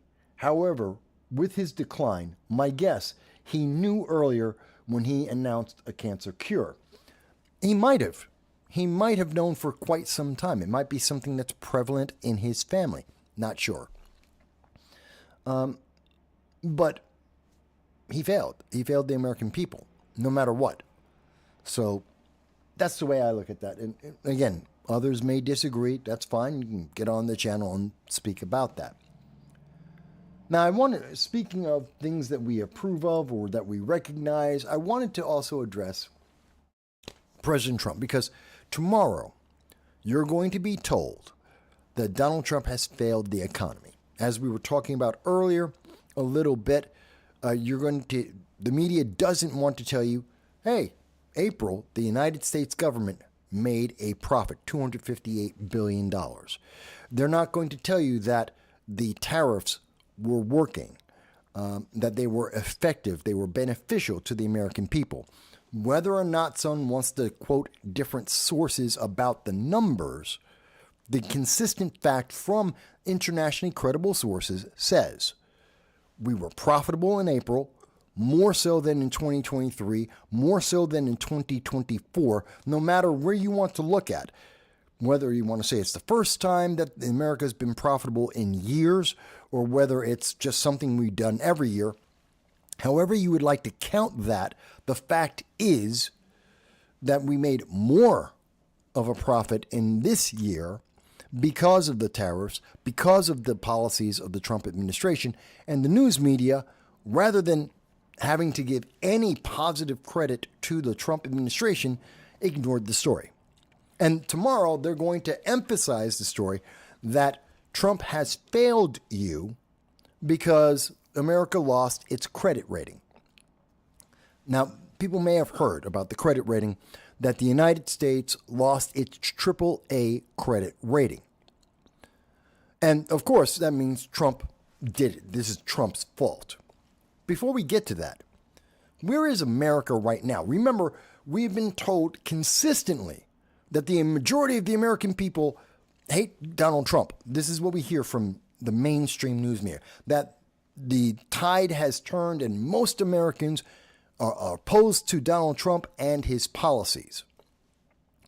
Well, when we look at the trend of all the polls that are being done, all the major polls that have been done about the presidential approval, as collected by Real Clear Politics, which is a neutral site, and this is a collection of all the polls that are being done out there by the left, the right, everybody. And when we look at that trend, what we see is that the disapproval has been going down. Roughly, we see that at the end of April, there was a peak, which was the peak of the media hype about tariffs ending the American economy. That America was failing, we were going to go into a depression because of the tariffs, and you were going to lose everything you had in your retirement account, in your bank account, your retirement accounts. That was proven to be an absolute lie. That was false. That was fear-mongering. It was meant to make you vote for Democrats. That, oh my God, Trump, it's going to wipe out my income, my retirement income. I have to vote Democrats, otherwise I won't be protected. Well, no, you just had to wait a week. That's it. And as we can see, when the hype, the fear-mongering ended, the numbers suddenly changed. This is on top of, for the last 10 years, every single day, there's at least one major news media organization that is attacking Donald Trump, and has been. Donald Trump, Republicans, and MAGA. every day for the last 10 years plus. And since Donald Trump has been reelected, it has been massively more. We have seen a magnification, an exponential increase in the amount of negativity against Donald Trump, MAGA, and Republicans. That has, of course, led to an increase in disapproval. This is not unlike every single president that we have had in the modern history of America. Last 100 years, every president's had the same thing. Start off very positive, and then we see a trend towards disapproval to varying degrees. And we see that when the fear-mongering isn't at its peak, when doom and gloom are not being assured to every American citizen, that we're somewhere in the 40-something percentile in terms of people who disapprove versus approve. And currently right now we're at about 49 disapprove versus 46 approval. That's actually right in line with the last time President Trump was in office, where he was averaging about 44% thereabouts in terms of approval versus roughly about 54% or so disapproval. And we see that we are in that range, if not slightly better, for Donald Trump. So this is normal. If anything, Donald Trump is doing better today than he did in his first term, which retroactively, we were told a lot of doom and gloom then, and what we see in retrospect is we got a lot of what we were expected. Most of the promises were lived up to. Most people felt that the economy was better, that America was safer, that we were living better versus what we got to see with both Obama prior to President Trump and Biden after President Trump. So that gives us an idea. In addition, Congress is failing, whether it's a GOP or a Democrat Congress. Again, real clear politics. Looking at the congressional job approval, we can see that while Congress is slightly better than what we have seen consistently for decades now, and doing slightly better than the low to mid-teens, and they're in the mid-20 percentile, around about 25%, that is abysmal, but that is better than what we've seen in recent decades. This is going back to 2010. This is going back to Obama. So it doesn't matter if you're talking about Democrat, Republican, it doesn't matter which term. Consistently, Congress has been underperforming. So if anything, people are upset with Congress, not the president. But no one wants to talk about that. So with that said, knowing that Congress seems to be the ones that are failing, Congress failed the American people when it came to taxes. The reason why Moody's cut the U.S. credit rating, matter of fact, let me take a step back. The U.S. credit rating isn't about money. Most people don't realize that. Most people don't think of it that way. The U.S. credit rating really never has been about money. It doesn't matter. It's not about the debt of the United States. It doesn't matter about the assets of the United States. It's about trust in the United States. That's truly what it is. Bonds are all based on the idea that you're giving someone, the basic bond is $1,000. I will give a entity, a corporation, a government, whatever it may be, I will give them $1,000. And I have to trust that they will pay me back that $1,000 plus minus interest over a certain given period of time.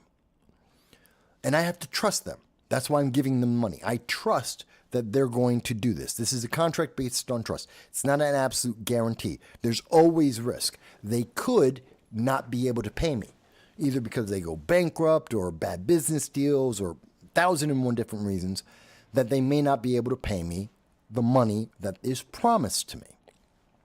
Same thing for a government. It's about trust. Do you trust that this government will live up to the promises that they have made to you? That's what the U.S. credit rating is about. And that's the same for every nation in the world. Every nation, every state in America, and many of the cities in America, they all have credit ratings. And those credit ratings are based on, do we trust these groups? Do we trust this state, this city, this nation to do what it has said?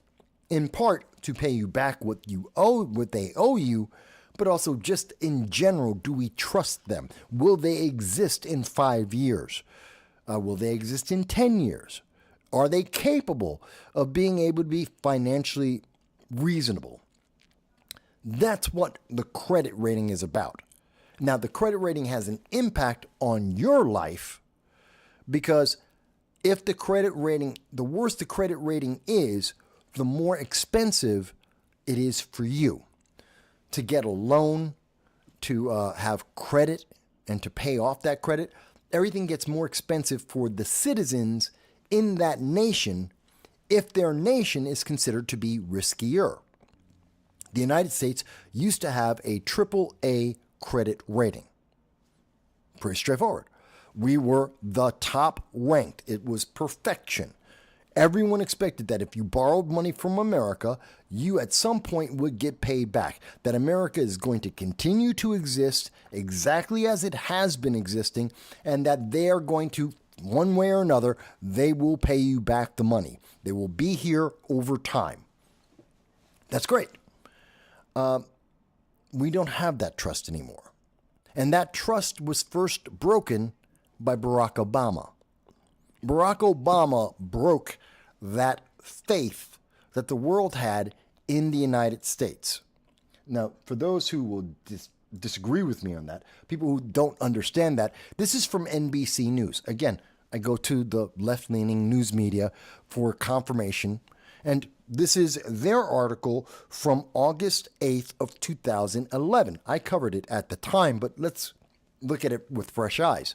And NBC News was reporting that President Obama at that time said the United States will always be a AAA rated country despite the fact that we were downgraded because of our debt, which was significantly less, because of the spending tax and spend policies of Democrats.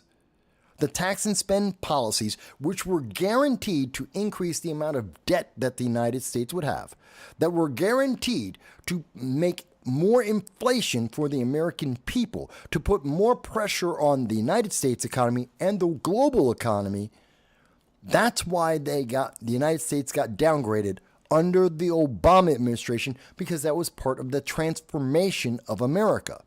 That's what Obama promised us, that we were going to become a service economy, not a manufacturing economy, which is a bad thing, as we can tell now, some 20 years later.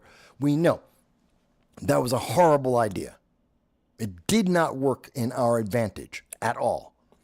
But this is what Obama promised, and this is what Obama did. He transitioned us from manufacturing to service. He loaded on a lot of debt, told all our kids not to go into the trades, not to be electricians or carpenters or plumbers or machinists, which we desperately need now. We desperately need those jobs now. He told them, no, go into computers, learn coding, which we have a glut of. We have six American students who have a degree in science, technology, engineering, and mathematics for every one job that is available in STEM. 6 to 1. And that number is not expected to decrease. Obama set us up for failure. And that was identified and recognized back in 2011. And that's why in 2011, the Standard & Poor's downgraded the United States from AAA status, pointing out that the long-term debt and the policies of the Obama administration will hurt America not help it. And that takes away the confidence. And that helped to increase just a little bit the cost of every mortgage, every car loan, every college loan, all the money being transferred. It increased the cost and made things more inflationary. And most countries, though, said it's only one of 3 of the major credit rating companies. It's not that big a deal. It's only one. And even though they were right, no one disputed that, yes, the Obama policies were not going to work. Transforming America into a service economy is a dumb idea.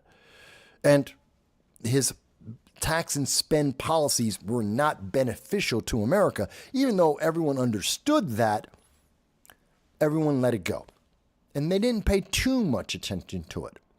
Not until we got to see that, and this is almost impossible to find, by the way.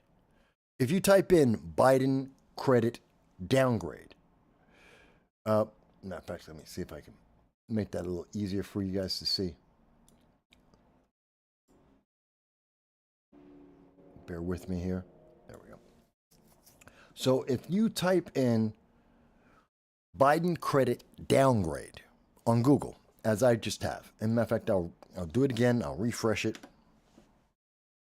with you guys. So Moody's downgrade. So this is all the news about Donald Trump and the current one. But what we're looking for is Joe Biden. Because in 2023, Joe Biden was president and the United States credit rating got downgraded for the second time.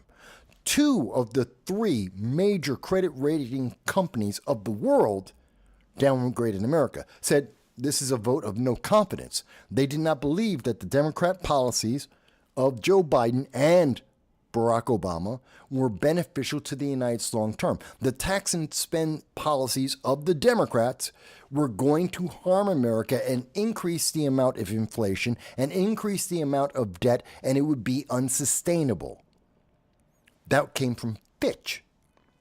Now, if you look for that story, if you're trying to find that story, it's almost impossible. It's almost impossible to find this story because the news media wants to talk about, of course, Donald Trump, and they want to hide that in 2023 that there was this. Now, there is this article, which is from the House Committee on the Budget. This is from a member of Congress, but the news media, and most people don't read what members of Congress say. Everyone's looking for the news media. And what does the news media have to say about Joe Biden? Remember, that's on page 2. Page 3. Where is the news about Joe Biden? Oh, wait a minute. Here's one. Here's an article from a year ago. Biden economic advisor says U.S. credit rating downgrade. Okay, so we have one. This is from CBS News. That's one. So we know it exists. And the news media knows about it. Oh, here it is. Fitch, ratings downgrade of the United States. You have to go to page 3 and you only find 2. One is a video and one is an article. It's that hard. They tried to hide this from the American people. They did not want you to know about it. But if you did go to Congressman Chris Smith, and if you do look at his article, 2 weeks after the U.S. credit rating downgrade for growing national debt, Democrats boast about 1-year anniversary of Biden's $1.2 trillion so-called Inflation Reduction Act. That's right, right after the Inflation Reduction Act. So Obama said we're going to become a service economy, not a manufacturing economy. And the credit rating agency said, that's a problem. That's a stupid idea. Downgrade. Joe Biden came out and said, hey, we're going to spend $1 trillion on supposedly reducing the inflation. And in fact, we're going to increase inflation and we're going to spend money on everything except reducing inflation. Because if you wanted to reduce inflation, you wouldn't have spent $1.2 trillion in the first place. Because that's what increases inflation. So again, the tax and spend policies of Democrats led to America getting another downgrade. Again, that increased the cost of mortgages. that increased the cost of car loans. It increased the cost of credit cards just a little bit more, adding on top of to the little bit that we got from Obama. So we're, again, just increasing the cost to you. You may not notice it right away, but it's going to be a long-term addition and cost. It's inflationary to you. That brings us here to Trump. So now with President Trump, Moody's cut the rating. Now, the news media is like, well, it's about the taxes. It's Republicans didn't agree to Donald Trump's tax bill. They don't want to renew the tax cuts. And because the tax cuts are going to go away and Republicans don't know what they're arguing about, well, that's why we got the credit rating, and it's the Republicans' fault. This is about Donald Trump. Donald Trump failed the American people. The economy is going to hell. See, you didn't think it was going to happen, but it's Donald Trump's fault. The economy is going to hell. This is a lie. That's what the news media is telling you, and that's what they want you to think about it, but it's not true. See, Reuters points it out. Moody's cut America's pristine credit rating. It wasn't pristine. It had already been cut twice before, so that's not pristine. But they want you to think that nobody else made a mistake beforehand. Nobody else screwed up the U.S. economy before. All the Democrats in recent modern history, they all did everything exactly right. No one messed up the credit rating until Donald Trump. MAGA made the economy bad. That's a lie. That's what the headline's telling you, but that's a lie. But they think you're only going to, because it's math, because it's money, they think you're only going to read the headline and then you're never going to check anything after that. So whatever they say in the headline, that's what America is going to believe. That's what Reuters, that's what Democrats, that's what progressives want to see happening. You're not going to check anything else. But you should. You see, because if you did, you would quickly understand this isn't because of Donald Trump. This isn't about the tax cuts. It really isn't about the tax cuts. In terms of the tax cuts, I do agree. I agree with the Freedom Caucus, Chip Roy and the rest. We need to cut spending. Absolutely. We need bigger cuts in spending in the United States. We need to finalize and realize things like getting rid of the ATF, getting rid of the Department of Education.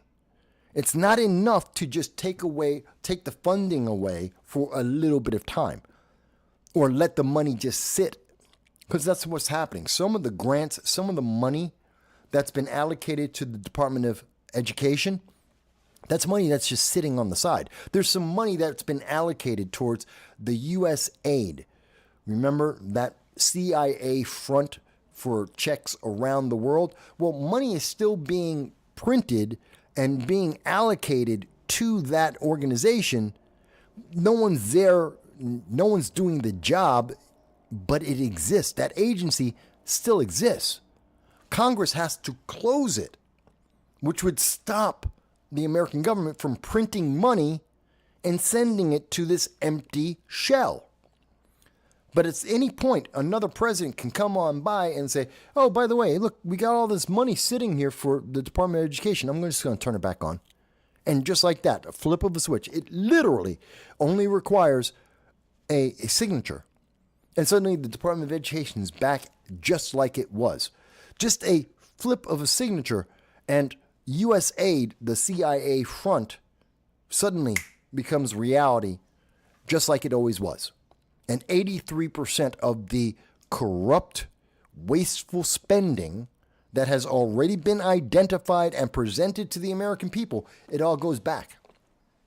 All that corruption, all that wasteful spending, billions upon hundreds of billions of dollars goes right out the window, and inflation continues to climb like it has been under every president previously. Every president previously, Republican and Democrat alike. So Congress needs to shut down USAID. They need to shut down the Department of Education. They need to shut down the ATF. They need to end these programs for the money, the wasteful inflationary spending, to disappear. I agree with the Freedom Caucus. I don't know if everyone else does, but I want you to understand why I think that way. You may say, no, Mike, but we absolutely need a Department of Education. I disagree. In my lifetime, I was going to school before there was a Department of Education, and I graduated just when the Department of Education started kicking in. I've seen both. I've seen the results after we've had 30 years of the Department of Education deeply involved in young kids growing up. And we've seen the indoctrination, we've seen the failure of kids. They don't know how to read anymore. They don't know how to write. They don't critically think. They are very good drones, but they're not good human beings. They're not productive in our society. Not to the degree that prior generations with less technology were able to be. We used to have less technology and we were more productive and more independently self-sufficient. With the Department of Education, we now have kids who are less productive, less capable of being independent, and much more like a slave, dependent on whoever is in whoever's micromanaging their life and giving them everything they need. They can't survive on their own. They're essentially slaves. So we can very easily have a country without a Department of Education. We had it for almost the entire history. 90% of the history of the American country has never had a Department of Education. It is the smallest sliver of the existence of America that had a Department of Education. We don't need it. It's inflationary and it's counterproductive. It has failed. Kids are graduating schools now and they are illiterate. That's a fault of the Department of Education. Get rid of it. That argument being made. So we're wasting money. We're spending badly. Most of that is coming from the establishment Democrats and Republicans, the establishment status quo, whose main thought is what we've seen from Joe Biden, what we saw from Obama.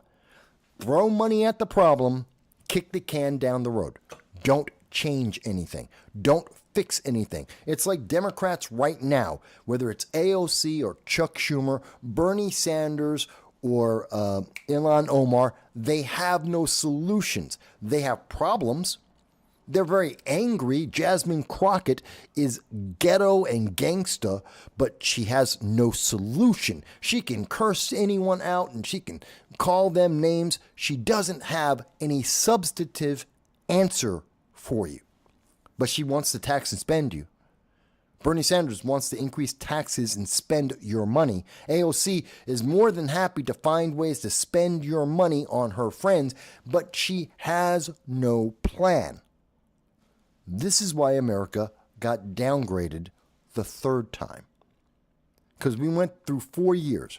Once we got done with 2023, that was only reflecting this period of time from 2011 until Joe Biden in 2023. What's about the future? Well, Joe Biden set up the future, and we can see Congress is not closing, even though, President Trump promised he was going to reduce the size of government. Congress isn't. He tried, but it's not permanent. And everyone expects as soon as Donald Trump isn't in office, they're going to turn everything back on. The moment Democrats get any kind of power, they're going to turn everything back on. They're going to go right back to the status quo. They're going to keep the spending just like they always have been. And they don't care because they believe, like Alexandria Ocasio-Cortez and Andrew Yang, modern monetary theory, MMT. They think they can spend your money forever, and it'll never matter. They don't believe in inflation. They think they can just print money And no one cares about the debt. No one will do anything about it. It doesn't matter. Just print money forever, which is stupid. It is literally an imbecilic way of looking at modern politics, modern economies. It doesn't work. It doesn't work in the real world. Maybe it works in a book.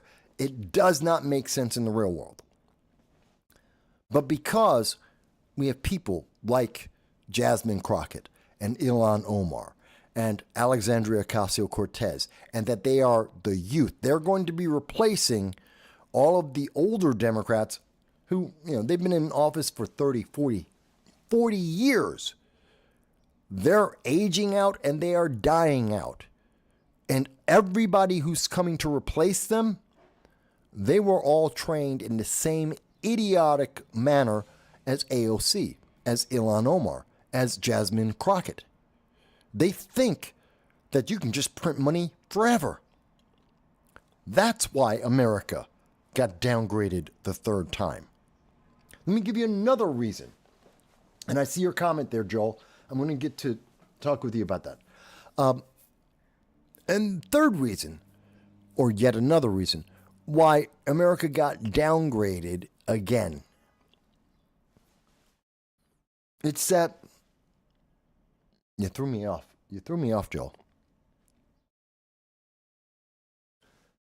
Spending, indoctrination, no change. You threw me off, Joel. Okay, let me go and answer you, Joel. Hang on. You threw me off, Joel. You asked the question, I saw it, and I threw myself off with that. Have I had a chance to talk with Armando about the fair tax? No. No tax on income, no IRS. I know that is a very Republican, no, it's all right. I know it's a very libertarian idea. And I've said before, I don't agree with it. But I am willing to talk to Armando from the fair tax. I think a flat tax might work better, although that would still be a progressive tax. It would still, or regressive tax, progressive tax. It would still be a progressive tax. It would still be unfair to some, but that's just the reality of the world. And while I would love to have less taxes or no taxes, I don't think that functions realistically. Can we have a smaller IRS with more limited capabilities? Absolutely. Do I think it goes away? No. Do I think the fair tax works? No, not really. But I am willing to talk to Armando if he wants to answer that.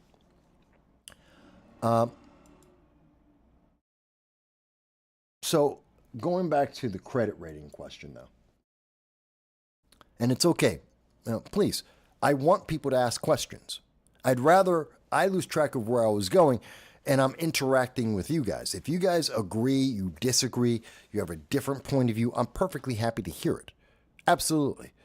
We may not agree at the end of the day, kind of like me and Hal at the beginning of the show. We didn't agree. But he was more focused, and the main reason we didn't agree is he was more focused on a data point to make Joe Biden look good. I was concerned about the trend, what we were seeing, what was the impact and consequence, not making Joe Biden look good. I don't care if Joe Biden looks good. I also don't care if Joe Biden looks bad. It is what it is. So that was what I was focused on. And I'm not upset that Hal said, no, Mike, I disagree with you and I don't like the way you're presenting that. Okay, that happens. And maybe next week you'll like it, maybe not. Maybe you understand better, maybe not. That's perfectly fine. I'm okay with that. And everyone who saw the show, everyone who's watching the show, got to see that conversation. I'm never upset with someone having a conversation and I get distracted. That's why we have conversations. I can always find my way back. Joe says, spending is where they need to work harder. Well, yes, we need to stop spending as much. We also need to shrink the size of our government. Our government is so big that it is more corrupt And it can't help but be wasteful to justify the existence of all the people working in the government shuffling paperwork. Most of the people who are in the government today, not that they're bad people, that's not the thing. They're just not useful. They're basically moving paper from one hand to another hand. They're just shuffling papers around. It's not that they are adding value to that paperwork that they're moving along. It's kind of like with illegal aliens being deported. Democrats want these illegal aliens to get a lot more paperwork. They're upset that the paperwork isn't being done. Why? Because the paperwork wastes time and money. And they want to increase the cost and delay the amount of time before an illegal alien gets deported. Because the more illegal aliens in America, well, when they are empowered, they're able to pass a path to citizenship. That means more people who are dependent on Democrats in terms of voting, and they guarantee themselves more power. So anything that delays millions of illegal aliens from being thrown out of the country, the better it is for Democrats. It's the same concept with our government. It's because of the bloat. It delays everything. Nothing can be done quickly or efficiently because there's just too much paperwork, too much red tape, too much corruption. It's not that people don't want to do things better or do things faster. They can't. The system prevents it from happening.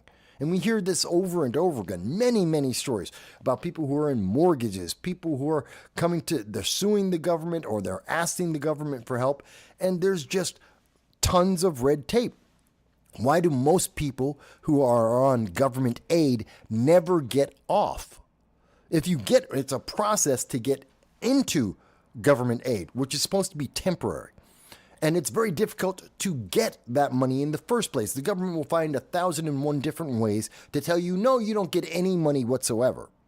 But once you do qualify, once they do say that you are desperate enough, you are beholden enough to the government, you are willing to allow the government to micromanage you, they will never let you go. Once you're getting government aid, it is almost impossible. The system is not built for you to become successful and self-sufficient and stop getting money from the government. You're meant to forget money forever. You're never getting out of that hole. You'll always need to get more money from the government going forward. And so that's the problem. So we need, and I agree with Moody's, this is unsustainable.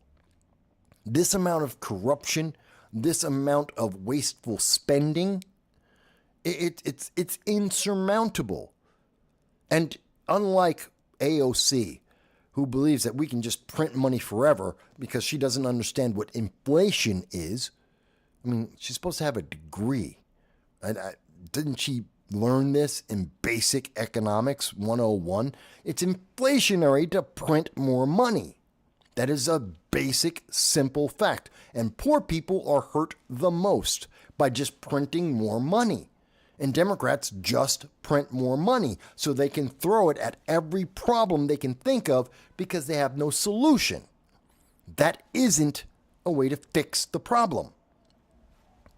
So, is Moody's right? Yes, they are correct. America should get the third downgrade. We have not resolved the underlying problem, not even close. The thing is, this has nothing to do with Donald Trump. That's probably the part that's going to surprise a lot of people. Everything we've been talking about, none of that has to do with Donald Trump. Shrinking the size of the government, well, Donald Trump's trying to do that. Congress is stopping him. Democrats are stopping him. The establishment don't want him to shrink government, but he's trying, which is one of the solutions Moody's wants. He's trying to get rid of corruption, which goes along with the size of the government. And the establishment don't want Trump to get rid of the corruption. They're fighting to keep the status quo. So one of the other things that Moody wants, Congress and government do not want. So that's not Trump's fault either. Trump is trying to cut the spending overall.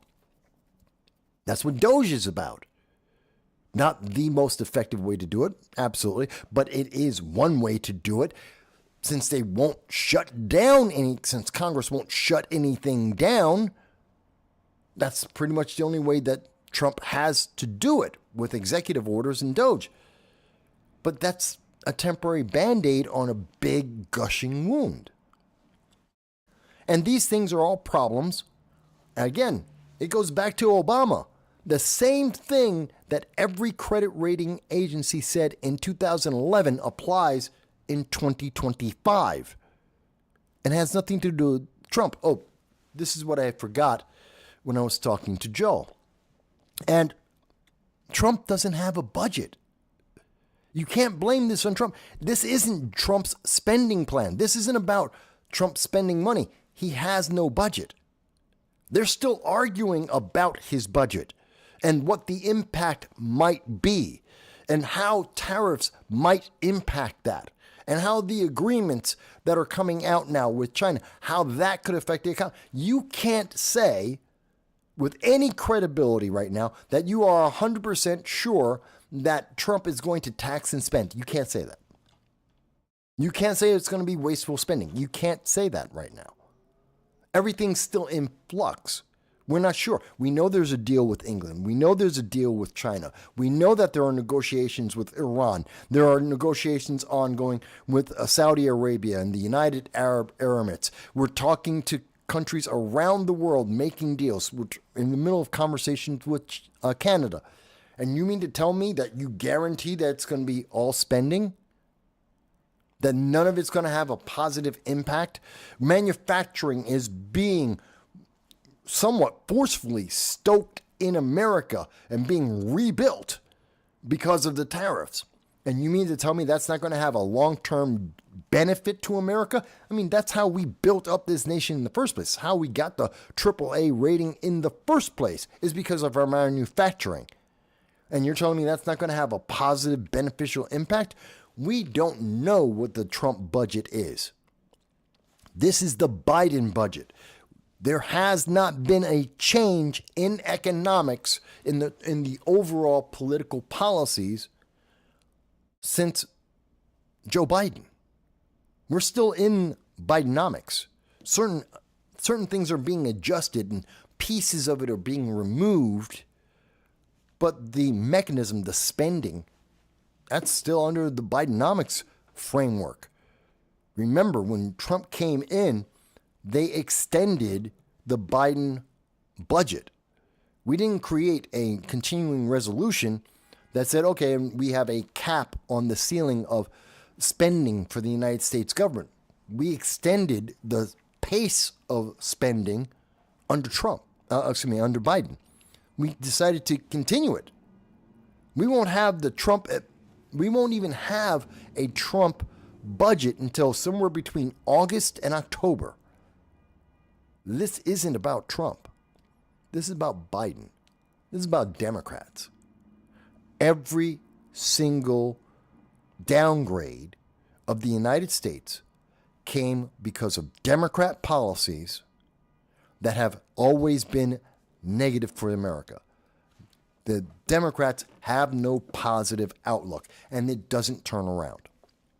Every single time. Hello, Charles. Glad that you're enjoying. Donna, thank you, Donna and Charles, for watching the show. I'm glad that you're enjoying it. So I know there's a lot of people on the left who are going to be very angry about this. They're going to be very mad. They always are. And they're like, oh my, but you just don't understand. Because that's always the answer. The answer is always, but you don't understand. Yes, I do. Yes, I do. And again, I'm showing you sources that are coming from places like Reuters. I'm giving you news from NBC and Google, and I'm going to all the major left-leaning agencies to provide you the information. And I'll show you the links later. This is from Reuters as well. The downgrade from Moody's, which follows similar moves from Fitch in 2023, which the mainstream news media doesn't want you to be able to even find. They don't want to talk about the downgrade under Biden because his policies, like Obama's policies, don't work. And Standard & Poor's in 2011, if you look at most of the mainstream news media, you look at the headlines talking about the downgrade, they're blaming it all on Orange Man bad. It's Trump's fault. This is from 2011. This is Obama's fault. Go on. Will eventually lead to higher borrowing costs for the public and private sector in the United States. This is why it matters to you. People don't realize this is how it's going to affect you. Everything's going to be more expensive. It's because all of the credit rating companies now agree America isn't guaranteed to return your money. America isn't guaranteed to always exist. America isn't guaranteed to be the best deal in the world. Those things used to be true. Now they're not. Why? Democrat tax and spend policies, which just believe in, like Alexandria Ocasio-Cortez, like the Democratic Socialists of America, like many of the professors at Harvard and Yale and others, spend, spend, spend. Just spend the money. Don't worry about the consequences. Someone else will deal with that. Spend, spend, spend. And they have. There's a reason why throughout my entire lifetime, 57 years, guess what? Democrats are known as tax and spend. That's their policies. Tax and spend are the policies of the Democrats. You can have, there's a lot of things people say about Republicans. Oh, Republicans, they're white. Oh, they're rich. They're for the rich. Okay. And Democrats are tax and spend. You have no choices. That's all they do. They tax you and they spend. I asked Grot about this. And it's really interesting because I tried to get an idea. How much money is this going to cost the average American? How much the downgrade, now having all three credit companies downgrading the United States, how much could this be? The answer is, and you can see it here, and you can ask the question yourself of any of them. You're looking at an increase of about just under 1%. It's an increase in spending, in debt spending of about 1%. That means that you can add over the next 10 years, over roughly the next 10 years, which means it's going to be somewhere around $100 to $300 billion per year. That's at current interest rates. That's not assuming that interest rates will probably go up. They will probably go higher. And if interest rates go up, well, then that means mortgages, that means credit cards, that means car loans, that means student loans. Everything goes up with it. Business loans get to be more expensive, which means everything you buy in the store gets more expensive because the businesses have to pay off that business loan. Everything goes higher. The people who are most affected, the poor, who don't get a choice. They don't have another option. This is why it hurts. The tax and spend ideology, the stupidity of trying to transform America into something it was never meant to be and does not function as well. A communism in every single example ever done in the history of mankind. Every time it has been done, it has failed. Economically as well as socially. It has always failed, every time. And they always try and come up with a new version of, well, now we've figured it out. We've solved the riddle. We now know that communism will work, or socialism will work, or progressivism will work. They use the words interchangeably. They all mean the same thing. And they never work because they're always the same thing. They just look different. You have different people saying the same things over and over again. And you get the same result. So we're talking about $100 to $300 billion in interest and extra debt. That's more poverty. That's more people going into poverty year after year after year until 2035.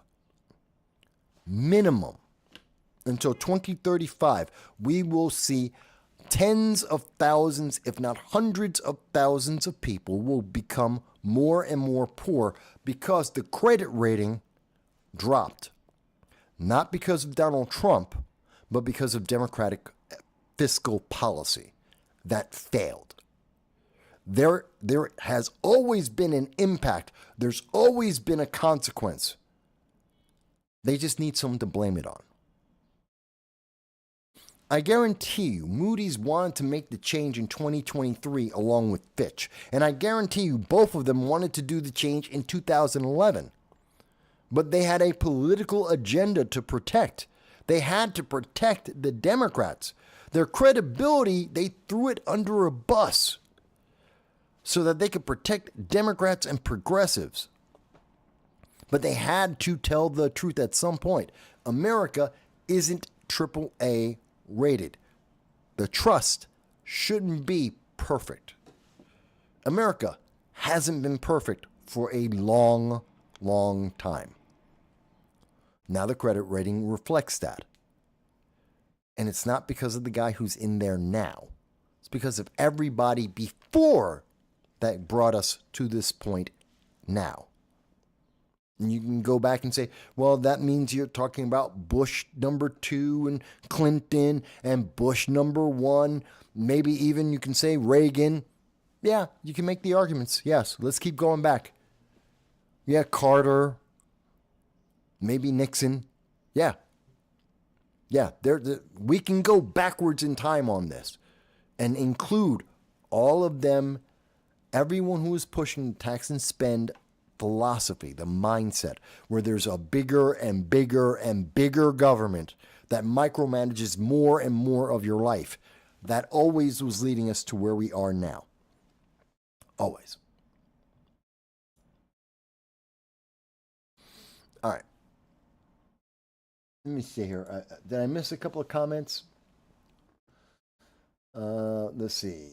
Alabama Barbie says, I am so thankful you give us sources. If someone wants info, I send them to your way. Thank you. Thank you. I appreciate that. And yes, links for everything we've talked about will be in the description. Not only am I showing you on the screen, each and every company and everywhere I'm finding the sources, but I will have the links in the description after the show so that you can go and look into this as much or as little as you want to see all of the article that I'm pointing out.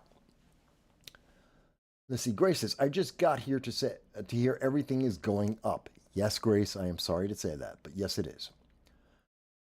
Communism kills. The left never likes to talk about how many people Lenin slaughtered. Well, Lenin, Mao, Che Guevara, all the heroes of the left are mass murderers. You ever notice that? Cuomo, mass murderers. All of the, Gretchen Whitmer, Gavin Newsom, Chuck Schumer, Andrew Cuomo, responsible for tens of thousands of people dying. Che Guevara, hundreds of thousands of people dying. Mao, tens of millions of people dying. Stalin, tens of millions of people dying. All the heroes of the left are mass murderers. That should concern people, you would think. But, we don't talk about it that way. They don't say that in college. They word it much nicer and they justify everything. There's a reason, but you don't understand the reason. Of course, they always say, you just don't understand. Yeah, I do. I don't agree, but I understand. I understand the excuse. I just don't accept it. There's a difference. Let's see. Charles goes on to say, Republicans spend like drunken sailors.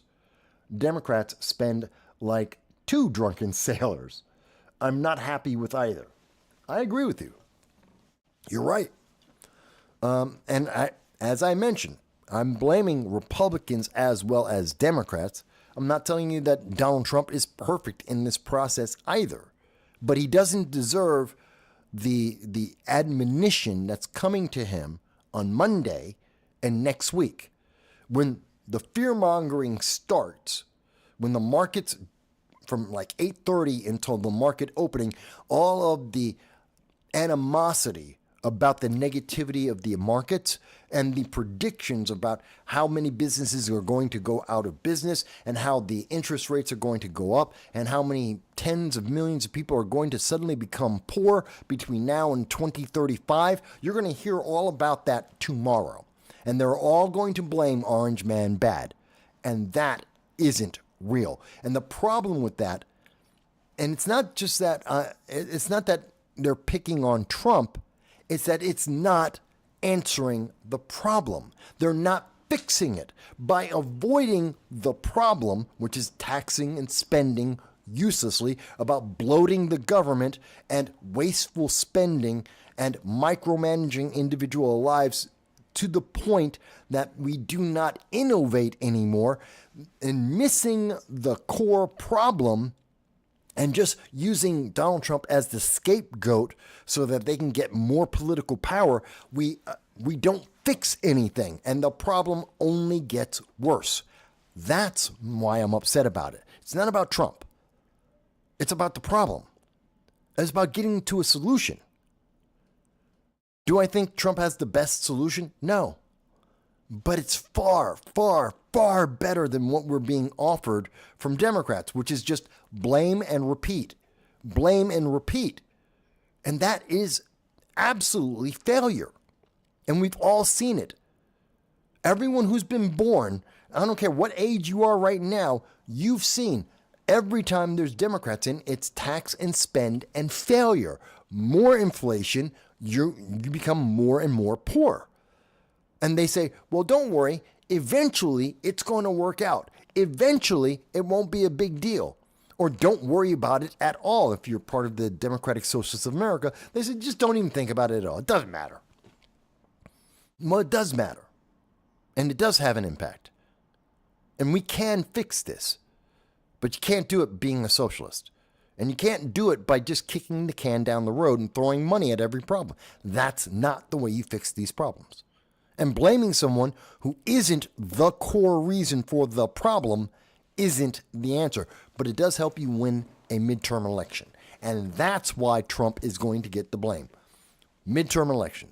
This is about politics. This is about the next election. It has nothing to do with actually getting a solution. This has nothing to do with fixing the problem. This is about getting Democrats reelected. That's the worst reason possible. But it's real. All right, let me move forward a little bit. Grace says, I don't agree with all of Trump's actions, but he really is a multi-billionaire, and he gave up a cushy life to take on these problems. Most politicians run to get rich. Yes, they do, and that's why they don't have solutions, because they're not there for solutions. They're there for power. And that's why they don't fix things, because they don't want to fix things. They want things to remain exactly as they are. Look, again, you don't have to love Donald Trump, but let's not blame him for things that aren't his problem. Let's not blame him for things that he's trying to fix. Let's point out the problem for what the problem is and where the problem came from, and let's fix it. You want to call them names along the way? I don't care. You want to say, Orange Man bad? I don't care. Shrink the size of the government. Stop the wasteful spending. Stop all the tax and spend policies. Become accountable. Remind Americans that we need more manufacturing. We need to become more self-reliant.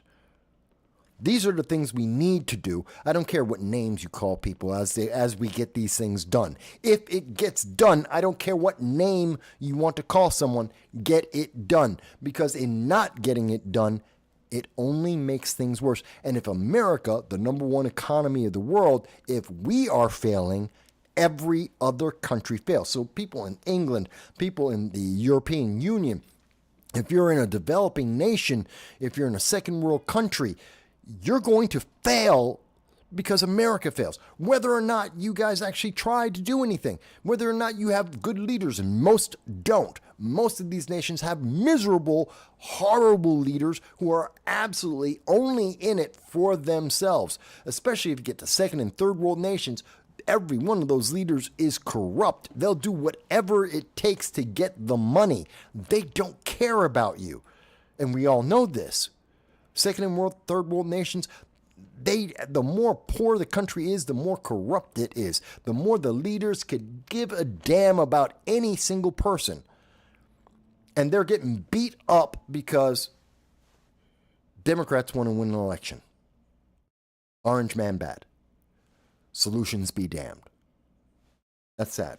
That's sad. All right.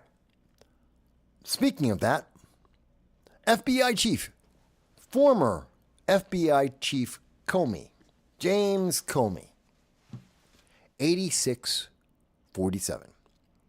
Now, I was talking about this, and you may not have seen it in the break when I was talking with Matthew J. But when I heard about this, I think it was Friday, early Friday or late Thursday, and I was told about it by a friend who called me up and said, Mike, did you hear about this? Did you hear the latest thing? I'm like, no. So, well, there's this thing. James Comey, he was on Instagram, which is odd. Why wasn't he on Twitter? That's the most elected politicians and formerly elected politicians, they speak on Twitter. Not even Blue Sky. They go to Twitter. That's the format for news and politics. That's where most of that's being handled, especially if you're a Democrat. That's where they go. Not Blue Sky, not Instagram. Instagram's about entertainment. That's for young kids. Young kids and entertainers tend to be on Instagram. That's the majority. TikTok is about all about entertainment, and that's for the 20-year-olds. X, or you want to call it Twitter, that's about middle-aged and slightly older individuals talking about news and politics. That's predominantly what it is. Usually leaning left, but a mix, and that's where they go. So why did he go? And I had to think to myself, why is he on Instagram? He doesn't, whatever is about to be told to me, Comey went to Instagram because he didn't want the politicians to see it. He didn't want the news media to see it. He wanted to impact the public, but not let anyone know he did it. He was hiding. Okay, so he goes, yeah, so James Comey, he went onto Instagram and he posted 8647. Now I looked at that and I said, what are you talking about? 8647? What does that mean? Well, it's not 8647. As he talked to me about it, I figured out it's 8647. Duh. Now, 8647 for my generation, you know what that means? You're fired. And it means fire 47, meaning fire Trump. Okay, I get it. Impeach Trump. It's another way of Democrats being able to say impeach Trump. But if all he wanted to say is impeach Trump or fire Trump, why didn't he go on X and just say impeach Trump, fire Trump? He could go on, MSNBC would have him on in any day, any minute. CNN would have him on any day, any minute to say, James Comey says Trump should be fired. Well, the U.S. AAA credit rating went down. It was pristine, except for the other 2 times it got downgraded. It's otherwise pristine, and Trump screwed up. So, and here's James Comey. He said, we should fire Trump because of it. He could have done that, and no one would have blinked an eye. So he wasn't trying to say fire Trump, and he wasn't trying to say impeach Trump. Because he could do that every day on 90% of the news media, which leans completely left. He knows that. So what was he trying to say? Well, the context today, especially for those in the age range that use Instagram, 86 has taken on the additional meaning of not just fire someone, it also has taken on the meaning of eliminate. To 86 something is to eliminate, to destroy it, to obliterate it. And that's the meaning that James Comey wanted to put out there. That's the meaning in the message that he didn't want to say on Twitter. That's why he didn't want the news media to see it. That's why he didn't want politicians to see it. That's why he went after the kids. That's why he went after the youth. Hang on one second. You know I see you, of course. You know I've been watching you the whole time. This is my family, by the way. Talking to my sister about my dog. And she's like waving around, and I'm like, I'm talking to you guys. I'm watching her the whole time. And I'm talking to you guys, and she's like, he's not paying attention. Like, I'm paying attention the whole time. Anyway. Yeah. So that's why James Comey, why he went to Instagram. See, we have to understand, we have to break this down. Now, the news media is trying to say that no. He was just saying fire Trump, which is true. There is such a thing in English called a double entendre. It does exist. And it's the ability, if you are knowledgeable in language, in communication, to say two things at once, to have two meanings being expressed all at the same time. If you have ever truly read Romeo and Juliet, it is a dirty X-rated story. Newsflash for all the kids out there who went to high school, read Romeo and Juliet, watched it, and didn't get it. It is a dirty X-rated story. The play is X-rated dirty. You don't see it presented that way, but if you actually looked at the meanings of the words, especially in the time frame when they were written, if you understood that and you translate it, it is an X-rated porno. That's what Romeo and Juliet actually is. Why? Because everything that's really X-rated was written with a double entendre. There were multiple meanings of what was being said. So to say me, oh, but he said this, so it must only mean this one thing. James Comey is not stupid. He knows how to communicate. That was part of his job.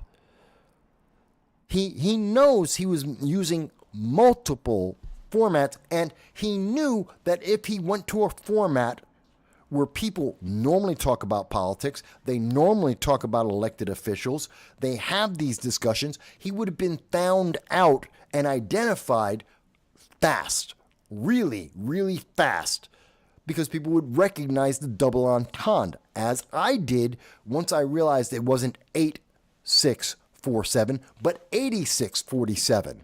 And it took just mere moments once I understood what my much younger friend was talking about. He's my junior by about 20, 30 years. And he had never heard the term 86 someone. He hadn't heard about that. He misunderstood and was relaying it to me wrong. But the moment I understood that, I understood the whole thing, and I understood what Comey was doing and why he was doing it on Instagram instead of X, where he normally makes his comments, or why he wasn't on CNN making this statement. Because if all he meant was fire Trump, he can go on CNN, MSNBC, ABC News, get quoted by the New York Times every single day. They will provide him a reason to say fire Trump every single day. He doesn't need to do anything special for that. But he did something special because he went to Instagram. Because he was lying to you. He was lying. This message that he only meant fire Trump, he's lying. He's lying.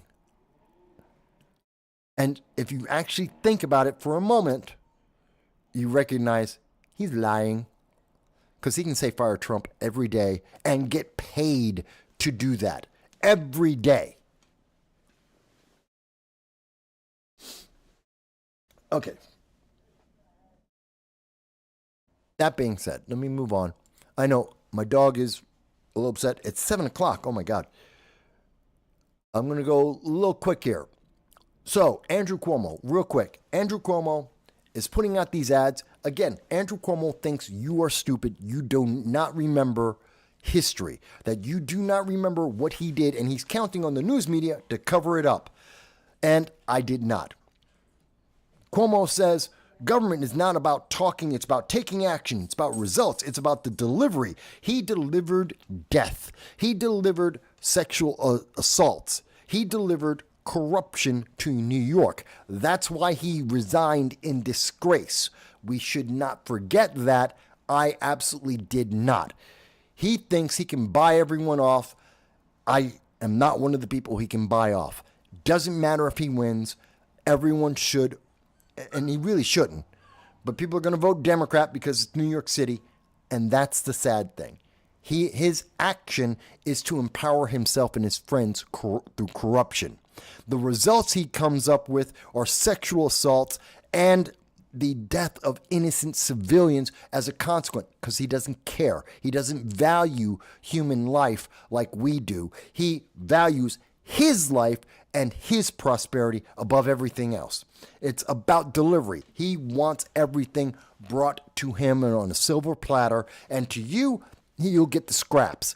That's Cuomo in any political position as the human being that he is. He has already proven it to us, and now he is just reiterating it, and we should call that out.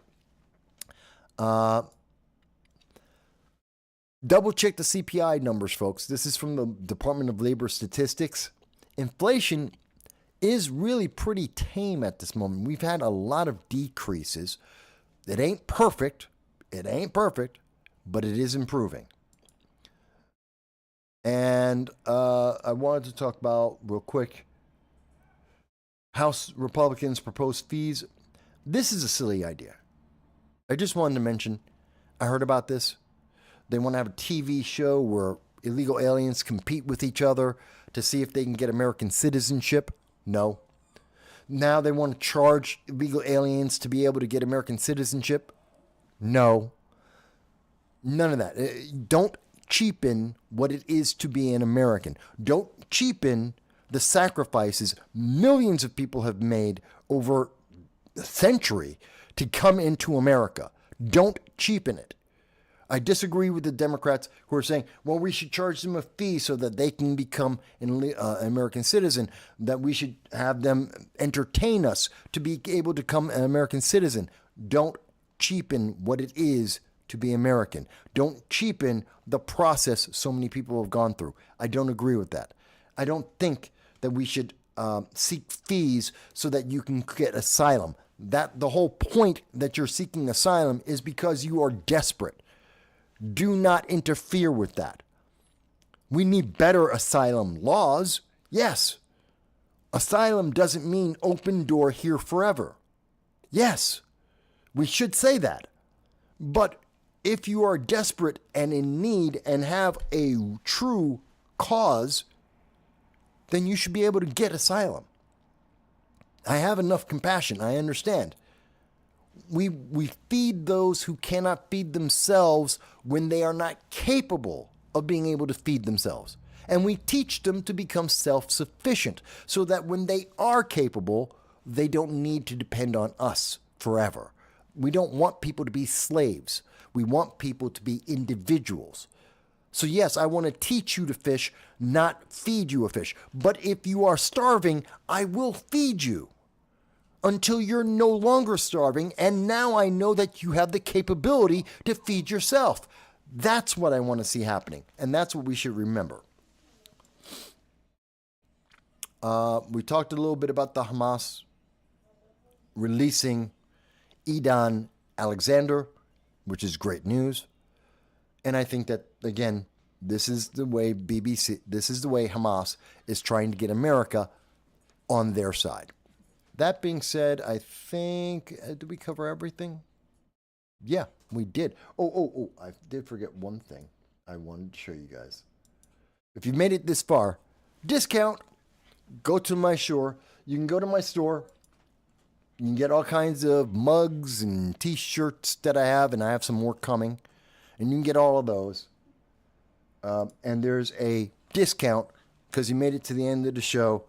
You can put in the code. It's good until next Saturday. You get 3% off. That will help. Come here. Give me the dog. But believe it or not, folks, that's actually everything. And yeah, pretty much right at 7 o'clock when I was expecting. Can I have my dog? Give me my dog. Hi. Say hi. Con. Say hi. Yes. No, not me. Not to me. To them. Say hi. Hi. Hi. See, folks, you get to see Con.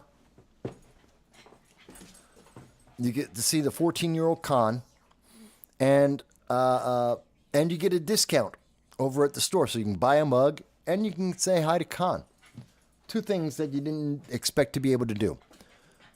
I look forward to seeing everyone's comments, whether you agree or you disagree. I thank everyone for all the comments, whether you have agreed or you disagreed, whether in the live stream or otherwise. Hal, I'm not upset at you. I'm not upset at you, Hal. We're focusing on two different things. But that being said, I'm happy for everybody. I thank you for spending time with me today. I look forward to speaking with you again. We have a lot of things coming up, kind of like I did the interview with Matthew J. There's a couple of others that may be coming up soon. Next week, I may be covering Curtis Sliwa at an event, and we'll be able to ask him some questions. We'll have a lot more going on. So, that being said, yeah, I know, Joel. Everyone always says, Mike, but your dog doesn't look like he's 14. Yes, he is. He is 14. 14 and a half at this point. You don't notice his gray hair. You don't see him when he's not feeling great. Yeah, he has a little goatee like I do. That's gray, but you wouldn't notice. But trust me, he is 14 and he's telling me that now. So with that said, I thank each and every one of you. I love and appreciate each and every one of you. In about an hour, I'll have all the links up so you can look through this all for yourself. Tell me what you thought, folks. Tell me